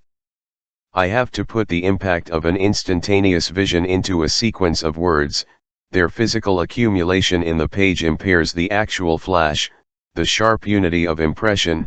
Rug heap, car, old man doll, Miss OS nurse running with a rustle, a half-empty tumbler in her hand, back to the screened porch where the propped-up, imprisoned, decrepit lady herself may be imagined screeching, but not loud enough to drown the rhythmical yaps of the junk setter walking from group to group from a bunch of neighbors already collected on the sidewalk, near the bit of check stuff, and back to the car which he had finally run to earth, and then to another group on the lawn, consisting of Leslie, 2 policemen, and a sturdy man with tortoise-shell glasses.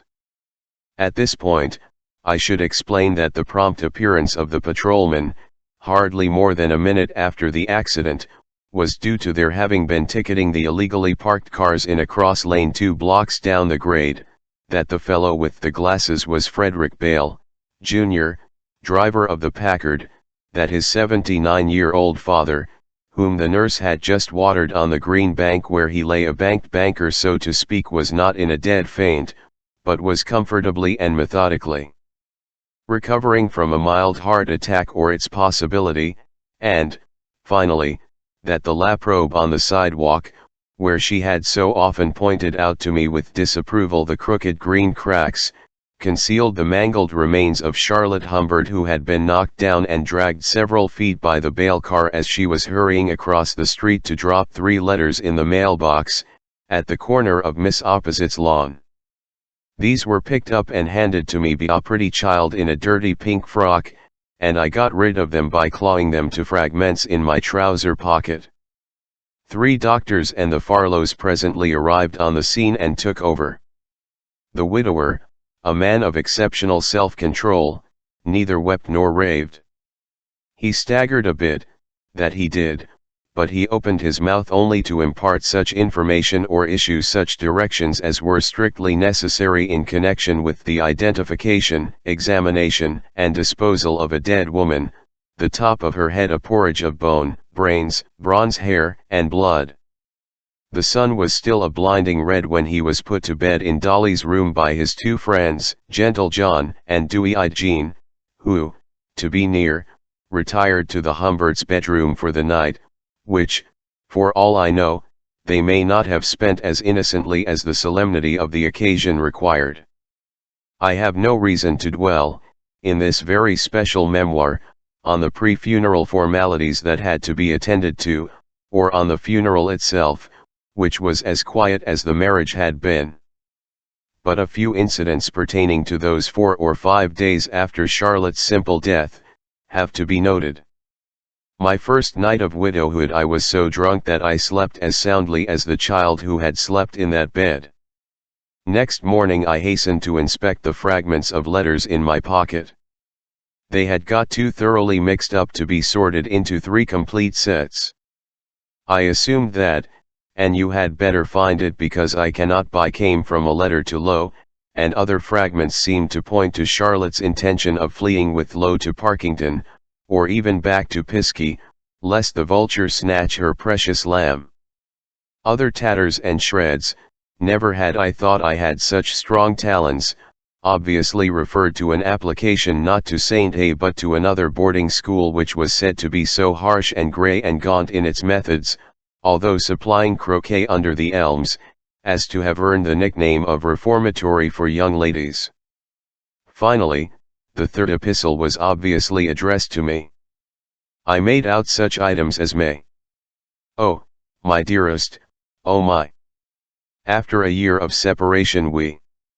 Worse than if it had been a woman you kept, or, maybe, I shall die, but on the whole my gleanings made little sense.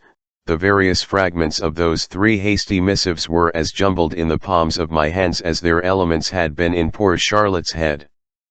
That day John had to see a customer, and Jean had to feed her dogs, and so I was to be deprived temporarily of my friend's company. The dear people were afraid I might commit suicide if left alone, and since no other friends were available, Miss Opposite was incommunicado. The McCoos were busy building a new house miles away, and the Chatfields had been recently called to Maine by some family trouble of their own.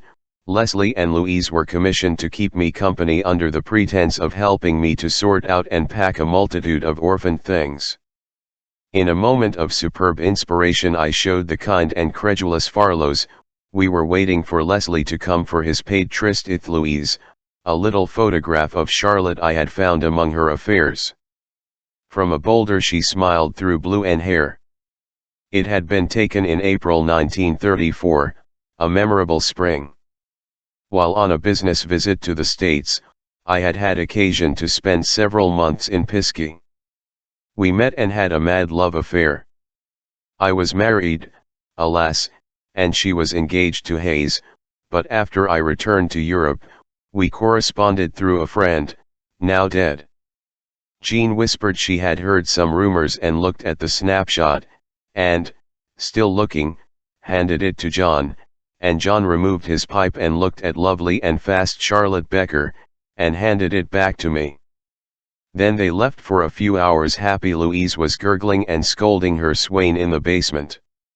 Hardly had the Farlows gone than a blue-chinned cleric called, and I tried to make the interview as brief as was consistent with neither hurting his feelings nor arousing his doubts. Yes, I would devote all my life to the child's welfare. Here, incidentally, was a little cross that Charlotte Becker had given me when we were both young. I had a female cousin, a respectable spinster in New York. There we would find a good private school for Dolly. Oh, what a crafty humbird!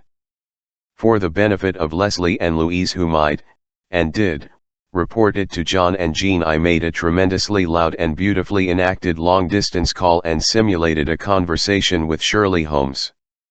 When John and Jean returned, I completely took them in by telling them, in a deliberately wild and confused mutter, that Lo had gone with the intermediate group on a 5-day hike and could not be reached. "Good Lord," said Jean, "what shall we do?" John said it was perfectly simple. He would get the Climax police to find the hikers. It would not take them an hour. In fact, he knew the country, and look, he continued, why don't I drive there right now, and you may sleep with Jean. He did not really add that, but Jean supported his offer so passionately that it might be implied. I broke down. I pleaded with John to let things remain the way they were. I said I could not bear to have the child all around me, sobbing, clinging to me. She was so high-strung, the experience might react on her future. Psychiatrists have analyzed such cases. There was a sudden pause. "Well, you are the doctor," said John a little bluntly. "But after all, I was Charlotte's friend and advisor. One would like to know what you are going to do about the child anyway." "John, cried Jean, she is his child, not Harold Hayes's. Don't you understand? Humbert is Dolly's real father. I see, said John. I am sorry. Yes, I see. I did not realize that. It simplifies matters, of course. And whatever you feel is right. The distraught father went on to say he would go and fetch his delicate daughter immediately after the funeral, and would do his best to give her a good time in totally different surroundings, perhaps a trip to New Mexico or California granted, of course, he lived. So artistically did I impersonate the calm of ultimate despair, the hush before some crazy outburst, that the perfect Farlows removed me to their house. They had a good cellar, as cellars go in this country, and that was helpful, for I feared insomnia and a ghost. Now I must explain my reasons for keeping Dolores away. Naturally, at first, when Charlotte had just been eliminated and I re-entered the house of Free Father, and gulped down the 2 whiskey and sodas I had prepared, and topped them with a pint or 2 of my pin, and went to the bathroom to get away from neighbors and friends, there was but one thing in my mind and pulse, namely, the awareness that a few hours hence, warm, brow and haired, and mine, Lolita would be in my arms, shedding tears that I would kiss away faster than they could. Well. But as I stood wide-eyed and flushed before the mirror, John Farlow tenderly tapped to inquire if I was okay, and I immediately realized it would be madness on my part to have her in the house with all those busybodies milling around and scheming to take her away from me. Indeed, unpredictable Lo herself might, who knows, show some foolish distrust of me, a sudden repugnance, vague fear, and the like, and gone would be the magic prize at the very instant of triumph. Speaking of busybodies, I had another visitor friend, Bale, the fellow who eliminated my wife. Stodgy and solemn, looking like a kind of assistant executioner, with his bulldog jowls, small black eyes, thickly rimmed glasses and conspicuous nostrils, he was ushered in by John, who then left us, closing the door upon us, with the utmost tact. Suavely saying he had 5 in my stepdaughter's class, my grotesque visitor unrolled a large diagram he had made of the accident. It was, as my stepdaughter would have put it, a beaut, with all kinds of impressive arrows and dotted lines in varicolored inks. Nears. HH's trajectory was illustrated at several points by a series of those little outline figures, doll-like we career girl or whack, used in statistics as visual aids. Very clearly and conclusively, this route came into contact with a boldly traced sinuous line representing 2 consecutive swerves, one which the Bale car made to avoid the junk dog not shown, and the second, a kind of exaggerated continuation of the first, meant to avert the tragedy. A very black cross indicated the spot where the trim little outline figure had at last come to rest on the sidewalk. I looked for some similar mark to denote the place on the embankment where my visitor's huge wax father had reclined, but there was none. That gentleman, however, had signed the document as a witness underneath the name of Leslie Thompson, Miss Opposite, and a few other people.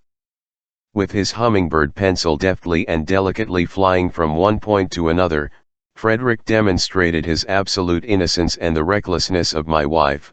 While he was in the act of avoiding the dog, she had slipped on the freshly watered asphalt and plunged forward, whereas she should have flung herself not forward but backward.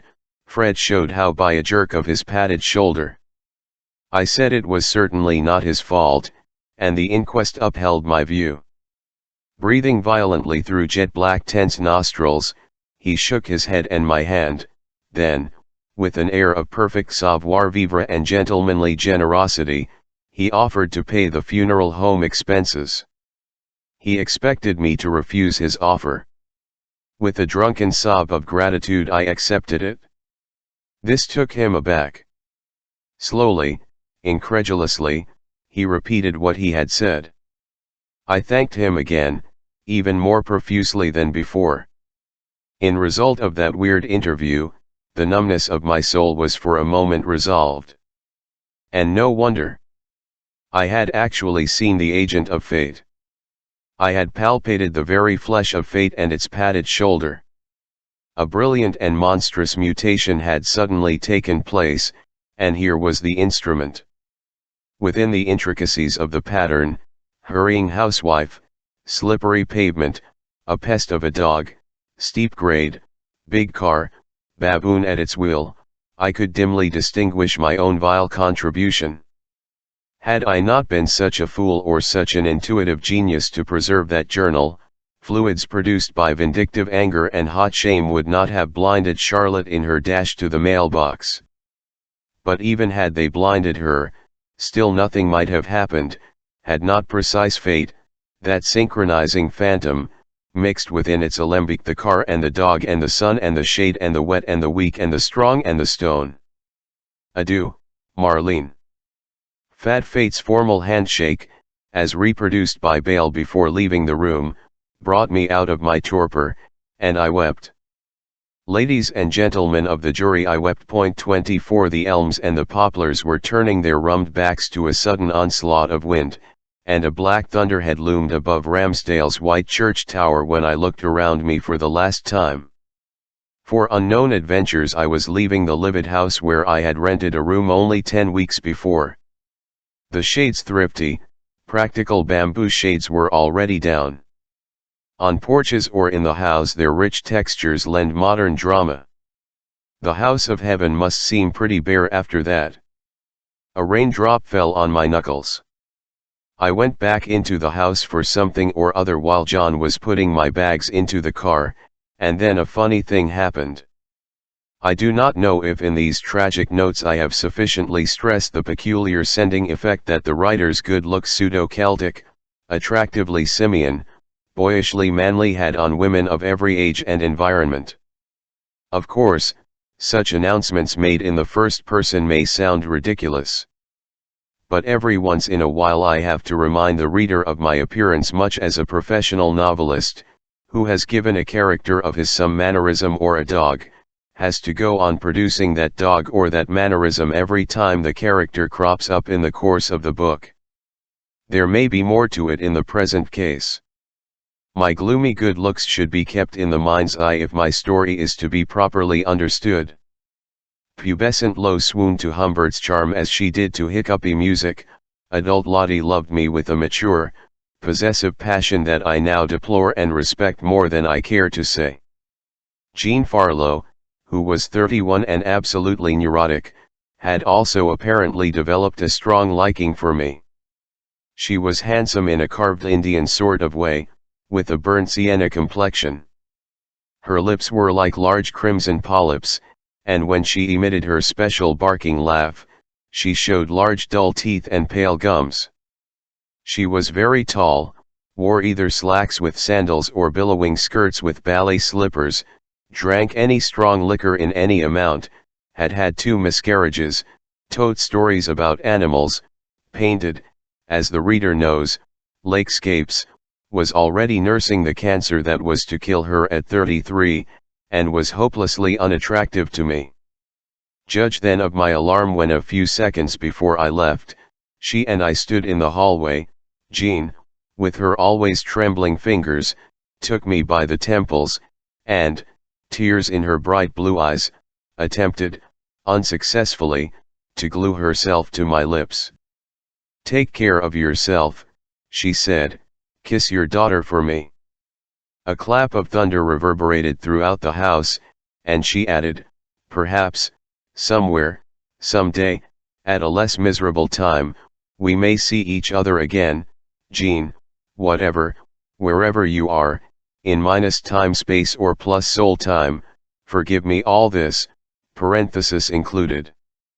And presently I was shaking hands with both of them in the street, the sloping street, and everything was whirling and flying before the approaching white deluge, and a truck with a mattress from Philadelphia was confidently rolling down to an empty house, and dust was runny and writhing over the exact slab of stone where Charlotte, when they lifted the laprobe for me, had been revealed, curled up, her eyes intact, their black lashes still wet, matted, like yours, Lolita. 25 One might suppose that with all blocks removed and a prospect of delirious and unlimited delights before me, I would have mentally sunk back, heaving a sigh of delicious relief. Eh bien, pas du tout. Instead of basking in the beams of smiling chance, I was obsessed by all sorts of purely ethical doubts and fears. For instance, might it not surprise people that Lo was so consistently debarred from attending festive and funeral functions in her immediate family? You remember we had not had her at our wedding. Or another thing, granted it was the long hairy arm of coincidence that had reached out to remove an innocent woman, might coincidence not ignore in a heathen moment what its twin lamb had done and hand Lo a premature note of commiseration? True, the accident had been reported only by the Ramsdale Journal, not by the Parkington Recorder or the Climax Herald, Camp Q being in another state, and local deaths having no federal news interest, but I could not help fancying that somehow Dolly Hayes had been informed already, and that at the very time I was on my way to fetch her, she was being driven to Ramsdale by friends unknown to me. Still more disquieting than all these conjectures and worries, was the fact that Humbert, a brand new American citizen of obscure European origin, had taken no steps toward becoming the legal guardian of his dead wife's daughter, 12 years and 7 months old. Would I ever dare take those steps? I could not repress a shiver whenever I imagined my nudity hemmed in by mysterious statutes in the merciless glare of the common law. My scheme was a marvel of primitive art. I would whiz over to Camp Q, tell Lolita her mother was about to undergo a major operation at an invented hospital, and then keep moving with my sleepy nymphette from inn to inn while her mother got better and finally died. But as I traveled campward my anxiety grew. I could not bear to think I might not find Lolita there or find, instead, another, scared, Lolita clamoring for some family friend, not the Farlows.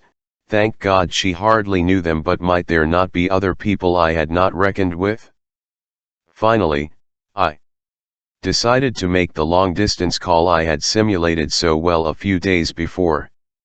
It was raining hard when I pulled up in a muddy suburb of Parkington, just before the fork, one prong of which bypassed the city and led to the highway which crossed the hills to Lake Climax and Camp Q.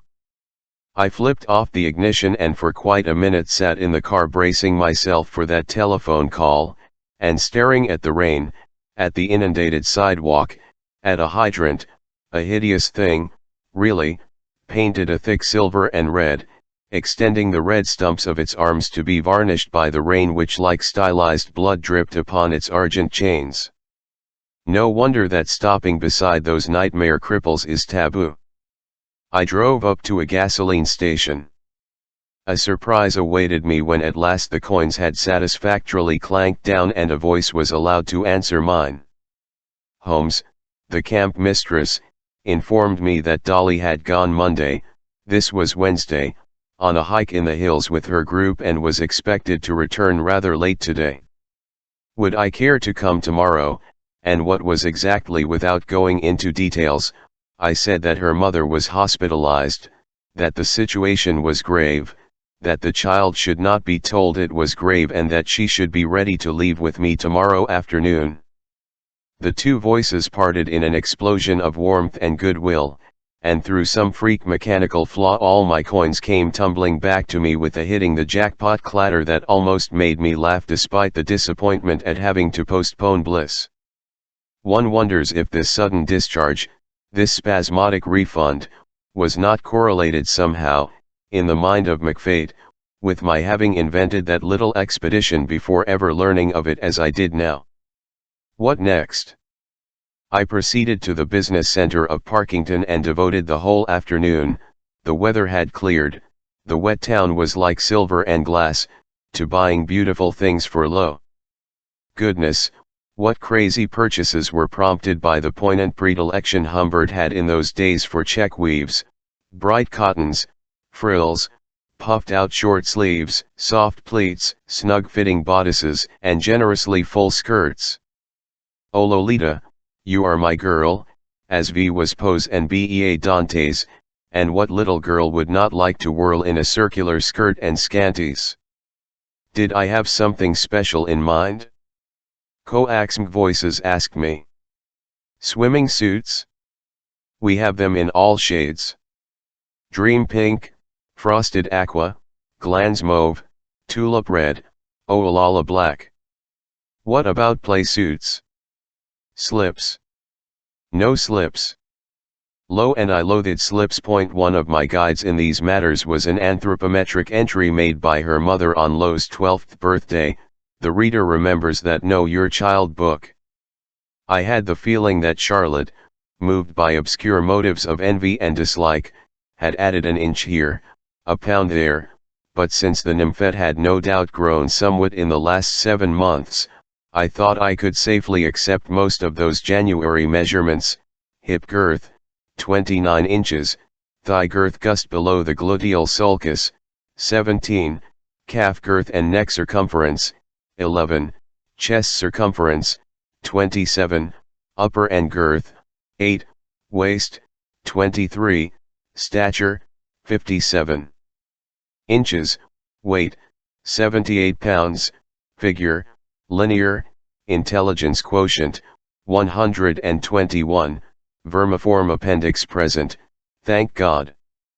Apart from measurements, I could of course visualize Lolita with hallucinational lucidity, and nursing as I did a tingle on my breastbone at the exact spot her silky top had come level once or twice with my heart, and feeling as I did her warm weight in my lap, so that, in a sense, I was always with Lolita as a woman is with child, I was not surprised to discover later that my computation had been more or less correct. Having moreover studied a Midsummer Sale book, it was with a very knowing air that I examined various pretty articles, sport shoes, sneakers, pumps of crushed kid for crushed kids. The painted girl in black who attended to all these poignant needs of mine turned parental scholarship and precise description into commercial euphemisms, such as petite. Another, much older woman, in a white dress, with a pancake makeup, seemed to be oddly impressed by my knowledge of junior fashions. Perhaps I had a midget for mistress, so, when shown a skirt with 2 cute pockets in front, I intentionally put a naive male question and was rewarded by a smiling demonstration of the way the zipper worked in the back of the skirt. I had next great fun with all kinds of shorts and briefs, phantom little Lolitas dancing, falling, daisying all over the counter. We rounded up the deal with some prim cotton pajamas in popular butcher boy style. Humbert, the popular butcher. There is a touch of the mythological and the enchanted in those large stores where, according to ads, a career girl can get a complete desk-to-date wardrobe, and where little sister can dream of the day when her wool jersey will make the boys in the back row of the classroom drool. Life-size plastic figures of snub-nosed children with dun-colored, greenish, brow and dotted, faunish faces floated around me. I realized I was the only shopper in that rather eerie place where I moved about fish-like, in a Glaucous aquarium. I sensed strange thoughts form in the minds of the languid ladies that escorted me from counter to counter, from rock ledge to seaweed, and the belts and the bracelets I chose seemed to fall from siren hands into transparent water. I bought an elegant valise, had my purchases put into it, and repaired to the nearest hotel, well pleased with my day. Somehow, in connection with that quiet poetical afternoon of fastidious shopping, I recalled the hotel or inn with the seductive name of the Enchanted Hunters, which Charlotte had happened to mention shortly before my liberation. With the help of a guidebook I located it in the secluded town of Bryceland, a 4-hour drive from Lo's camp. I could have telephoned, but fearing my voice might go out of control and lapse into coy croaks of broken English, I decided to send a wire ordering a room with twin beds for the next night. What a comic, clumsy, wavering Prince Charming I was. How some of my readers will laugh at me when I tell them the trouble I had with the wording of my telegram. What should I put, Humbert and daughter? Humberg and small daughter? Homburg and immature girl? Homburg and child? The droll mistake, the G at the end which eventually came through, may have been a telepathic echo of these hesitations of mine. And then, in the velvet of a summer night, my broodings over the filter I had with me. O miserly Hamburg! Was he not a very enchanted hunter as he deliberated with himself over his boxful of magic ammunition? To rout the monster of insomnia, should he try himself one of those amethyst capsules? There were 40 of them, all told 40 nights with a frail little sleeper at my throbbing side. Could I rob myself of one such night in order to sleep? Certainly not. Much too precious was each tiny plum, each microscopic planetarium with its live stardust. Oh, let me be mawkish for the nonce. I am so tired of being cynical. 26 This daily headache in the opaque air of this tumble jail is disturbing, but I must persevere. Have written more than 100 pages and not got anywhere yet. My calendar is getting confused. That must have been around August 15, 1947. Don't think I can go on. Heart, head, everything. Lolita, Lolita, Lolita, Lolita, Lolita, Lolita, Lolita, Lolita, Lolita. Repeat till the page is full. Printer. 27 Still in Parkington. Finally, I did achieve an hour's slumber, from which I was aroused by gratuitous and horribly exhausting congress with a small hairy hermaphrodite, a total stranger. By then it was 6 in the morning, and it suddenly occurred to me it might be a good thing to arrive at the camp earlier than I had said. From Parkington I had still 100 miles to go, and there would be more than that to the hazy hills and Bryceland. If I had said I would come for Dolly in the afternoon, it was only because my fancy insisted on merciful night falling as soon as possible upon my impatience. But now I foresaw all kinds of misunderstandings, and was all aged or less delay might give her the opportunity of some idle telephone call to Ramsdale. However, when at 9:30 a.m. I attempted to start, I was confronted by a dead battery, and noon was nigh when at last I left Parkington. I reached my destination around 2:30, parked my car in a pine grove where a green-shirted, red-headed impish lad stood throwing horseshoes in sullen solitude, was laconically directed by him to an office in a stucco cottage, in a dying state, had to endure for several minutes the inquisitive commiseration of the camp mistress, a sluttish WOM-out female with rusty hair. Dolly, she said, was all packed and ready to go. She knew her mother was sick, but not critically. Would Mr. Hayes, I mean, near Humbert, care to meet the camp counselors? Or look at the cabins where the girls live? Each dedicated to a Disney creature? Or visit the lodge? Or should Charlie be sent over to fetch her? The girls were just finishing fixing the dining room for a dance. And perhaps afterwards she would say to somebody or other, the poor guy looked like his own ghost. Let me retain for a moment that scene in all its trivial and fateful detail. Hag Holmes writing out a receipt, scratching her head, pulling a drawer out of her desk, pouring change into my impatient palm, then neatly spreading a banknote over it with a bright and 5 photographs of girl children, some gaudy moth or butterfly, still alive, safely pinned to the wall, nature study, the framed diploma of the camp's dietitian, my trembling hands, a card produced by Efficient Homes with a report of Dolly Hayes's behavior for July, fair to good, keen on swimming and boating, a sound of trees and birds, and my pounding heart. I was standing with my back to the open door, and then I felt the blood rush to my head as I heard her respiration and voice behind me. She arrived dragging and bumping her heavy suitcase. "Hi," she said, and stood still, looking at me with sly, glad eyes, her soft lips parted in a slightly foolish but wonderfully endearing smile. She was thinner and taller, and for a second it seemed to me her face was less pretty than the mental imprint I had cherished for more than a month.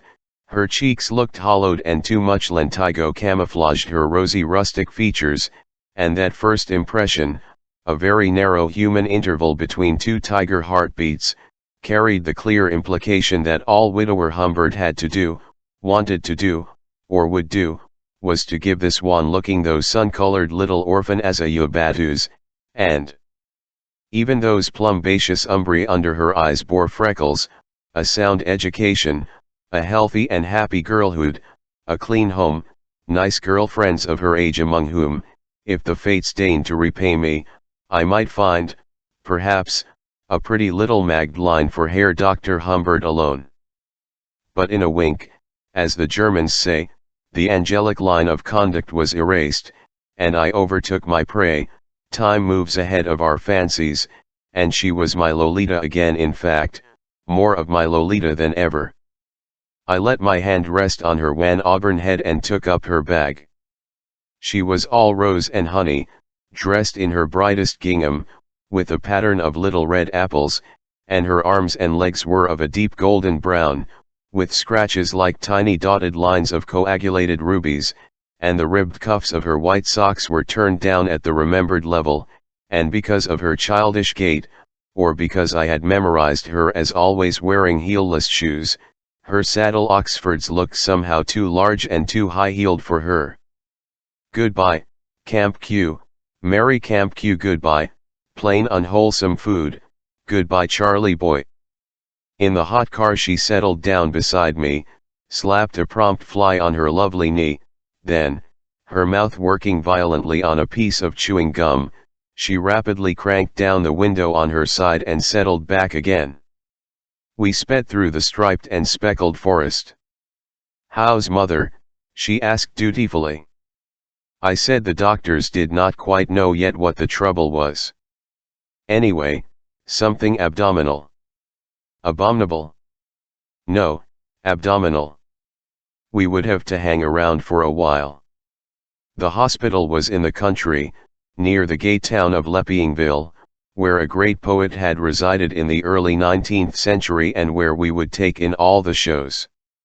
She thought it a peachy idea and wondered if we could make Leppingville before 9 p.m. We should be at Bryceland by dinner time, I said, and tomorrow we'll visit Leppingville. How was the hike? Did you have a marvelous time at the Sorry to leave. Talk, low, don't grunt. Tell me something. What thing, Dad? She let the word expand with ironic deliberation. Any old thing. Okay, if I call you that. Eyes slit at the road. Quite. It's a sketch, you know. When did you fall for my mummy? Someday, Lo, you will understand many emotions and situations, such as for example the harmony, the beauty of spiritual relationship. Bah, said the cynical nymphette. Shallow lull in the dialogue, filled with some landscape. Look, Lo, at all those cows on that hillside. I think I'll vomit if I look at a cow again. You know, I missed you terribly, Lo. I did not. Fact, I've been revoltingly unfaithful to you, but it does not matter one bit, because you've stopped caring for me, anyway. You drive much faster than my mummy, mister. I slowed down from a blind 70 to a purblind 50. Why do you think I have ceased caring for you, Lo? Well, you haven't kissed me yet, have you? Inly dying, inly moaning, I glimpsed a reasonably wide shoulder of road ahead, and bumped and wobbled into the weeds. Remember, she is only a child, remember she is only. Hardly had the car come to a standstill than Lolita positively flowed into my arms. Not daring let myself go, not even daring let myself realize that this, sweet wetness and trembling fire, was the beginning of the ineffable life which, ably assisted by fate, I had finally willed into being not daring really kiss her. I touched her hot, opening lips with the utmost piety, tiny sips, nothing salacious, but she, with an impatient wriggle, pressed her mouth to mine so hard that I felt her big front teeth and shared in the peppermint taste of her saliva. I knew, of course, it was but an innocent game on her part, a bit of backfish foolery in imitation of some simulacrum of fake romance, and since, as the psychotherapist, as well as the rapist, will tell you, the limits and rules of such girlish games are fluid, or at least too childishly subtle for the senior partner to grasp, I was dreadfully afraid I might go too far and cause her to start back in revulsion and terror. And, as above all I was agonizingly anxious to smuggle her into the hermetic seclusion of the enchanted hunters, and we had still 80 miles to go, blessed intuition broke our embrace a split second before a highway patrol car drew up alongside. Florid and beetle-browed, its driver stared at me, happened to see a blue sedan, same make as yours, pass you before the junction. Why, no. We didn't, said Lo, eagerly leaning across me, her innocent hand on my legs, but are you sure it was blue, because the cop, what shadow of us was he after, gave the little Colleen his best smile and went into a U-turn. We drove on. The fruithead, remarked Lo. He should have nabbed you. Why me, for heaven's sake? Well, the speed in this bum state is 50, and no, don't slow down, you dull bulb. He's gone now. We have still quite a stretch, I said, and I want to get there before dark. So be a good girl. Bad girl, said Lo comfortably. Juvenile delinquent, but frank and fetching. That light was red. I've never seen such driving. We rolled silently through a silent townlet. Say, wouldn't Mother be absolutely mad if she found out we were lovers? Good Lord, Lo, let us not talk that way. But we are lovers, aren't we? Not that I know of. I think we are going to have some more rain. Don't you want to tell me of those little pranks of yours in camp? You talk like a book, Dad. What have you been up to? I insist you tell me. Are you easily shocked? No. Go on. Let us turn into a secluded lane and I'll tell you. Lo, I must seriously ask you not to play the fool. Well, I joined in all the activities that were offered. In Sut Ansud, I was taught to live happily and richly with others and to develop a wholesome personality. Be a cake, in fact. Yes. I saw something of the sort in the booklet.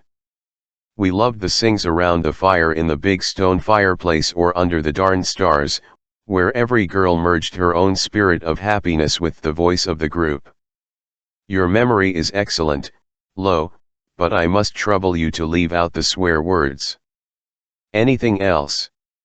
The Girl Scouts motto, said Lo rhapsodically, is also mine. I fill my life with worthwhile deeds such as well, never mind what. My duty is to be useful. I am a friend to male animals. I obey orders. I am cheerful. That was another police car. I am thrifty and I am absolutely filthy in thought, word, and deed. Now I do hope that's all, you witty child. Yep. That's all. No, wait a sec. We baked in a reflector oven. Isn't that terrific? Well, that's better. We washed zillions of dishes. Zillions, you know, is school marm slang for many. Oh yes, last but not least, as Mother says, now let me see, what was it? I know, we made shadow graphs. Gee, what fun. Si est bien tout. Si est, except for one little thing, something I simply can't tell you without blushing all over. Will you tell it me later? If we sit in the dark and you let me whisper, I will. Do you sleep in your old room or in a heap with mother? Old room. Your mother may have to undergo a very serious operation. Stop at that candy bar, will you? Said LOLITA sitting on a high stool, a band of sunlight crossing her bare brown forearm. Lolita was served an elaborate ice cream concoction topped with synthetic syrup. It was erected and brought her by a pimply brute of a boy in a greasy bow tie who eyed my fragile child in her thin cotton frock with carnal deliberation. My impatience to reach Bryceland and the enchanted hunters was becoming more than I could endure. Fortunately she dispatched the stuff with her usual alacrity. How much cash do you have? I asked. Not a cent, she said sadly, lifting her eyebrows, showing me the empty inside of her money purse. This is a matter that will be mended in due time, I rejoined archly. Are you coming? Say, I wonder if they have a washroom. You are not going there, I said firmly. It is sure to be a vile place. Do come on. She was on the whole an obedient little girl and I kissed her in the neck when we got back into the car. Don't do that, she said looking at me with unfeigned surprise. Don't drool on me. You dirty man. She rubbed the spot against her raised shoulder. Sorry, I murmured. I'm rather fond of you, that's all. We drove under a gloomy sky, up a winding road, then down again. Well, I'm also sort of fond of you, said Lolita in a delayed soft voice, with a sort of sigh, and sort of settled closer to me. Oh, my Lolita, we shall never get there. Dusk was beginning to saturate pretty little Bryceland, its phony colonial architecture, curiosity shops, and imported shade trees, when we drove through the weakly lighted streets in search of the enchanted hunters. The air, despite a steady drizzle beating it, was warm and green, and a queue of people, mainly children and old men, had already formed before the box office of a movie house, dripping with jewel fires. Oh, I want to see that picture. Let's go right after dinner. Oh, let's. We might, chanted Humbert, knowing perfectly well, the sly tum-scent devil, that by 9, when his show began, she would be dead in his arms. Easy, cried Lo, lurching forward, as an accursed truck in front of us, its backside carbuncles pulsating, stopped at a crossing. If we did not get to the hotel soon, immediately, miraculously, in the very next block, I felt I would lose all control over the haze jalopy with its ineffectual wipers and whimsical brakes, but the passers-by I applied to for directions were either strangers themselves or asked with a frown enchanted what, as if I were a madman, or else they went into such complicated explanations, with geometrical gestures, geographical generalities, and strictly local clues, then bear south after you. Hit the courthouse, that I could not help losing my way in the maze of their well-meaning gibberish. Lo, whose lovely prismatic entrails had already digested the sweet meat, was looking forward to a big meal and had begun to fidget. As to me, although I had long become used to a kind of secondary fate, McFade's inept secretary, so to speak, pettily interfering with the boss's generous magnificent plan to grind and grope through the avenues of Bryceland was perhaps the most exasperating ordeal I had yet faced. In later months I could laugh at my inexperience when recalling the obstinate boyish way in which I had concentrated upon that particular inn with its fancy name, for all along our route countless motor courts proclaimed their vacancy in neon lights, ready to accommodate salesmen, escaped convicts, impotents, family groups, as well as the most corrupt and vigorous couples. Ah, gentle drivers gliding through summer's black nights, what frolics, what twists of lust, you might see from your impeccable highways if comfy cabins were suddenly drained of their pigments and became as transparent as boxes of glass. The miracle I hankered for did happen after all. A man and a girl, more or less conjoined in a dark car under dripping trees, told us we were in the heart of the park, but had only to turn left at the next traffic light and there we would be. We did not see any next traffic light. In fact, the park was as black as the sins it concealed, but soon after falling under the smooth spell of a nicely graded curve, the travelers became aware of a diamond glow through the mist, then a gleam of lake water appeared, and there it was, marvelously and inexorably, under spectral trees, at the top of a gravelled drive, the pale palace of the enchanted hunters. A row of parked cars, like pigs at a trough, seemed at first sight to forbid access, but then, by magic, a formidable convertible, resplendent, rubious in the lighted rain, came into motion, was energetically backed out by a broad-shouldered driver, and we gratefully slipped into the gap it had left. I immediately regretted my haste, for I noticed that my predecessor had now taken advantage of a garage-like shelter nearby where there was ample space for another car, but I was too impatient to follow his example. "Wow! Looks swank," remarked my vulgar darling, squinting at the stucco as she crept out into the audible drizzle and with a childish hand tweaked loose the frock fold that had stuck in the peach cleft, to quote Robert Browning. Under the arc lights, enlarged replicas of chestnut leaves plunged and played on white pillars. I unlocked the trunk compartment. A hunchbacked and hoary Negro in a uniform of sorts took our bags and wheeled them slowly into the lobby. It was full of old ladies and clergymen.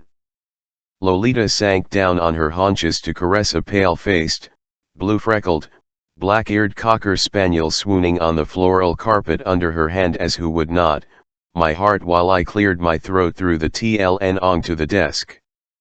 There a bald porcine old man, everybody was old in that old hotel, examined my features with a polite smile, then leisurely produced my garbled telegram, wrestled with some dark doubts, turned his head to look at the clock, and finally said he was very sorry, he had held the room with the twin beds till 6:30, and now it was gone.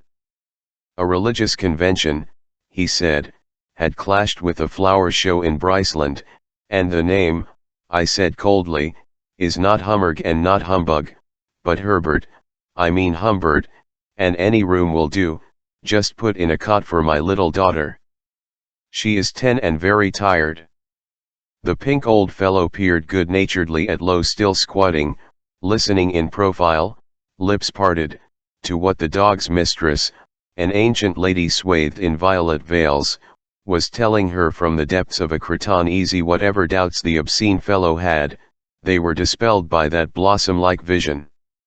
He said, he might still have a room, had one, in fact, with a double bed. As to the cot, Mr. Potts, do we have any cots left? Potts, also pink and bald, with white hairs growing out of his ears and other holes, would see what could be done. He came and spoke while I unscrewed my fountain pen. Impatient Humbert. Our double beds are really triple, Potts cozily said, tucking me and my kid in. One crowded night we had 3 ladies and a child like yours sleep together. I believe one of the ladies was a disguised man, my static.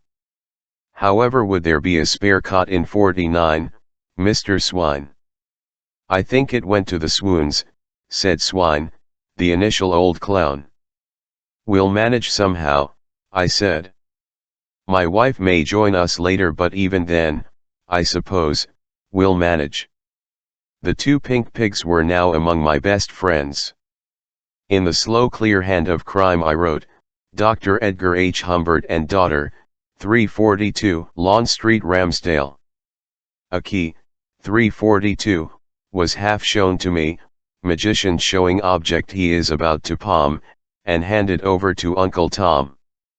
Lo, leaving the dog as she would leave me some day, rose from her haunches, a raindrop fell on Charlotte's grave, a handsome young negress slipped open the elevator door, and the doomed child went in, followed by her throat-clearing father and crayfish Tom with the bags.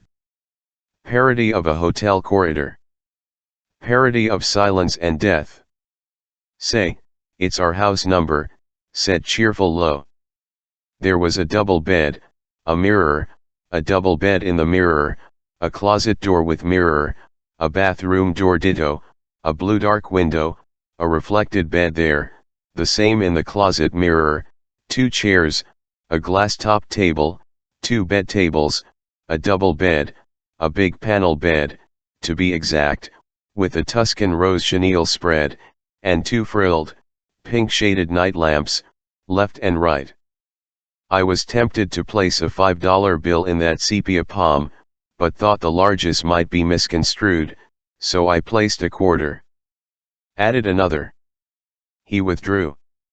Click. Enfant souls. Are we to sleep in one room? Said Lo, her features working in that dynamic way they did not cross or disgusted, though plain on the brink of it, but just dynamic when she wanted to load a question with violent significance. I've asked them to put in a cot. Which I'll use if I like. You are crazy, said Lo. Why, my darling? Because, my darling, when darling mother finds out she'll divorce you and strangle me. Just dynamic. Not really taking the matter too seriously. Now look here, I said, sitting down, while she stood, a few feet from me, and stared at herself contentedly, not unpleasantly surprised at her own appearance, filling with her own rosy sunshine the surprised and pleased closet door mirror. Look here, Lo. Let's settle this once for all. For all practical purposes I am your father. I have a feeling of great tenderness for you. In your mother's absence I am responsible for your welfare. We are not rich, and while we travel, we shall be thrown a good deal together. 2 people sharing one room, inevitably enter into a kind, how shall I say a kind, the word is incest, said Lo, and walked into the closet, walked out again with a young golden giggle, opened the adjoining door, and after carefully peering inside with her strange smoky eyes lest she make another mistake, retired to the bathroom. I opened the window, tore off my sweat-drenched shirt, changed, checked the pill vial in my coat pocket, unlocked the she drifted out. I tried to embrace her, casually, a bit of controlled tenderness before dinner. She said, "Look, let's cut out the kissing game and get something to eat." It was then that I sprang my surprise. Oh, what a dreamy pet. She walked up to the open suitcase as if stalking it from afar, at a kind of slow-motion walk, peering at that distant treasure box on the luggage support. Was there something wrong, I wondered, with those great grey eyes of hers, or were we both plunged in the same enchanted mist? She stepped up to it, lifting her rather high-heeled feet rather high, and bending her beautiful boy knees while she walked through dilating space with the lenteur of one walking under water or in a flight dream. Then she raised by the armlets a copper-colored, charming, and quite expensive vest, very slowly stretching it between her silent hands as if she were a bemused bird hunter holding his breath over the incredible bird he spreads out by the tips of its flaming wings. Then, while I stood waiting for her, she pulled out the slow snake of a brilliant belt and tried it on. Then she crept into my waiting arms, radiant, relaxed, caressing me with her tender, mysterious, impure, indifferent, fib-light eyes for all the world, like the cheapest of cheap cuties. For that is what nymphets imitate while we moan and die. What's the catter with Mrs.? I muttered, word control gone, into her. If I must know, she said, you do it the wrong way. Show, White Ray. All in good time, responded the spoonerette. Seva ascends, pulsata, brulons, kits elas, dementissima. Elevator clatterans, pausa, clatterans, populus in corridora. Hanc nasi mors mi I admit nemo. Jun si pulula, jo pensevo fondissime, n'observa nihil quid quam, but, of course, in another moment I might have committed some dreadful blunder. Fortunately, she returned to the treasure box. From the bathroom, where it took me quite a time to shift back into normal gear for a humdrum purpose, I heard, standing, drumming, retaining my breath, my Lolita's ohs and g's of girlish delight. She had used the soap only because it was sample soap. Well, come on, my dear, if you are as hungry as I am. And so to the elevator, daughter swinging her old white purse, father walking in front, nota bene, never behind, she is not a lady. As we stood, now side by side, waiting to be taken down, she threw back her head, yawned without restraint and shook her curls. When did they make you get up at that camp? 1:30. She stifled another yawn, 6 yawn in full with a shiver of all her frame. 1:30, she repeated, her throat filling up again. The dining room met us with a smell of fried fat and a faded smile. It was a spacious and pretentious place with maudlin murals depicting enchanted hunters in various postures and states of enchantment amid a medley of pallid animals, dryads, and trees. A few scattered old ladies, 2 clergymen, and a man in a sports coat were finishing their meals in silence. The dining room closed at 9, and the green-clad, poker-faced serving girls were, happily, in a desperate hurry to get rid of us. Does not he look exactly, but exactly, like Quilty, said Lo in a soft voice, her sharp brown elbow not pointing, but visibly burning to point, at the lone diner in the loud checks, in the far corner of the room. Like our fat Ramsdale dentist. Lo arrested the mouthful of water she had just taken, and put down her dancing glass. Course not, she said with a splutter of mirth. I meant the writer fellow in the Drome's ad. Oh, fame. Oh, femina. When the dessert was plunked down, a huge wedge of cherry pie for the young lady and vanilla ice cream for her protector, most of which she expeditiously added to her pie, I produced a small vial containing Papa's purple pills. As I look back at those seasick murals, at that strange and monstrous moment, I can only explain my behavior then by the mechanism of that dream vacuum wherein revolves a deranged mind, but at the time, it all seemed quite simple and inevitable to me. I glanced around, satisfied myself that the last diner had left, removed the stopper, and with the utmost deliberation tipped the filter into my palm. I had carefully rehearsed before a mirror the gesture of clapping my empty hand to my open mouth and swallowing a fictitious pill. As I expected, she pounced upon the vial with its plump, beautifully colored capsules loaded with beauty sleep. Blue, she exclaimed. Violet blue. What are they made ot? Summer skies, I said, and plums and figs, and the grape blood of emperors. No, seriously please. Oh, just purples. Vitamin X makes one strong as an ox or an axe. Want to ooh I one. Lolita stretched out her hand, nodding vigorously. I had hoped the drug would work fast. It certainly did.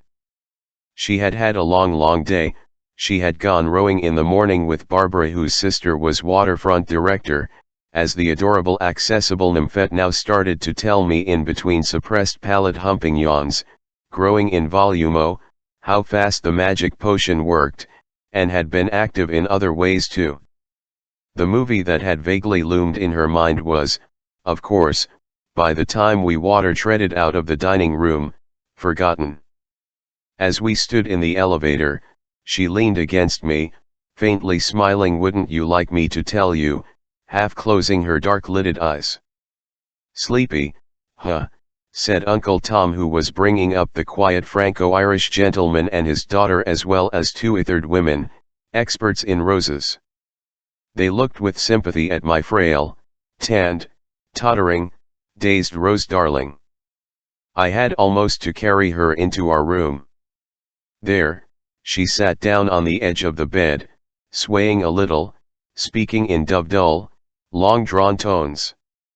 If I tell you, will you promise sleepy, so sleepy head lolling, eyes going out, promise you won't make complaints. Later, lo. Now go to bed. I'll leave you here, and you go to bed. Give you 10 minutes. Oh, I've been such a disgusting girl, she went on, shaking her hair, removing with slow fingers a velvet hair ribbon. Lemme tell you tomorrow, lo. Go to bed for goodness sake, to bed. I pocketed the key and walked downstairs. 28 Gentlewomen of the jury. Bear with me. Allow me to take just a tiny bit of your precious time. So this was Le grand moment. I had left my Lolita still sitting on the edge of the abysmal bed, drowsily raising her foot, fumbling at the shoelaces and showing as she did so the nether side of her thigh up to the crotch of her panties. She had always been singularly absent-minded, or shameless, or both, in matters of leg show. This, then, was the hermetic vision of her which I had locked in after satisfying myself that the door carried no inside bolt. The key, with its numbered dangler of cordwood, became forthwith the weighty sesame to a rapturous and formidable future.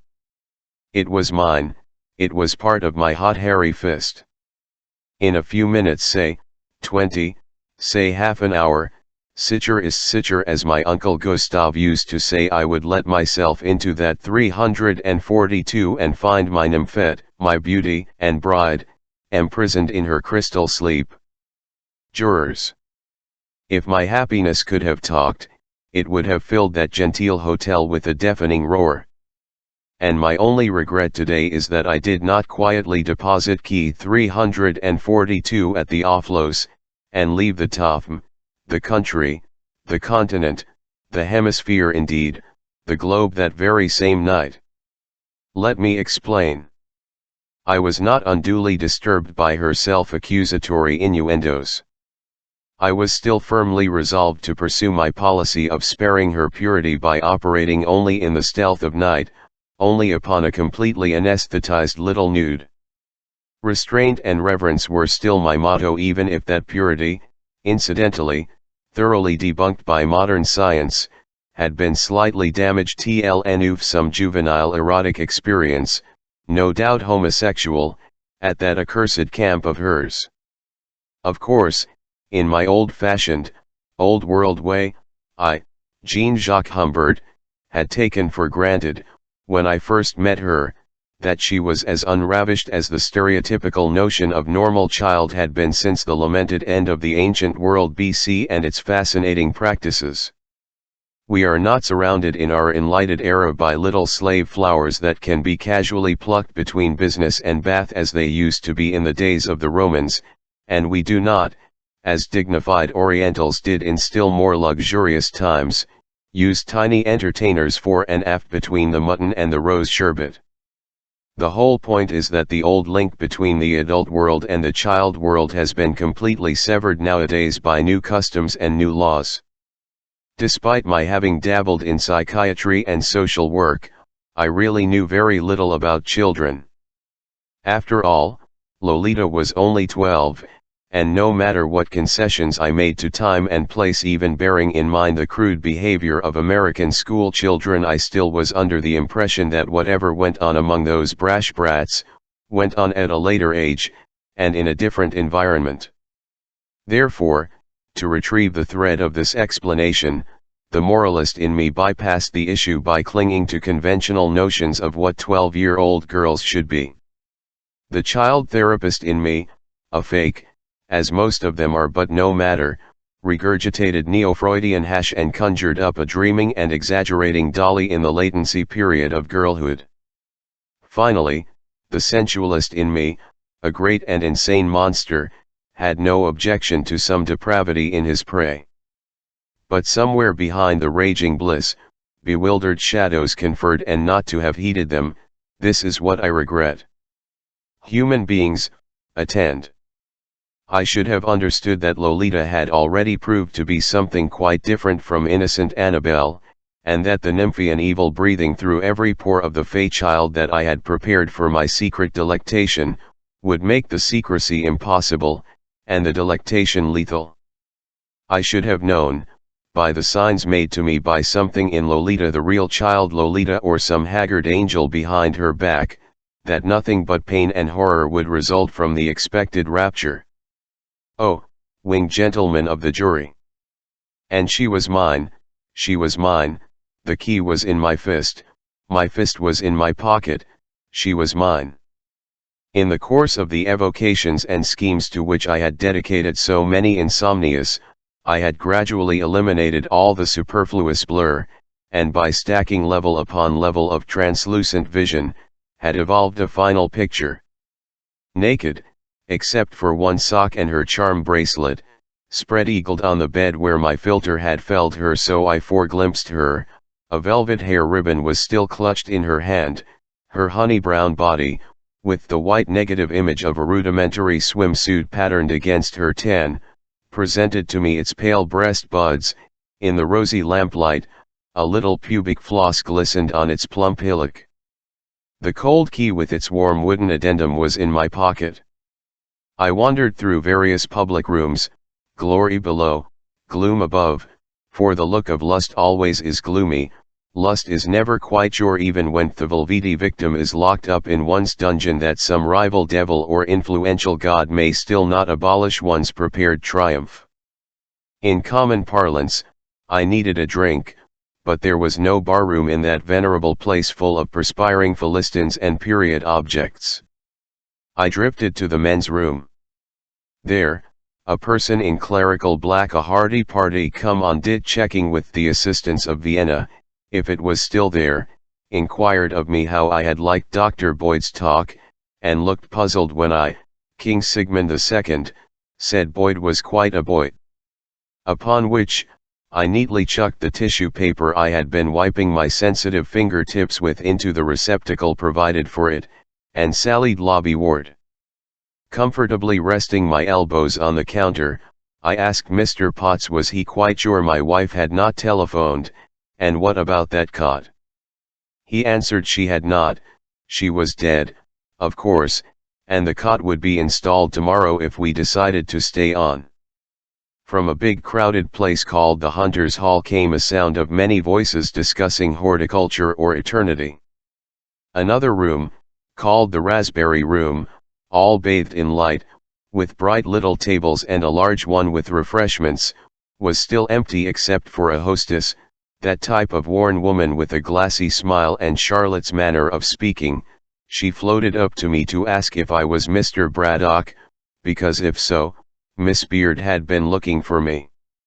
What a name for a woman, I said, and strolled away. In and out of my heart flowed my rainbow blood. I would give her till 9:30. Going back to the lobby, I found there a change.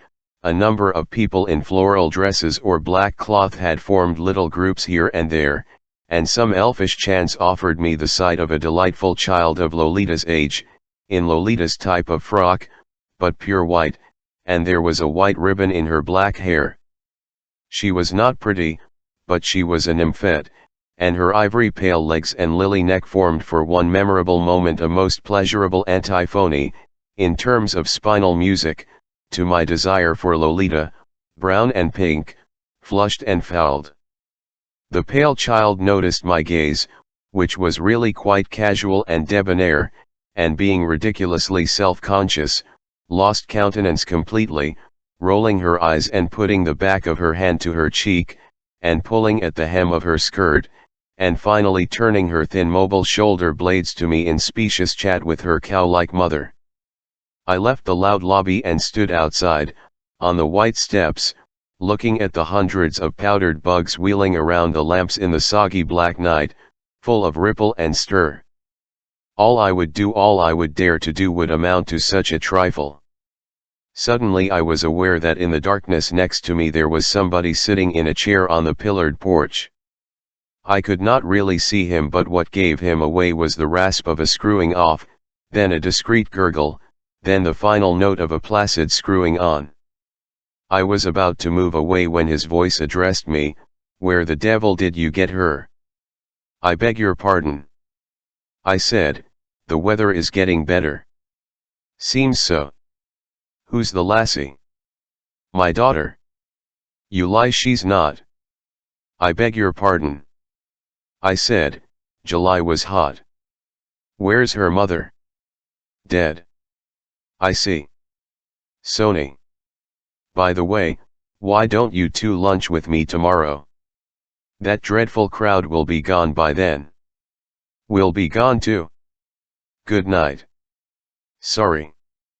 I'm pretty drunk. Good night. That child of yours needs a lot of sleep. Sleep is a rose, as the Persians say.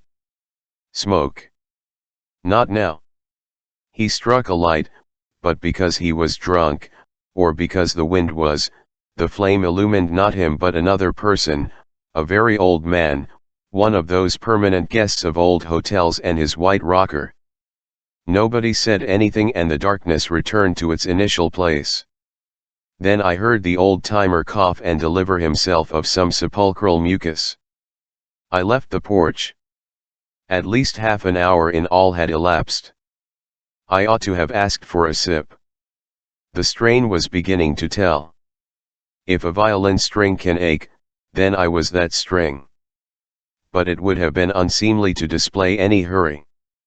As I made my way through a constellation of fixed people in one corner of the lobby, there came a blinding flash and beaming Dr. Braddock, two orchid-ornamentalized matrons, the small girl in white, and presumably the bared teeth of Humbert sidling between the bride-like lassie and the enchanted cleric, were immortalized insofar as the texture and print of small-town newspapers can be deemed immortal.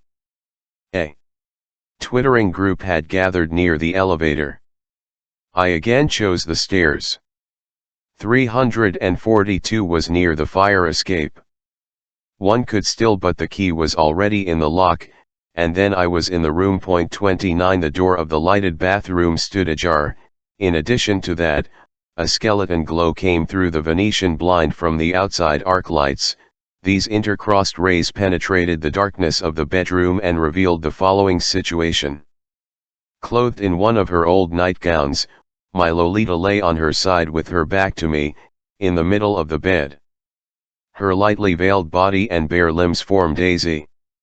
She had put both pillows under her dark tousled head, a band of pale light crossed her top vertebrae.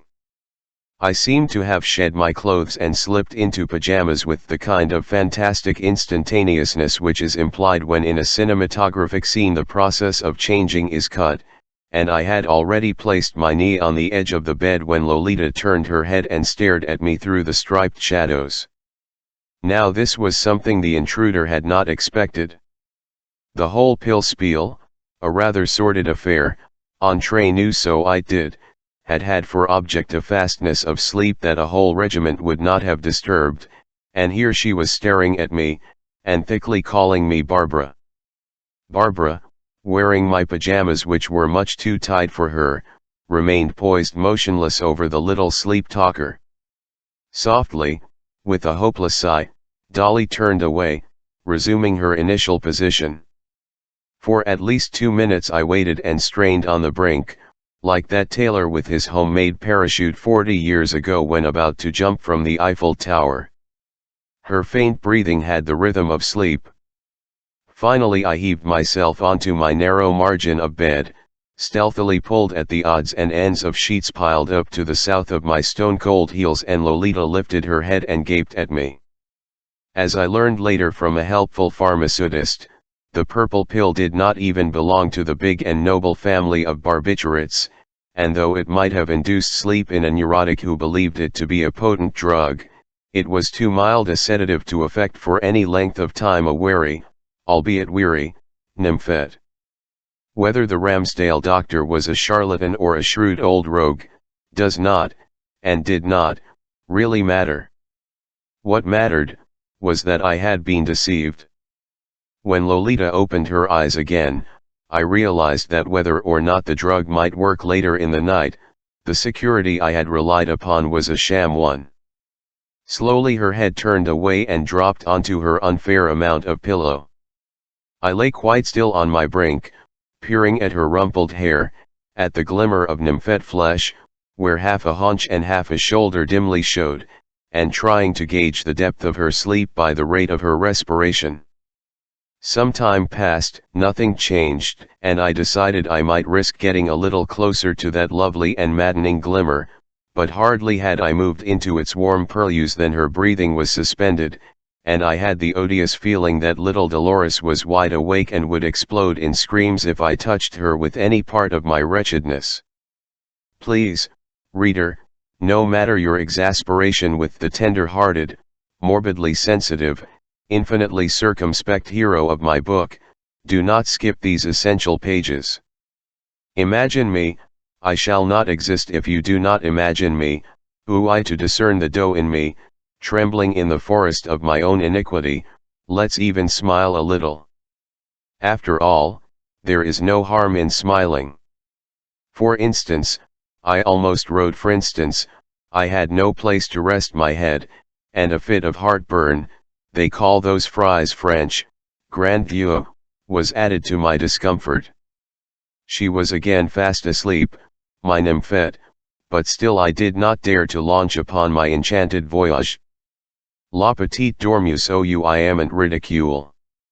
Tomorrow I would stuff her with those earlier pills that had so thoroughly numbed her mummy. In the glove compartment or in the Gladstone bag. Should I wait a solid hour and then creep up again? The science of nympholepsy is a precise science. Actual contact would do it in 1 second flat. An interspace of a millimeter would do it in 10. Let us wait. There is nothing louder than an American hotel, and, mind you, this was supposed to be a quiet, cozy, old-fashioned, homey place, gracious living and all that stuff. The clatter of the elevator's gate some 20 yards northeast of my head, but as clearly perceived as if it were inside my left temple, alternated with the banging and booming of the machine's various evolutions and lasted well beyond midnight. Every now and then, immediately east of my left ear, always assuming I lay on my back, not daring to direct my viler side toward the nebulous haunch of my bedmate, the corridor would brim with cheerful, resonant, and inept exclamations ending in a volley of good nights. When that stopped, a toilet immediately north of my cerebellum took over. It was a manly, energetic, deep-throat toilet, and it was used many times. Its gurgle and gush and long afterflow shook the wall behind me.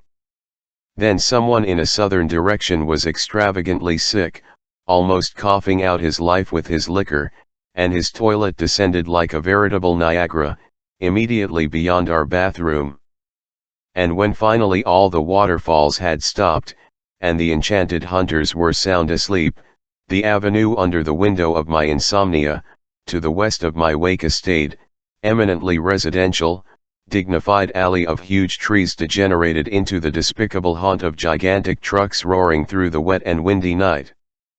And less than 6 inches from me and my burning life, was nebulous Lolita. After a long stirless vigil, my tentacles moved towards her again, and this time the creak of the mattress did not awake her. I managed to bring my ravenous bulk so close to her that I felt the aura of her bare shoulder like a warm breath upon my cheek. And then, she sat up, gasped, muttered with insane rapidity something about boats, tugged at the sheets and lapsed back into her rich, dark, young unconsciousness. As she tossed, within that abundant flow of sleep, recently auburn, at present lunar, her arm struck me across the face. For a second I held her. She freed herself from the shadow of my embrace, doing this not consciously, not violently, not with any personal distaste, but with the neutral plaintive murmur of a child demanding its natural rest. And again the situation remained the same, Lolita with her curved spine to Humbert resting his head on his hand and burning with desire and dyspepsia. The latter necessitated a trip to the bathroom for a draught of water, which is the best medicine I know in my case, except perhaps milk with radishes, and when I re-entered the strange pale striped fastness where Lolita's old and new clothes reclined in various attitudes of enchantment on pieces of furniture that seemed vaguely afloat, my impossible daughter sat up and in clear tones demanded a drink, too. She took the resilient and cold paper cup in her Shadoxvi hand and gulped down its contents gratefully, her long eyelashes pointing cupward, and then, with an infantile gesture that carried more charm than any carnal caress, little Lolita wiped her lips against my shoulder. She fell back on her pillow, I had subtracted mine while she drank, and was instantly asleep again. I had not dared offer her a second helping of the drug, and had not abandoned hope that the first might still consolidate her sleep. I started to move toward her, ready for any disappointment, knowing I had better wait but incapable of waiting. My pillow smelled of her hair. I moved toward my glimmering darling, stopping or retreating every time I thought she stirred or was about to stir. A breeze from Wonderland had begun to affect my thoughts, and now they seemed couched in italics, as if the surface reflecting them were tinkled by the phantasm of that breeze. Time and again my consciousness folded the among way, my shuffling body entered the sphere of sleep, shuffled out again, and once or twice I caught myself drifting into a melancholy snore. Mists of tenderness enfolded mountains of longing. Now and then it seemed to me that the enchanted prey was about to meet halfway the enchanted hunter, that her haunch was working its way toward me under the soft sand of a remote and fabulous beach, and then her dimpled dimness would stir, and I would know she was farther away from me than ever. If I dwell at some length on the tremors and gropings of that distant night, it is because I insist upon proving that I am not, and never was, and never could have been, a brutal scoundrel. The gentle and dreamy regions through which I crept were the patrimonies of poets, not crime's prowling ground. Had I reached my goal, my ecstasy would have been all softness, a case of internal combustion of which she would hardly have felt the heat, even if she were wide awake. But I still hoped she might gradually be engulfed in a completeness of stupor that would allow me to taste more than a glimmer of her. And so, in between tentative approximations, with a confusion of perception metamorphosing her into eye-spots of moonlight or a fluff or flowering bush, I would dream I regained consciousness, dream I lay in wait. In the first ante-meridian hours there was a lull in the restless hotel night. Then around 4 the corridor toilet cascaded and its door banged. A little after 5 a reverberating monologue began to arrive, in several installments, from some courtyard or parking place. It was not really a monologue, since the speaker stopped every few seconds to listen, presumably, to another fellow, but that other voice did not reach me, and so no real meaning could be derived from the part heard. Its matter-of-fact intonations, however, helped to bring in the dawn, and the room was already suffused with lilac gray, when several industrious toilets went to work, one after the other, and the clattering and whining elevator began to rise and take down early risers and dobmers, and for some minutes I miserably dozed, and Charlotte was a mermaid in a greenish tank, and somewhere in the passage Dr. Boyd said good morning to you in a fruity voice, and birds were busy in the trees, and then Lolita yawned.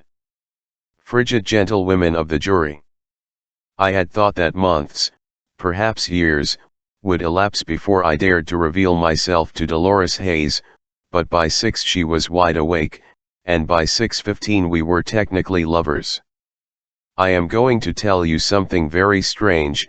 It was she who seduced me.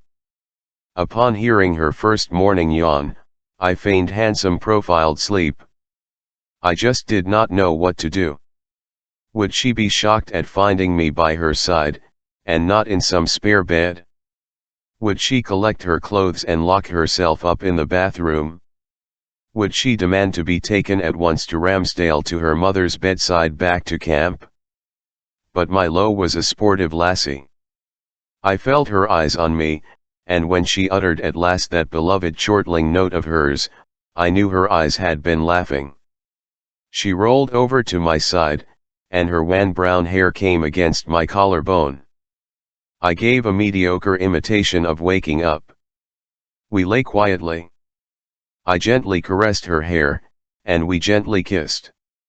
Her kiss, to my delirious embarrassment, had some rather comical refinements of flutter and probe which made me conclude she had been coached at an early age by a little lesbian. No Charlie boy could have taught her that. As if to see whether I had my fill and learned the lesson, she drew away and surveyed me. Her cheekbones were flushed, her full underlip glistened, my dissolution was near. All at once, with a burst of rough glee, the sign of the nymphette, she put her mouth to my ear, but for quite a while my mind could not separate into words the hot thunder of her whisper, and she laughed, and brushed the hair off her face, and tried again, and gradually the odd sense of living in a brand new, mad new dream world, where everything was permissible, came over me as I realized what she was suggesting. I answered I did not know what game she and Charlie had played. You mean you have never? Her features twisted into a stare of disgusted incredulity.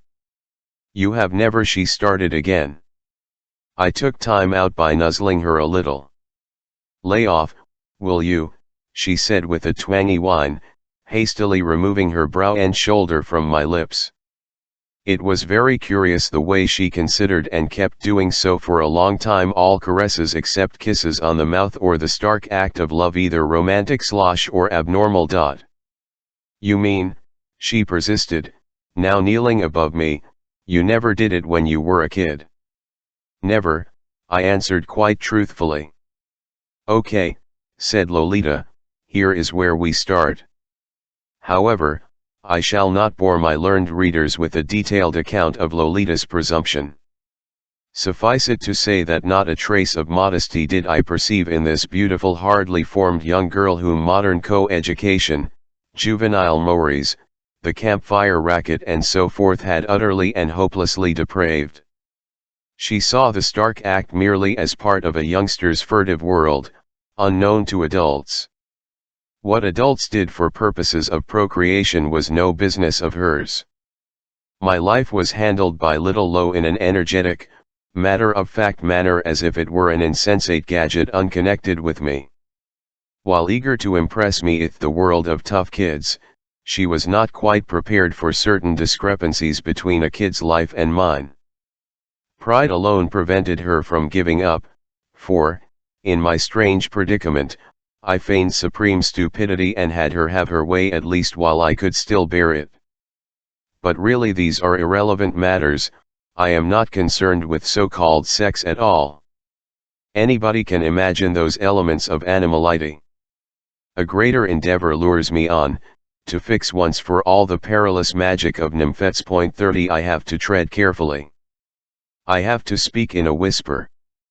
Oh, you, veteran crime reporter, you grave old usher, you once popular policeman, now in solitary confinement after gracing that school crossing for years, you wretched emeritus read to by a boy.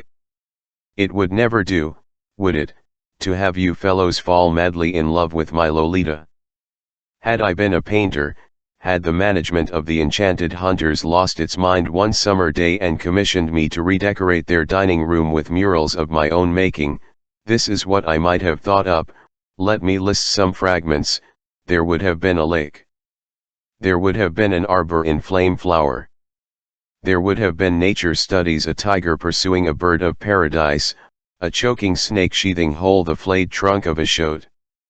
There would have been a sultan, his face expressing great agony, belied, as it were, by his molding caress, helping a Calipygian slave child to climb a column of onyx. There would have been those luminous globules of gonadal glow that travel up the opalescent sides of juke-boxes. There would have been all kinds of camp activities on the part of the intermediate group, canoeing, carousing, combing curls in the lakeside sun. There would have been poplars, apples, a suburban Sunday.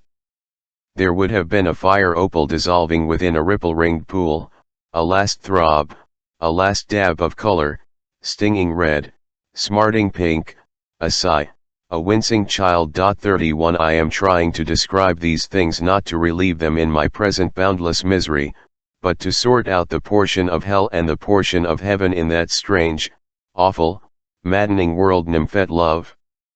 The beastly and beautiful merged at one point, and it is that borderline I would like to fix, and I feel I fail to do so utterly. Why? The stipulation of the Roman law, according to which a girl may marry at 12, was adopted by the Church, and is still preserved, rather tacitly, in some of the United States. And 15 is lawful everywhere.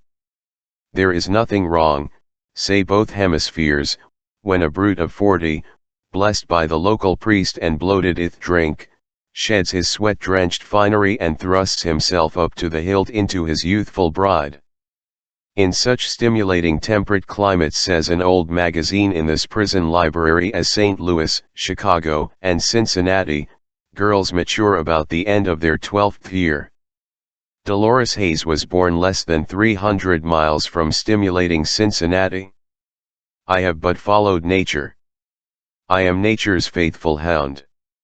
Why then this horror that I cannot shake off? Did I deprive her of her flower? Sensitive gentlewomen of the jury, I was not even her first lover. 32 She told me the way she had been debauched. We ate flavorless mealy bananas, bruised peaches, and very palatable potato chips, and Di Klein told me everything. Her voluble but disjointed account was accompanied by many a droll moo. As I think I have already observed, I especially remember one face on an ugh basis, jelly mouth distended sideways and eyes rolled up in a routine blend of comic disgust, resignation, and tolerance for young frailty. Her astounding tale started with an introductory mention of her tent mate of the previous summer, at another camp, a very select one as she put it. That tent mate, quite a derelict character, half crazy, but a swell kid, instructed her in various manipulations. At first, Loyal Lo refused to tell me her name. Was it Grace Angel? I asked. She shook her head. No, it wasn't, it was the daughter of a big shot. Was it perhaps Rose Carmine? No, of course not. Her father was it, then, Agnes Sheridan perchance. She swallowed and shook her head and then did a double take. Say, how come you know all those kids? I explained. Well, she said. They are pretty bad, some of that school bunch, but not that bad. If you have to know, her name was Elizabeth Talbot, she goes now to a swanky private school, her father is an executive. I recalled with a funny pang the frequency with which poor Charlotte used to introduce into party chat such elegant tidbits as when my daughter was out hiking last year with the Talbot girl. I wanted to know if either mother learned of those sapphic diversions. Gosh no, exhaled Limp Lo, mimicking dread and relief, pressing a falsely fluttering hand to her chest. I was more interested, however, in heterosexual experience. She had entered the 6th grade at 11, soon after moving to Ramsdale from the Middle West. What did she mean by pretty bad? Well, the Miranda twins had shared the same bed for years, and Donald Scott, who was the dumbest boy in the school, had done it with Hazel Smith in his uncle's garage, and Kenneth Knight, who was the brightest, used to exhibit himself wherever and whenever he had a chance. And let us switch to Camp Q, I said. And presently I got the whole story. Barbara Burke, a sturdy blonde, 2 years older than Lo and by far the camp's best swimmer, had a very special canoe which she shared with Lo because I was the only other girl who could make Willow Island, some swimming test, I imagine. Through July, every morning, mark, reader, every blessed morning Barbara and Lo would be helped to carry the boat to Onyx or Eryx, 2 small lakes in the wood, by Charlie Holmes, the camp mistress' son, aged 13 and the only human male for a couple of miles around, excepting an old meek stone-deaf handyman, and a farmer in an old fort who sometimes sold the campers eggs as farmers will. Every morning, oh my reader, the TLNEE children would take a short-cut through the beautiful innocent forest brimming with all the emblems of youth, dew, bird songs, and at one point, among the luxuriant undergrowth, Lo would be left as sentinel, while Barbara and the boy copulated behind a bush. At first, Lo had refused to try what it was like, but curiosity and camaraderie prevailed, and soon she and Barbara were doing it by turns with the silent, coarse, and surly but indefatigable Charlie, who had as much sex appeal as a raw carrot but sported a fascinating collection of contraceptives which he used to fish out of a third nearby lake, a considerably larger and more populous one, called Lake Climax, after the booming young factory town of that name. Although conceding it was sort of fun and fine for the complexion, Lolita, I am glad to say, held Charlie's mind and manners in the greatest contempt. Nor had her temperament been roused by that filthy fiend. In fact, I think he had rather stunned it, despite the fun.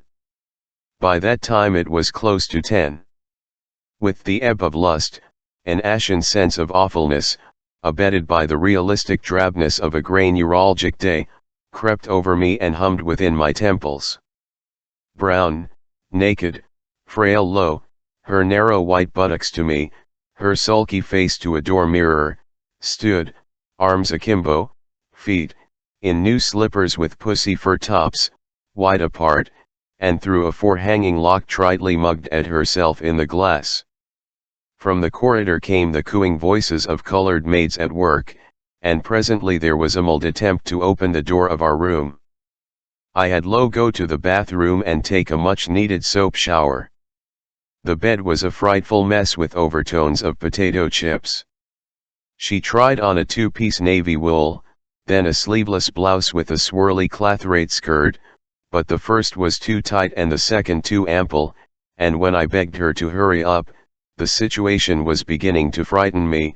Lo viciously sent those nice presents of mine hurtling into a corner, and put on yesterday's dress. When she was ready at last, I gave her a lovely new purse of simulated calf, in which I had slipped quite a few pennies and 2 mint bright dimes, and told her to buy herself a magazine in the lobby. "I'll be down in a minute," I said. And if I were you, my dear, I would not talk to strangers. Except for my poor little gifts, there was not much to pack, but I was forced to devote a dangerous amount of time. Was she up to something downstairs, to unhinging the bed in such a way as to suggest the abandoned nest of a restless father and his tomboy daughter, instead of an ex-convict's Saturnalia with a couple of fat old whores? Then I finished dressing and had the hoary bellboy come up for the bags. Everything was fine. There, in the lobby, she sat, deep in an overstuffed blood-red armchair, deep in a lurid movie magazine. A fellow of my age in tweeds, the genre of the place had changed overnight to a spurious country squire atmosphere, was staring at my Lolita over his dead cigar and stale newspaper. She wore her professional white socks and saddle Oxfords, and that bright print frock with the square throat. A splash of jaded lamplight brought out the golden down on her wan brown limbs. There she sat, her legs carelessly high-crossed, and her pale eyes skimming along the lines with every now and then a blink. Bill's wife had worshipped him from afar long before they ever met. In fact, she used to secretly admire the famous young actor as he ate sundaes in Schwab's drugstore. Nothing could have been more childish than her snubbed nose, freckled face, or the purplish spot on her naked neck where a fairy-tale vampire had feasted, or the unconscious movement of her tongue exploring a touch of rosy rash around her swollen lips.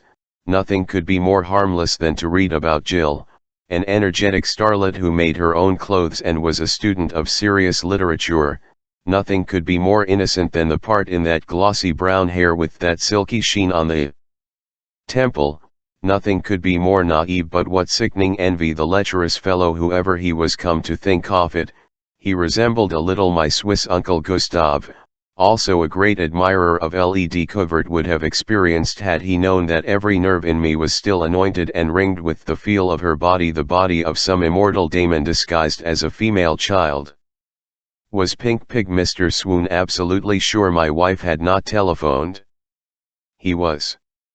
If she did, would he tell her we had gone on to Aunt Clara's place? He would, indeedy. I settled the bill and roused Lo from her chair. She read to the car. Still reading, she was driven to a so-called coffee shop a few blocks south. Oh, she ate all right. She even laid aside her magazine to eat, but a queer dullness had replaced her usual cheerfulness. I knew little Lo could be very nasty, so I braced myself and grinned, and waited for a squall. I was unbathed, unshaven, and had had no bowel movement. My nerves were a jangle. I did not like the way my little mistress shrugged her shoulders and distended her nostrils when I attempted casual small talk. Had Phyllis been in the know before she joined her parents in Maine? I asked with a smile. Look, said Lo, making a weeping grimace, let us get off the subject. I then tried, also unsuccessfully, no matter how I smacked my lips, to interest her in the road map. Our destination was, let me remind my patient reader whose meek temper Lo ought to have copied, the gay town of Leppingville, somewhere near a hypothetical hospital. That destination was in itself a perfectly arbitrary one, as, alas, so many were to be, and I shook in my shoes as I wondered how to keep the whole arrangement plausible, and what other plausible objectives to invent after we had taken in all the movies in Leppingville. More and more uncomfortable did Humbert feel. It was something quite special, that feeling, an oppressive, hideous constraint, as if I were sitting with the small ghost of somebody I had just killed. As she was in the act of getting back into the car, an expression of pain flitted across Lo's face. It flitted again, more meaningfully, as she settled down beside me. No doubt, she reproduced it that second time for my benefit. Foolishly, I asked her what was the matter. Nothing, you brute, she replied. You what? I asked. She was silent. Leaving Bryceland. Loquacious Lo was silent. Cold spiders of panic crawled down my back. This was an orphan. This was a lone child, an absolute waif, with whom a heavy-limbed, foul-smelling adult had had strenuous intercourse 3 times that very morning. Whether or not the realization of a lifelong dream had surpassed all expectation, it had, in a sense, overshot its mark and plunged into a nightmare. I had been careless, stupid, and ignoble. And let me be quite frank, somewhere at the bottom of that dark turmoil I felt the writhing of desire again, so monstrous was my appetite for that miserable nymphette. Mingled with the pangs of guilt was the agonizing thought that her mood might prevent me from making love to her again as soon as I found a nice country road where to park in peace. In other words, poor Humbert was dreadfully unhappy, and while steadily and inanely driving toward Leppingville, he kept racking his brains for some quip, under the bright wing of which he might dare turn to his seatmate. It was she, however, who broke the silence. Oh, a squashed squirrel, she said. What a shame. Yes, isn't it? Eager, hopeful hum. Let us stop at the next gas station, Lo continued. I want to go to the washroom. We shall stop wherever you want, I said. And then, as a lovely, lonely, supercilious grove, oaks, I thought, American trees at that stage were beyond me, started to echo greenly the rush of our car, a red and ferny road on our right turned its head before slanting into the woodland, and I suggested we might perhaps drive on. My Lo cried shrilly. Righto. Take it easy. Down, poor beast, down. I glanced at her. Thank God, the child was smiling. You chump, she said, sweetly smiling at me. You revolting creature. I was a daisy fresh girl, and look what you've done to me. I ought to call the police and tell them you raped me. Oh, you dirty, dirty old man. Was she just joking? An ominous hysterical note rang through her silly words. Presently, making a sizzling sound with her lips, she started complaining of pains, said she could not sit, said I had torn something inside her. The sweat rolled down my neck, and we almost ran over some little animal or other that was crossing the road with tail erect, and again my vile-tempered companion called me an ugly name. When we stopped at the filling station, she scrambled out without a word and was a long time away. Slowly, lovingly, an elderly friend with a broken nose wiped my windshield. They do it differently at every place, from chamois cloth to soapy brush. This fellow used a pink sponge.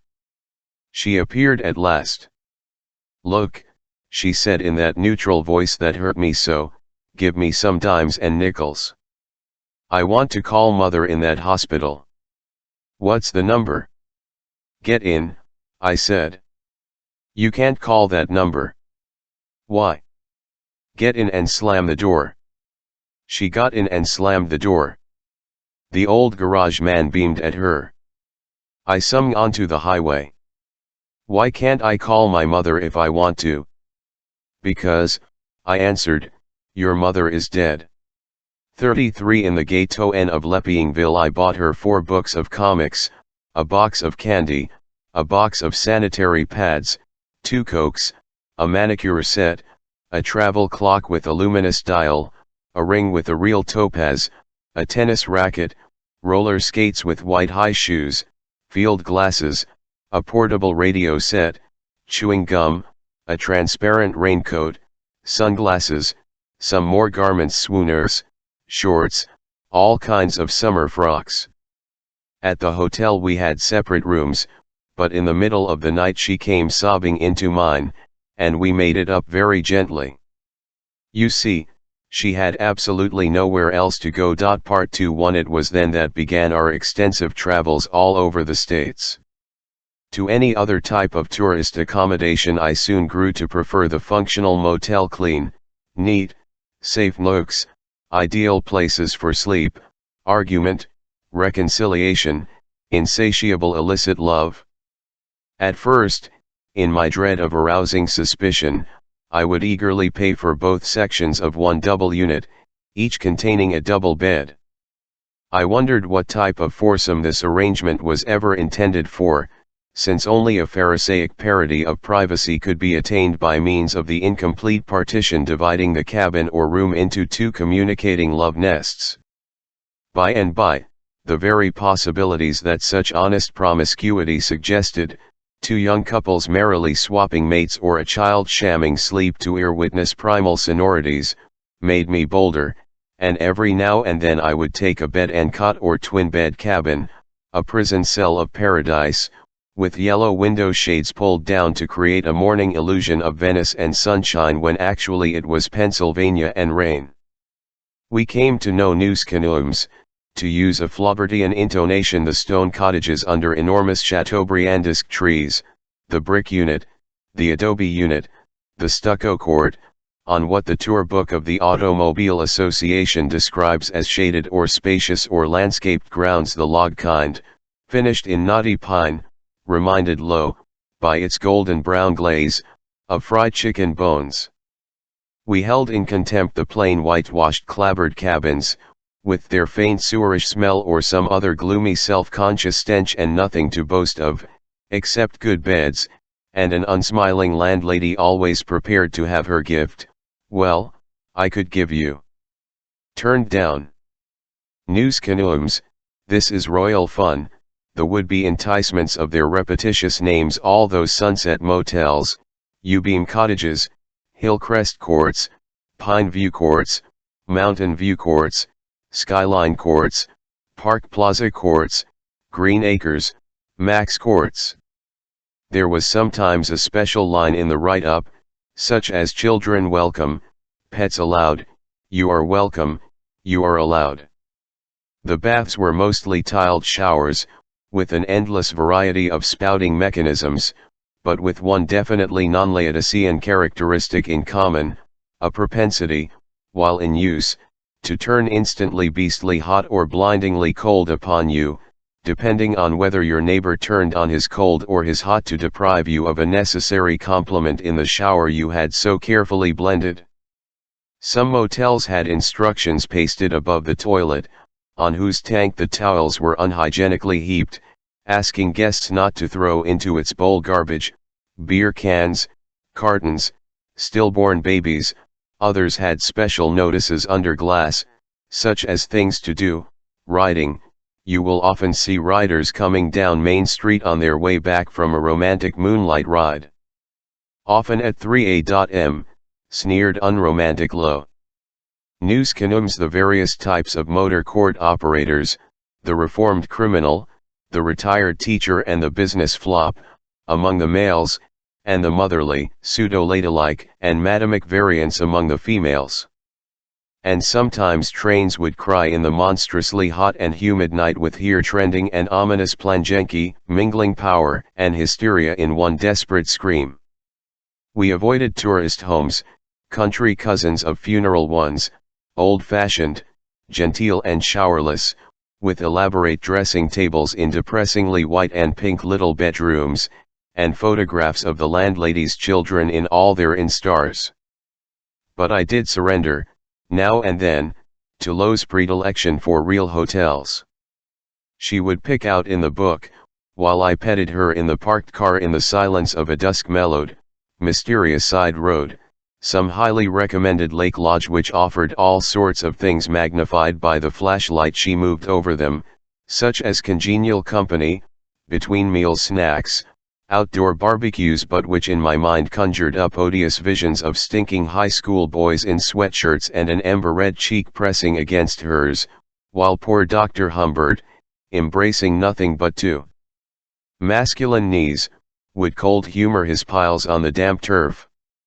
Most tempting to her, too, were those colonial inns, which apart from gracious atmosphere and picture windows, promised unlimited quantities of food. Treasured recollections of my father's palatial hotel sometimes led me to seek for its like in the strange country we traveled through. I was soon discouraged, but Lo kept following the scent of rich food ads, while I derived a not exclusively economic kick from such roadside signs as "Timber Hotel, children under 14 free." On the other hand, I shudder when recalling that soi-disant high-class resort in a Midwestern state, which advertised "Raid the Icebox midnight snacks" and, intrigued by my accent, wanted to know my dead wife's and dead mother's maiden names.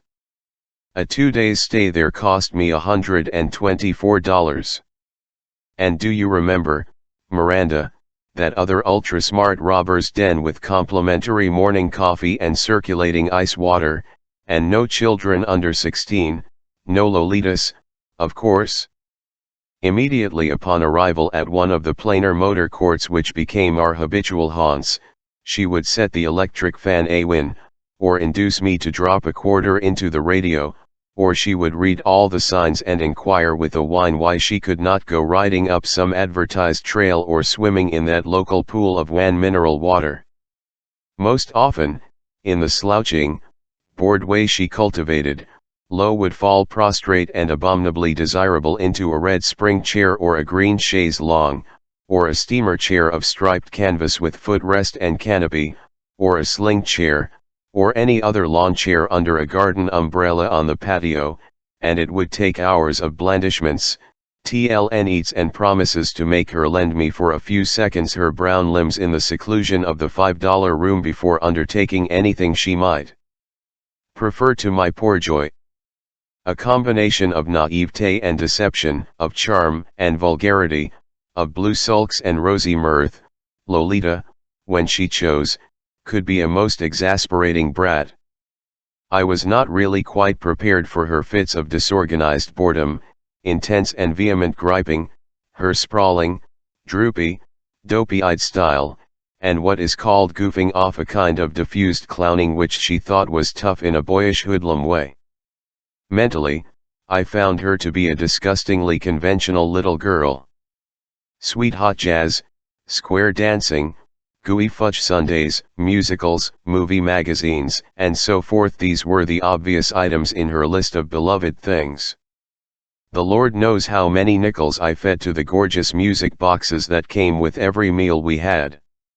I still hear the nasal voices of those invisibles serenading her, people with names like Sammy and Joe and Eddie and Tony and Peggy and Guy and Patty and Rex, and sentimental song hits, all of them as similar to my ear as her various candies were to my palate.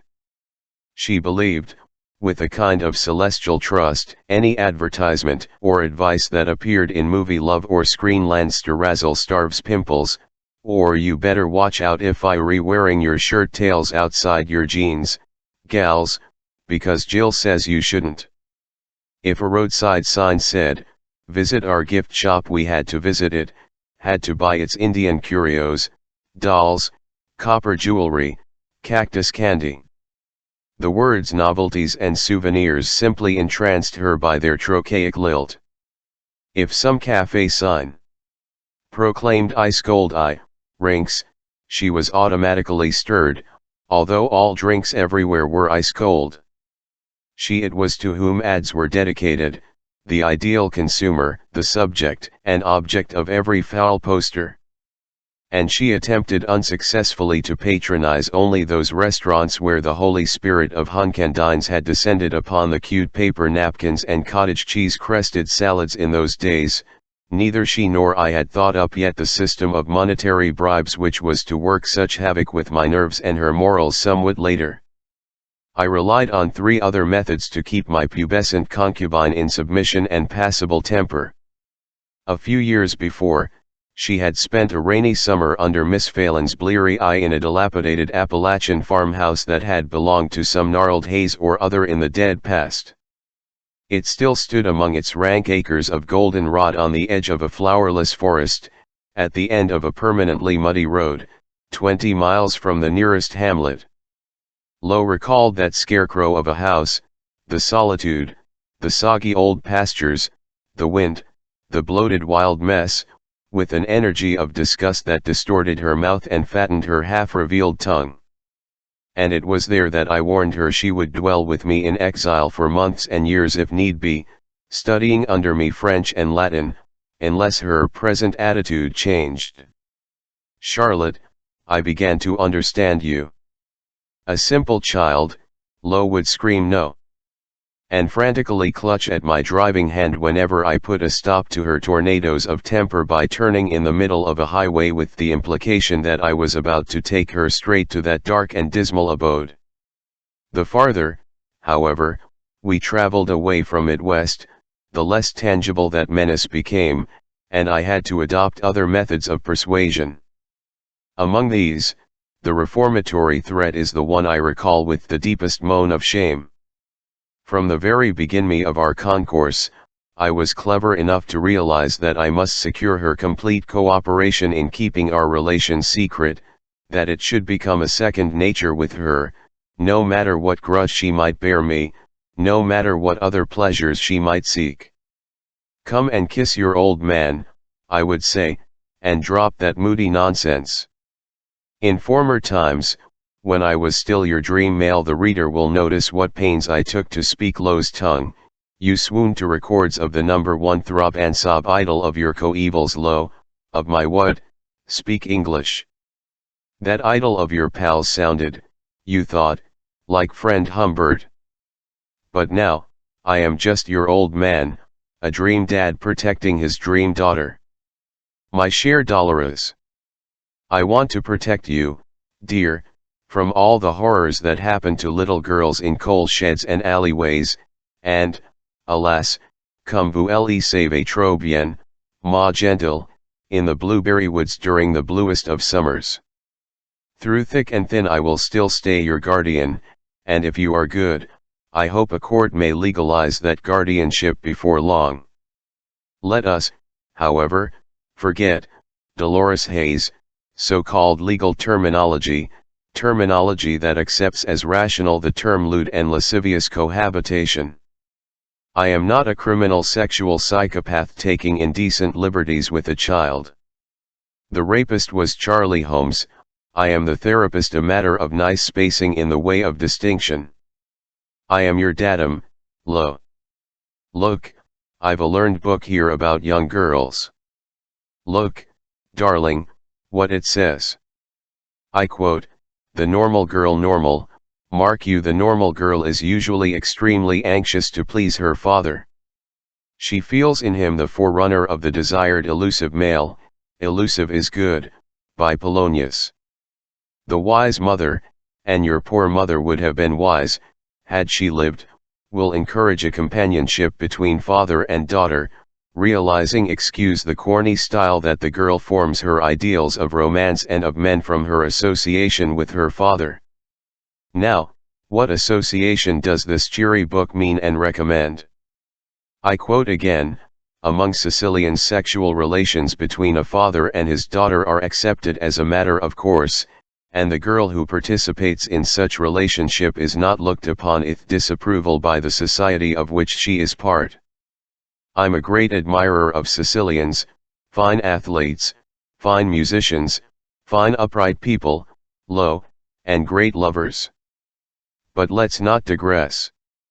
Only the other day we read in the newspapers some bunkum about a middle-aged morals offender who pleaded guilty to the violation of the Mann Act and to transporting a 9-year-old girl across state lines for immoral purposes, whatever these are. Dolores darling, you are not 9 but almost 13, and I would not advise you to consider yourself my cross-country slave, and I deplore the Mann Act as lending itself to a dreadful pun, the revenge that the gods of semantics take against tight-zippered Philistines. I am your father, and I am speaking English, and I love you. Finally, let us see what happens if you, a minor, accused of having impaired the morals of an adult in a respectable inn, what happens if you complain to the police of my having kidnapped and raped you? Let us suppose they believe you.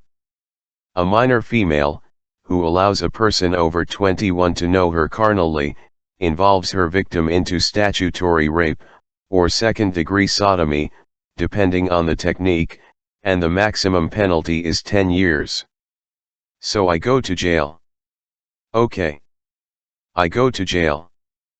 But what happens to you, my orphan? Well, you are luckier.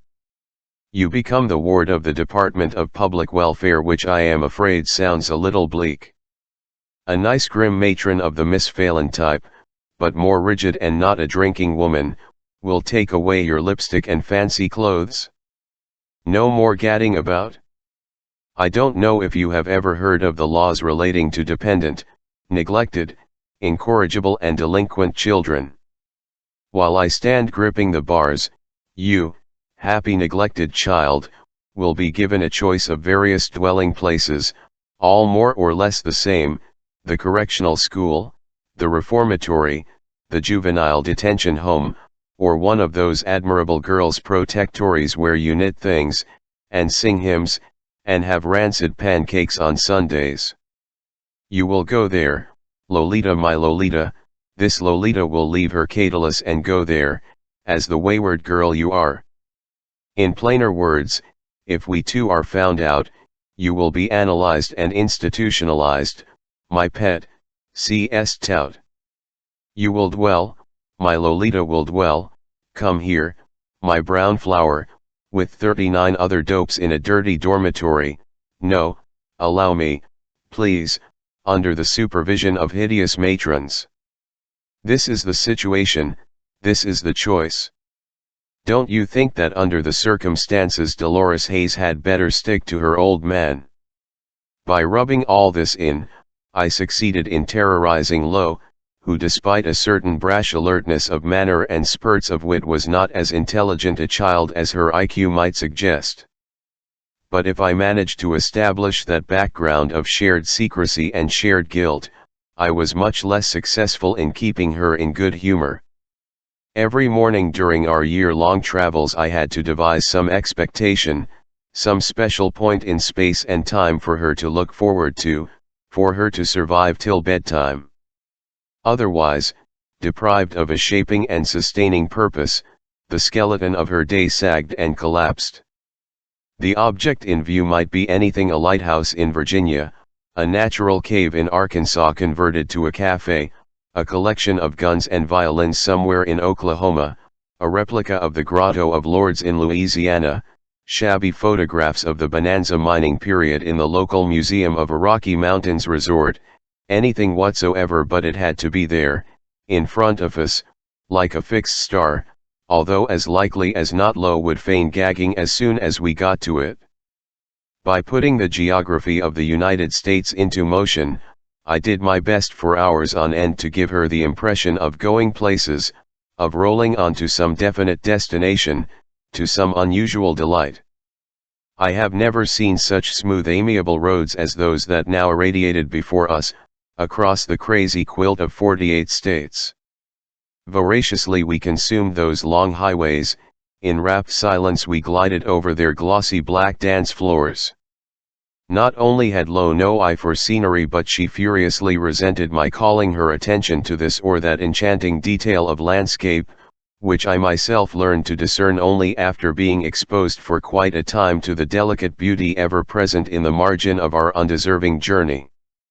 By a paradox of pictorial thought, the average lowland North American countryside had at first seemed to me something I accepted with a shock of amused recognition because of those painted oilcloths which were imported from America in the old days to be hung above washstands in Central European nurseries, and which fascinated a drowsy child at bedtime with the rustic green views they depicted: opaque curly trees, a barn, cattle, a brook, the dull white of vague orchards in bloom, and perhaps a stone fence or hills of greenish gouache. But gradually the models of those elementary rusticities became stranger and stranger to the eye, the nearer I came to know them. Beyond the tilled plain, beyond the toy roofs, there would be a slow suffusion of inutile loveliness, a low sun in a platinum haze with a warm, peeled peach tinge pervading the upper edge of a two-dimensional, dove-gray cloud fusing with the distant amorous mist. There might be a line of spaced trees silhouetted against the horizon, and hot still noons above a wilderness of clover, and Claude Lorraine clouds inscribed remotely into misty azure with only their cumulus part conspicuous against the neutral swoon of the background. Or again, it might be a stern El Greco horizon, pregnant with inky rain, and a passing glimpse of some mummy-necked fanner, and all around alternating strips of quicksilverish water and harsh green corn, the whole arrangement opening like a fan, somewhere in Kansas.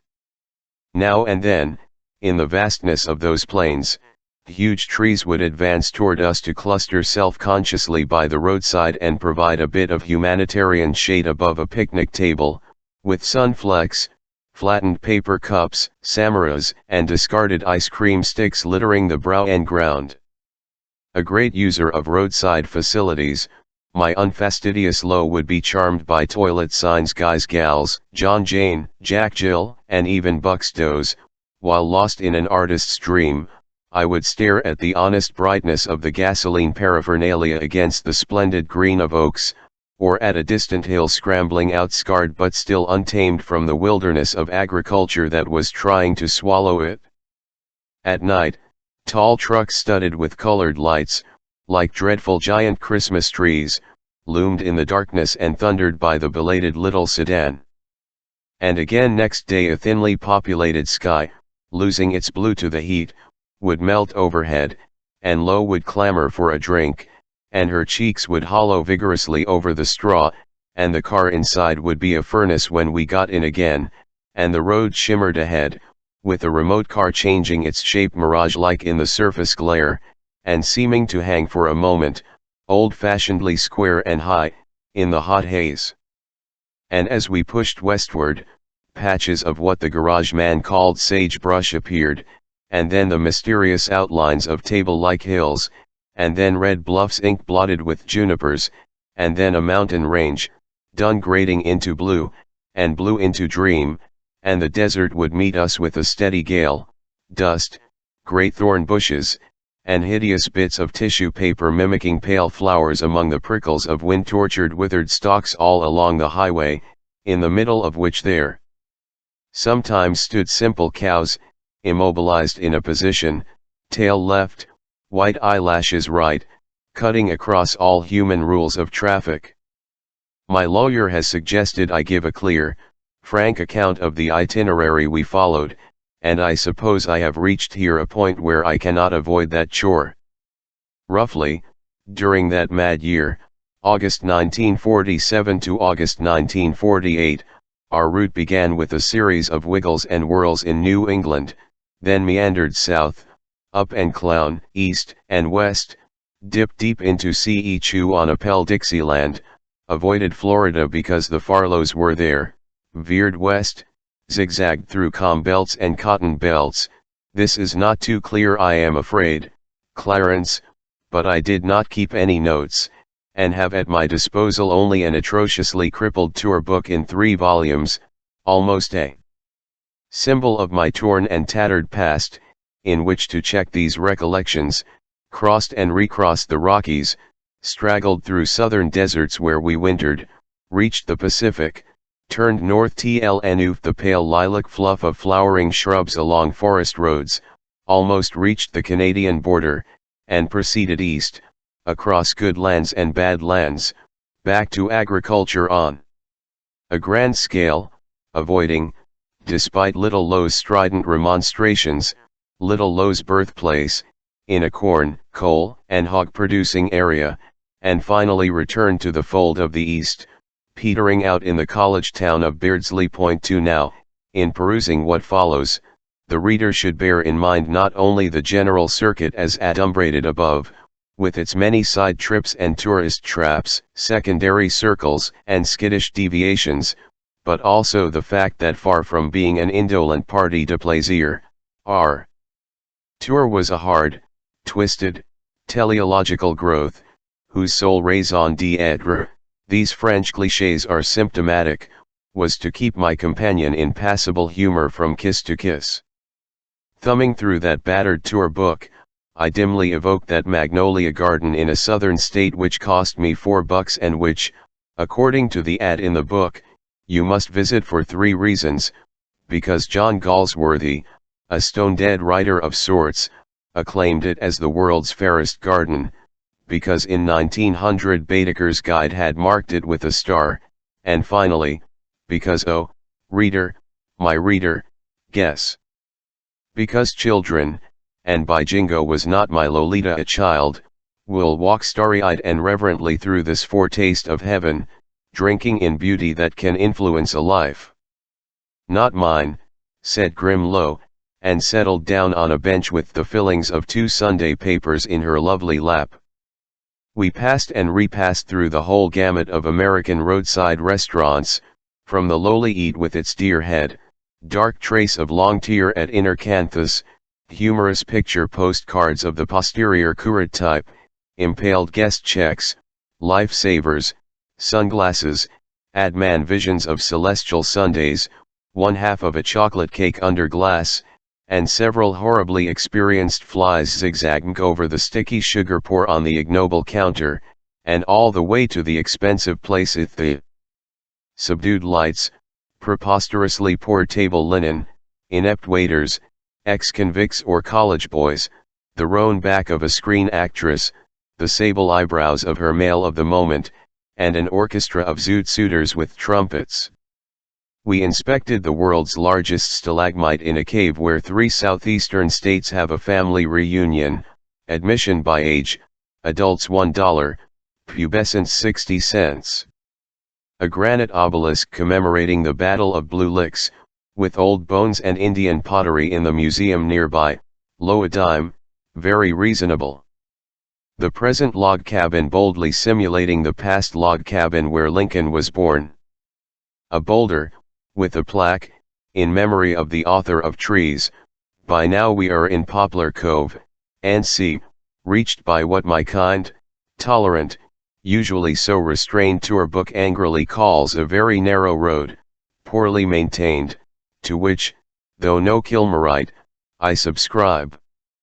from a hired motorboat operated by an elderly, but still repulsively handsome white Russian, a baron they said. Lo's palms were damp, the little fool, who had known in California good old Maximovic and Valeria. We could distinguish the inaccessible millionaire's colony on an island, somewhere off the Georgia coast. We inspected further, a collection of European hotel picture postcards in a museum devoted to hobbies at a Mississippi resort, where with a hot wave of pride I discovered a colored photo of my father's Marana, its striped ahuams, its flag flying above the retouched palm trees. "So what?" said Lo, squinting at the bronzed owner of an expensive car who had followed us into the hobby house. "Relics of the cotton era. A forest in Arkansas and, on her brown shoulder, a raised purple-pink swelling, the work of some gnat, which I eased of its beautiful transparent poison between my long thumbnails and then sucked till I was gorged on her spicy blood. Bourbon Street, in a town named New Orleans, whose sidewalks, said the tour book, may feature entertainment by pickaninnies who will even better tap dance for pennies. What fun, while its numerous small and intimate nightclubs are thronged with visitors, naughty. Collections of frontier lore. Antebellum homes with iron trellis balconies and handwork stairs, the kind down which movie ladies with sun-kissed shoulders run in rich technicolor, holding up the fronts of their flounced skirts with both little hands in that special way, and the devoted negress shaking her head on the upper landing. The Menninger Foundation, a psychiatric clinic, just for the heck of it. A patch of beautifully eroded clay, and yucca blossoms, so pure, so waxy, but lousy with creeping white flies. Independence, Missouri, the starting point of the old Oregon Trail, and Abilene, Kansas, the home of the Wild Bill Something Rodeo. Distant mountains. Near mountains. More mountains, bluish beauties never attainable, or ever turning into inhabited hill after hill, southeastern ranges, altitudinal failures as Alps go, heart and sky-piercing snow-veined gray colossi of stone, relentless peaks appearing from nowhere at a turn of the highway, timbered enormities, with a system of neatly overlapping dark firs, interrupted in places by pale puffs of aspen, pink and lilac formations, pharaonic, phallic, too prehistoric for words, blasé low, buttes of black lava.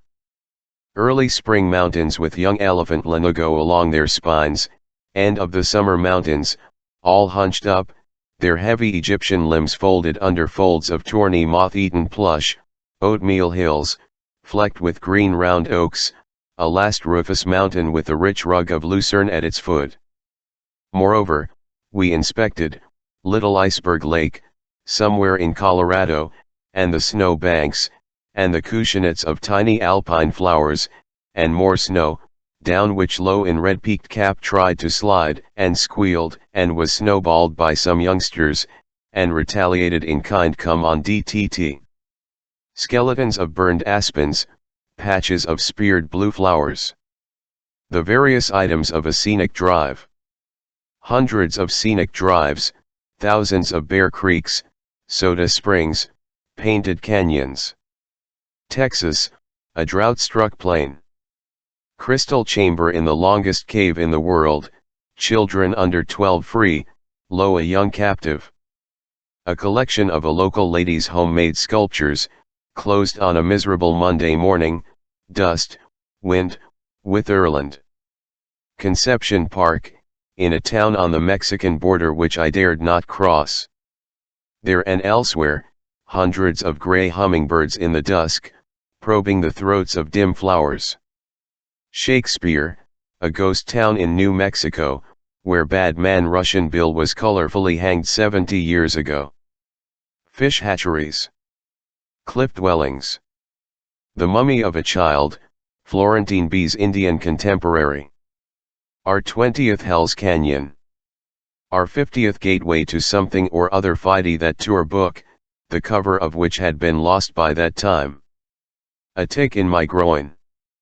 Always the same TLNEE old men, in hats and suspenders, idling away the summer afternoon under the trees near the public fountain. A hazy blue view beyond railings on a mountain pass, and the backs of a family enjoying it, with low, in a hot, happy, wild, intense, hopeful, hopeless whisper, "Look, the McChrystals, please, let's talk to them, please let's talk to them, reader, please. I'll do anything you want, oh, please." Indian ceremonial dances, strictly commercial. Art, American Refrigerator Transit Company. Obvious Arizona, Pueblo dwellings, Aboriginal pictographs, a dinosaur track in a desert canyon, printed there 30 million years ago, when I was a child. A lanky, 6-foot, pale boy with an active Adam's apple, ogling low and her orange-brown bare midriff, which I kissed 5 minutes later, Jack. Winter in the desert, SPRMG in the foothills, almonds in bloom. Reno, a dreary town in Nevada, with a nightlife said to be cosmopolitan and mature. A winery in California, with a church built in the shape of a wine barrel. Death Valley. Scotty's Castle. Works of art collected by one Rogers over a period of years. The ugly villas of handsome actresses. R.L. Stevenson's footprint on an extinct volcano. Mission Dolores, good title for book. Surf-carved sandstone festoons. A man having a lavish epileptic fit on the ground in Russian Gulch State Park. Blue Crater Lake. A fish hatchery in Idaho and the state penitentiary. Somber Yellowstone Park and its colored hot springs, baby geysers, rainbows of bubbling mud, symbols of my passion. A herd of antelopes in a wildlife refuge. Our 100th Cavern, adults $1, Lolita 50 cents. A chateau built by a French marquis in ND. The Corn Palace in SD, and the huge heads of presidents carved in towering granite. The bearded woman read our jingle and now she is no longer single. A zoo in Indiana where a large troop of monkeys lived on concrete replica of Christopher Columbus flagship. Billions of dead, or half-dead, fish-smelling mayflies in every window of every eating place all along a dreary sandy shore. Fat gulls on big stones as seen from the fairy city of Sheboygan, whose brown woolly smoke arched and dipped over the green shadow it cast on the aquamarine lake. A motel whose ventilator pipe passed under the city sewer. Lincoln's home, largely spurious, with parlor books and period furniture that most visitors reverently accepted as personal belongings. We had rows, minor and major. The biggest ones we had took place, at Lacework Cabins, Virginia, on Park Avenue, Little Rock, near a school, on Milner Pass, 10,759 feet high, in Colorado, at the corner of 7th Street and Central Avenue in Phoenix, Arizona, on 3rd Street, Los Angeles, because the tickets to some studio or other were sold out, at a motel called Poplar Shade in Utah, where 6 pubescent trees were scarcely taller than my Lolita, and where she asked, propos Doreen, how long did I think we were going to live in stuffy cabins, doing filthy things together and never behaving like ordinary people? On N Broadway, Burns, Oregon, Comer of W. Washington, facing Safeway, a grocery. In some little town in the Sun Valley of Idaho, before a brick hotel, pale and flushed bricks nicely mixed, with, opposite, a poplar playing its liquid shadows all over the local honor roll. In a sagebrush wilderness, between Pinedale and Farson. Somewhere in Nebraska, on Main Street, near the First National Bank, established 1889, with a view of a railway crossing in the vista of the street, and beyond that, the white organ pipes of a multiple silo. And on McEwen St., corner of Wheaton Ave, in a Michigan town bearing his first name.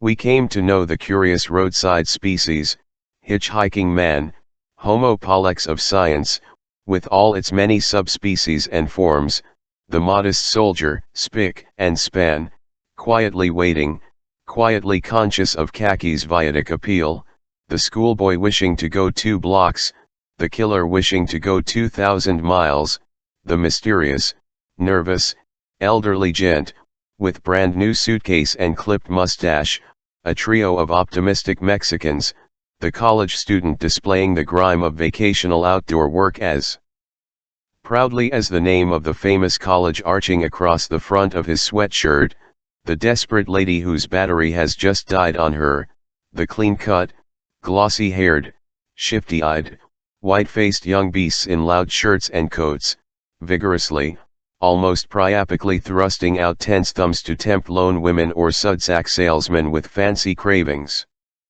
"Let's take him," Lo would often plead, rubbing her knees together in a way she had, as some particularly disgusting pollex, some man of my age and shoulder breadth, with the face clacks of an unemployed actor, walked backwards, practically in the path of our car.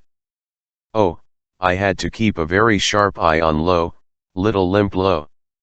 Owing perhaps to constant amorous exercise, she radiated, despite her very childish appearance, some special languorous glow which threw garage fellows, hotel pages, vacationists, goons in luxurious cars, maroon morons near blued pools, into fits of concupiscence which might have tickled my pride, had it not incensed my jealousy. For little Lo was aware of that glow of hers, and I would often catch her coulant unregard in the direction of some amiable male, some grease monkey, with a sino golden brown forearm and watch bracelet wrist, and hardly had I turned my back to go and buy this very Lo a lollipop, then I would hear her and the fair mechanic burst into a perfect love song of wisecracks.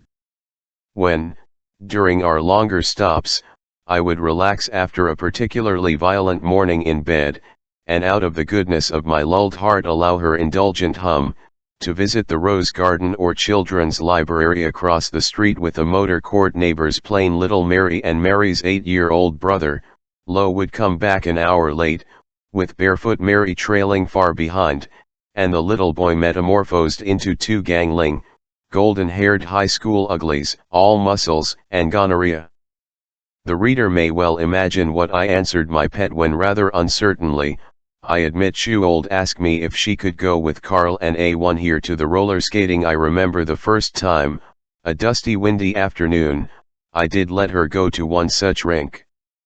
Cruelly she said it would be no fun if I accompanied her, since that time of day was reserved for teenagers. We wrangled out a compromise.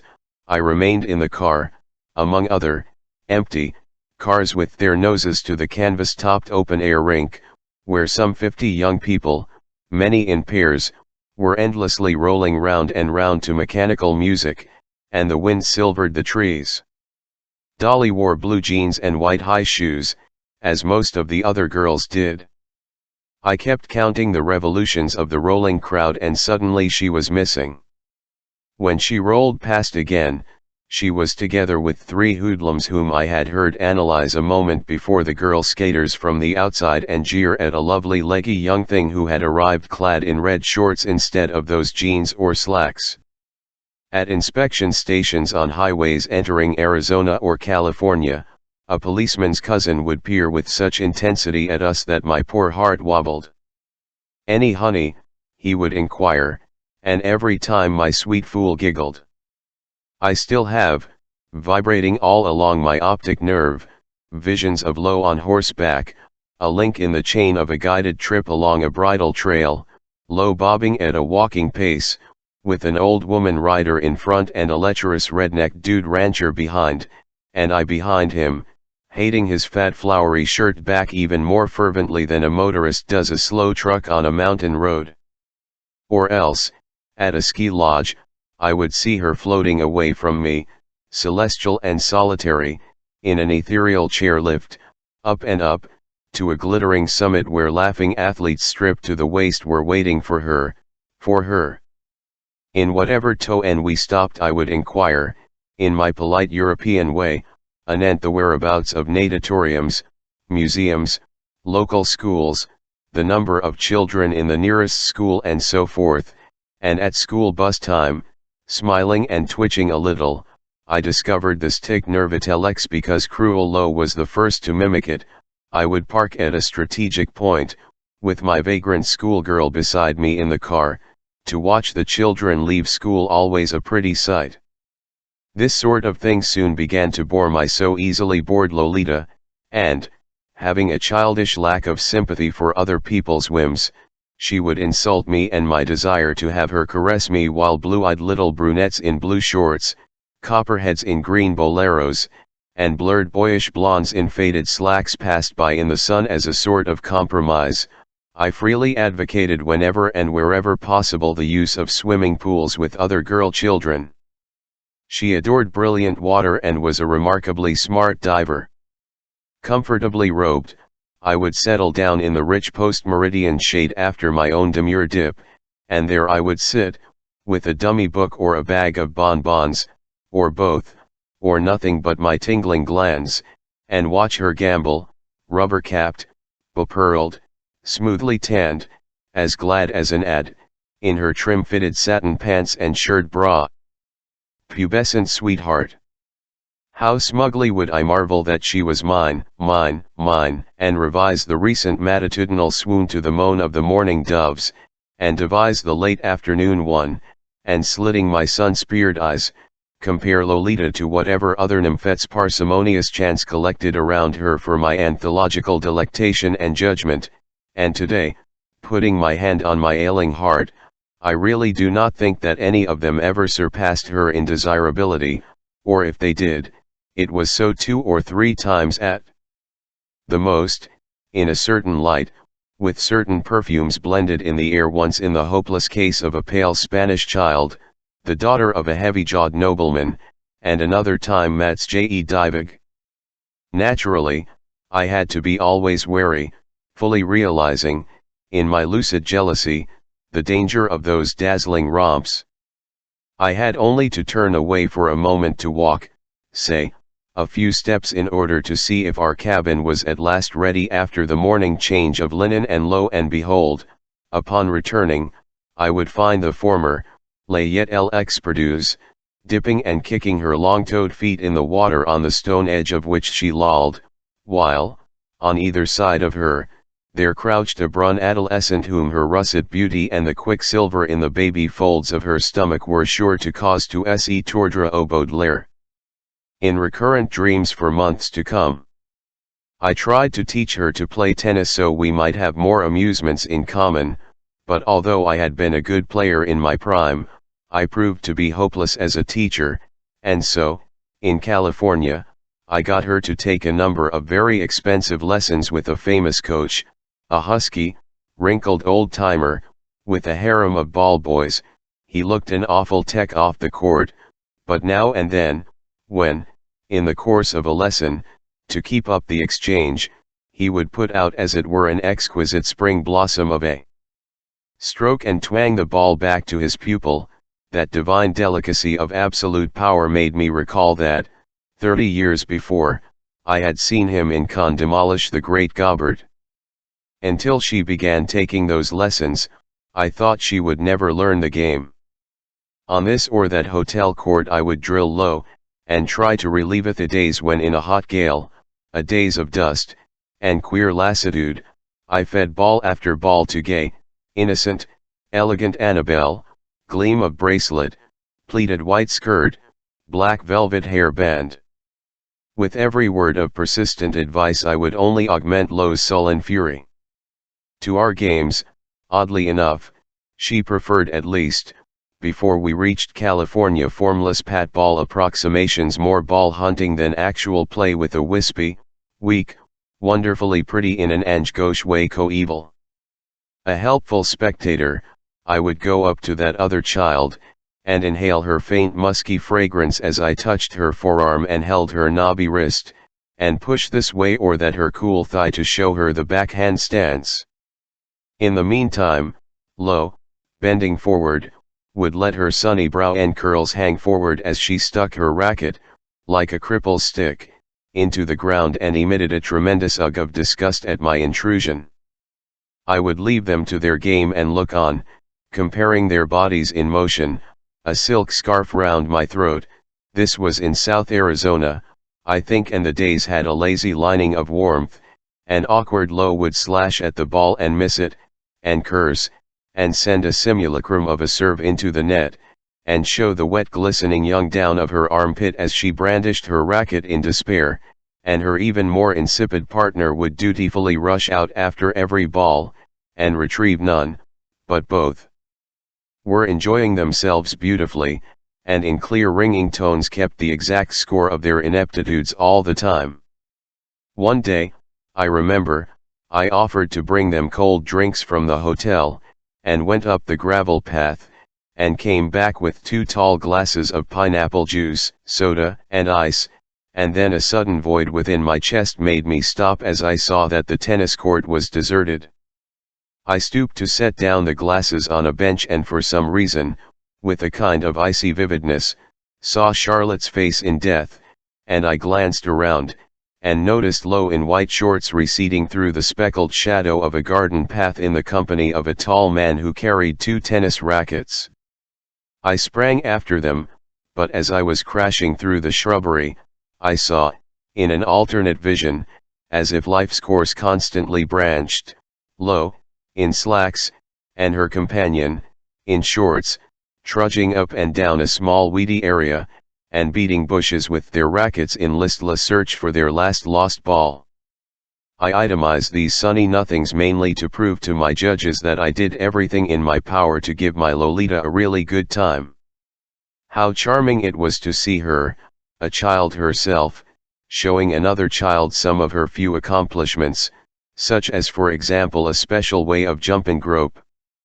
With her right hand holding her left arm behind her untanned back, the lesser nymphette, a diaphanous darling, would be all eyes, as the Pavonine sun was all eyes on the gravel under the flowering trees, while in the midst of that oculate paradise, my freckled and raffish lass skipped, repeating the movements of so many others I had gloated over on the sun-shot, watered, damp-smelling sidewalks and ramparts of ancient Europe.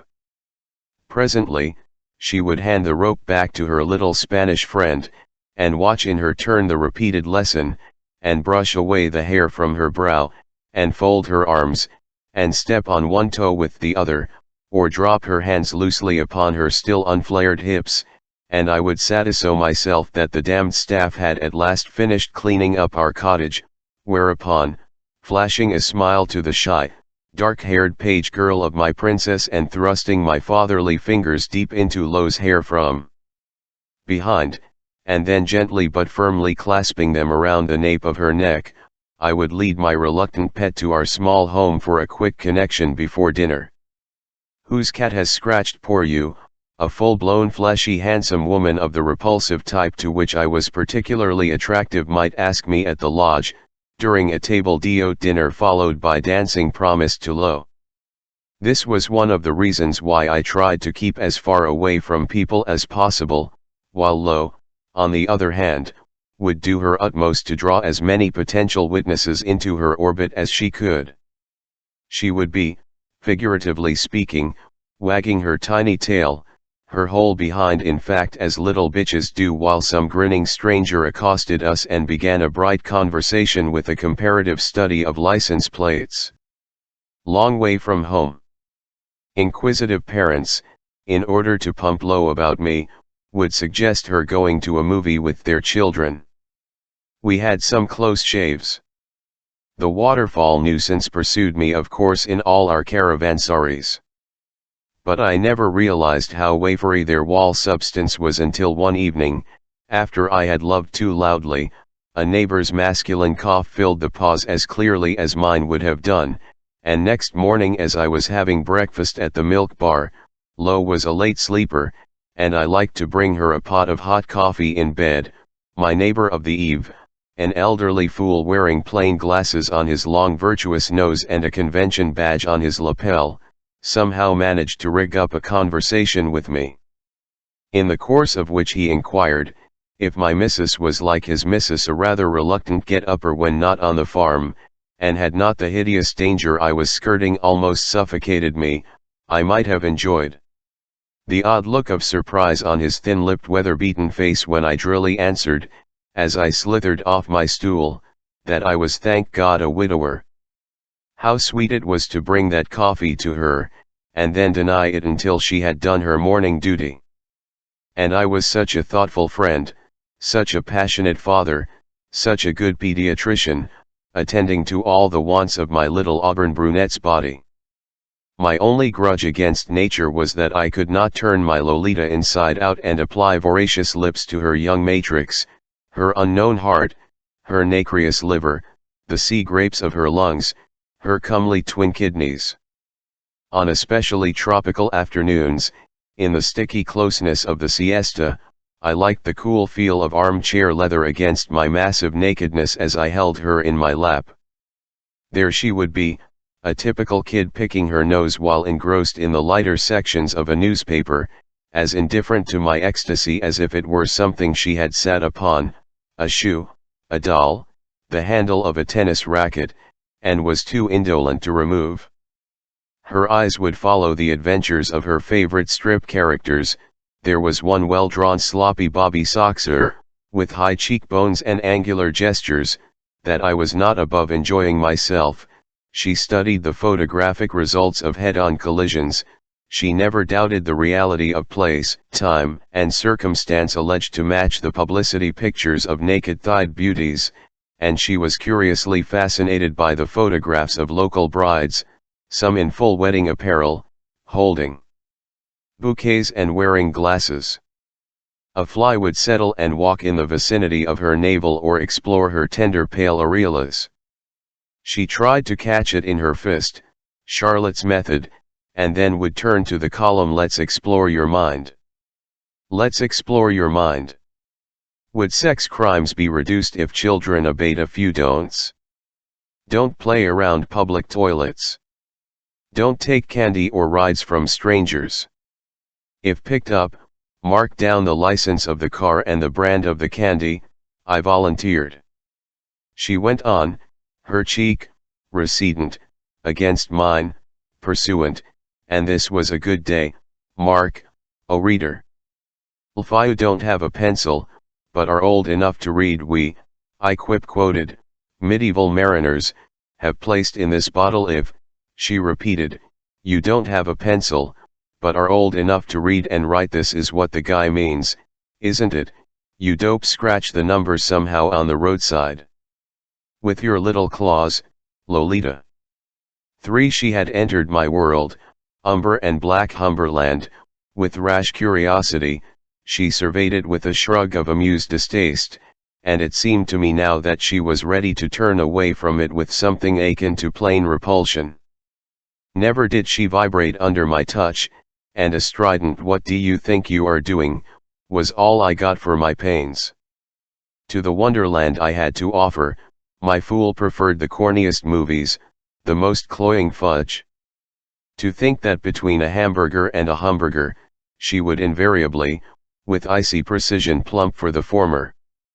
There is nothing more atrociously cruel than an adored child. Did I mention the name of that milk bar I visited a moment ago? It was, of all things, the Frigid Queen. Smiling a little sadly, I dubbed her my frigid princess. She did not see the wistful joke. Oh, do not scowl at me, reader, I do not intend to convey the impression that I did not manage to be happy. Reader must understand that in the possession and thraldom of a nymphette the enchanted traveler stands, as it were, beyond happiness. For there is no other bliss on earth comparable to that of fondling a nymphette. It is hors concours, that bliss. It belongs to another class, another plane of sensitivity. Despite our tiffs, despite her nastiness, despite all the fuss and faces she made, and the vulgarity, and the danger, and the horrible hopelessness of it all, I still dwelled deep in my elected paradise, a paradise whose skies were the color of hell flames, but still a paradise. The able psychiatrist who studies my case and whom by now Dr. Humbert has plunged, I trust, into a state of leporine fascination is no doubt anxious to have me take my Lolita to the seaside and have me find there, at last, the gratification of a lifetime urge, and release from the subconscious obsession of an incomplete childhood romance with the initial little Miss Lee. Well, comrade, let me tell you that I did look for a beach, though I also have to confess that by the time we reached its mirage of grey water, so many delights had already been granted me by my traveling companion that search for a kingdom by the sea, a sublimated Riviera, or what not, far from being the impulse of the subconscious, had become the rational pursuit of a purely theoretical thrill. The angels knew it, and arranged things accordingly. A visit to a plausible cove on the Atlantic side was completely messed up by foul weather. A thick damp sky, muddy waves, a sense of boundless but somehow matter-of-fact mist what could be further removed from the crisp charm, the sapphire occasion and rosy contingency of my Riviera romance. A couple of semi-tropical beaches on the Gulf, though bright enough, were starred and spattered by venomous beasties and swept by hurricane winds. Finally, on a Californian beach, facing the phantom of the Pacific, I hit upon some rather perverse privacy in a kind of cave whence you could hear the shrieks of a lot of Girl Scouts taking their first surf bath on a separate part of the beach, behind rotting trees, but the fog was like a wet blanket, and the sand was gritty and clammy, and lo was all goose flesh and grit, and for the first time in my life I had as little desire for her as for a manatee. Perhaps, my learned readers may perk up if I tell them that even had we discovered a piece of sympathetic seaside somewhere, it would have come too late, since my real liberation had occurred much earlier, at the moment, in point of fact, when Annabel Hayes, alias Dolores Lee, alias Lolita, had appeared to me, golden and brome, kneeling, looking up, on that shoddy veranda, in a kind of fictitious, dishonest, but eminently satisfactory seaside arrangement, although there was nothing but a second-rate lake in the neighborhood. So much for those special sensations, influenced, if not actually brought about, by the tenets of modern psychiatry. Consequently, I headed my Lolita away from beaches which were either too bleak when lone, or too populous when ablaze. However, in recollection, I suppose, of my hopeless hauntings of public parks in Europe, I was still keenly interested in outdoor activities and desirous of finding suitable playgrounds in the open where I had suffered such shameful privations. Here, too, I was to be thwarted. The disappointment I must now register, as I gently grade my story into an expression of the continuous risk and dread that ran through my bliss, should in no wise reflect on the lyrical, epic, tragic but never Arcadian American wilds. They are beautiful, heart-rendingly beautiful, those wilds, with a quality of wide-eyed, unsung, innocent surrender that my lacquered, toy-bright Swiss villages and exhaustively lauded Alps no longer possess. Innumerable lovers have clipped and kissed in the trim turf of old-world mountainsides, on the inner spring moss, by a handy, hygienic rill, on rustic benches under the initialed oaks, and in so many cabins in so many beech forests. But in the wilds of America the open-air lover will not find it easy to indulge in the most ancient of all crimes and pastimes.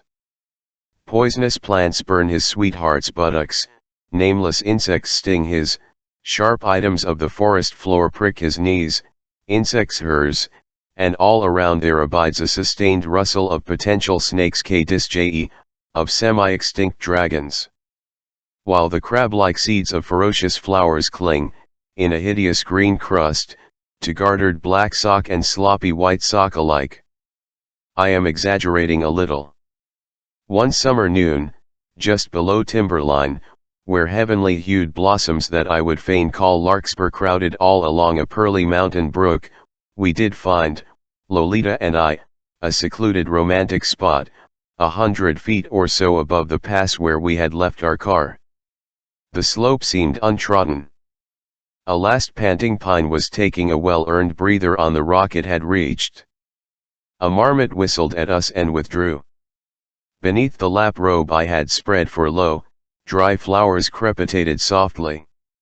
Venus came and went.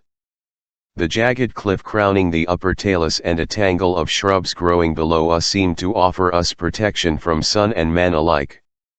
Alas, I had not reckoned with a faint side trail that curled up in cagey fashion among the shrubs and rocks a few feet from us. It was then that we came closer to detection than ever before, and no wonder the experience curbed forever my yearning for rural amours.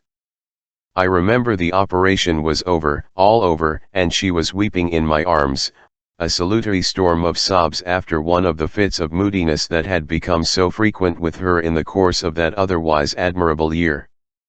I had just retracted some silly promise she had forced me to make in a moment of blind impatient passion, and there she was sprawling and sobbing, and pinching my caressing hand, and I was laughing happily, and the atrocious, unbelievable, unbearable, and, I suspect, eternal horror that I know now was still but a dot of blackness in the blue of my bliss, and so we lay, when with one of those jolts that have ended by knocking my poor heart out of its groove, I met the unblinking dark eyes of two strange and beautiful children, fawnlet and nymphette, whom their identical flat dark hair and bloodless cheeks proclaimed siblings if not twins.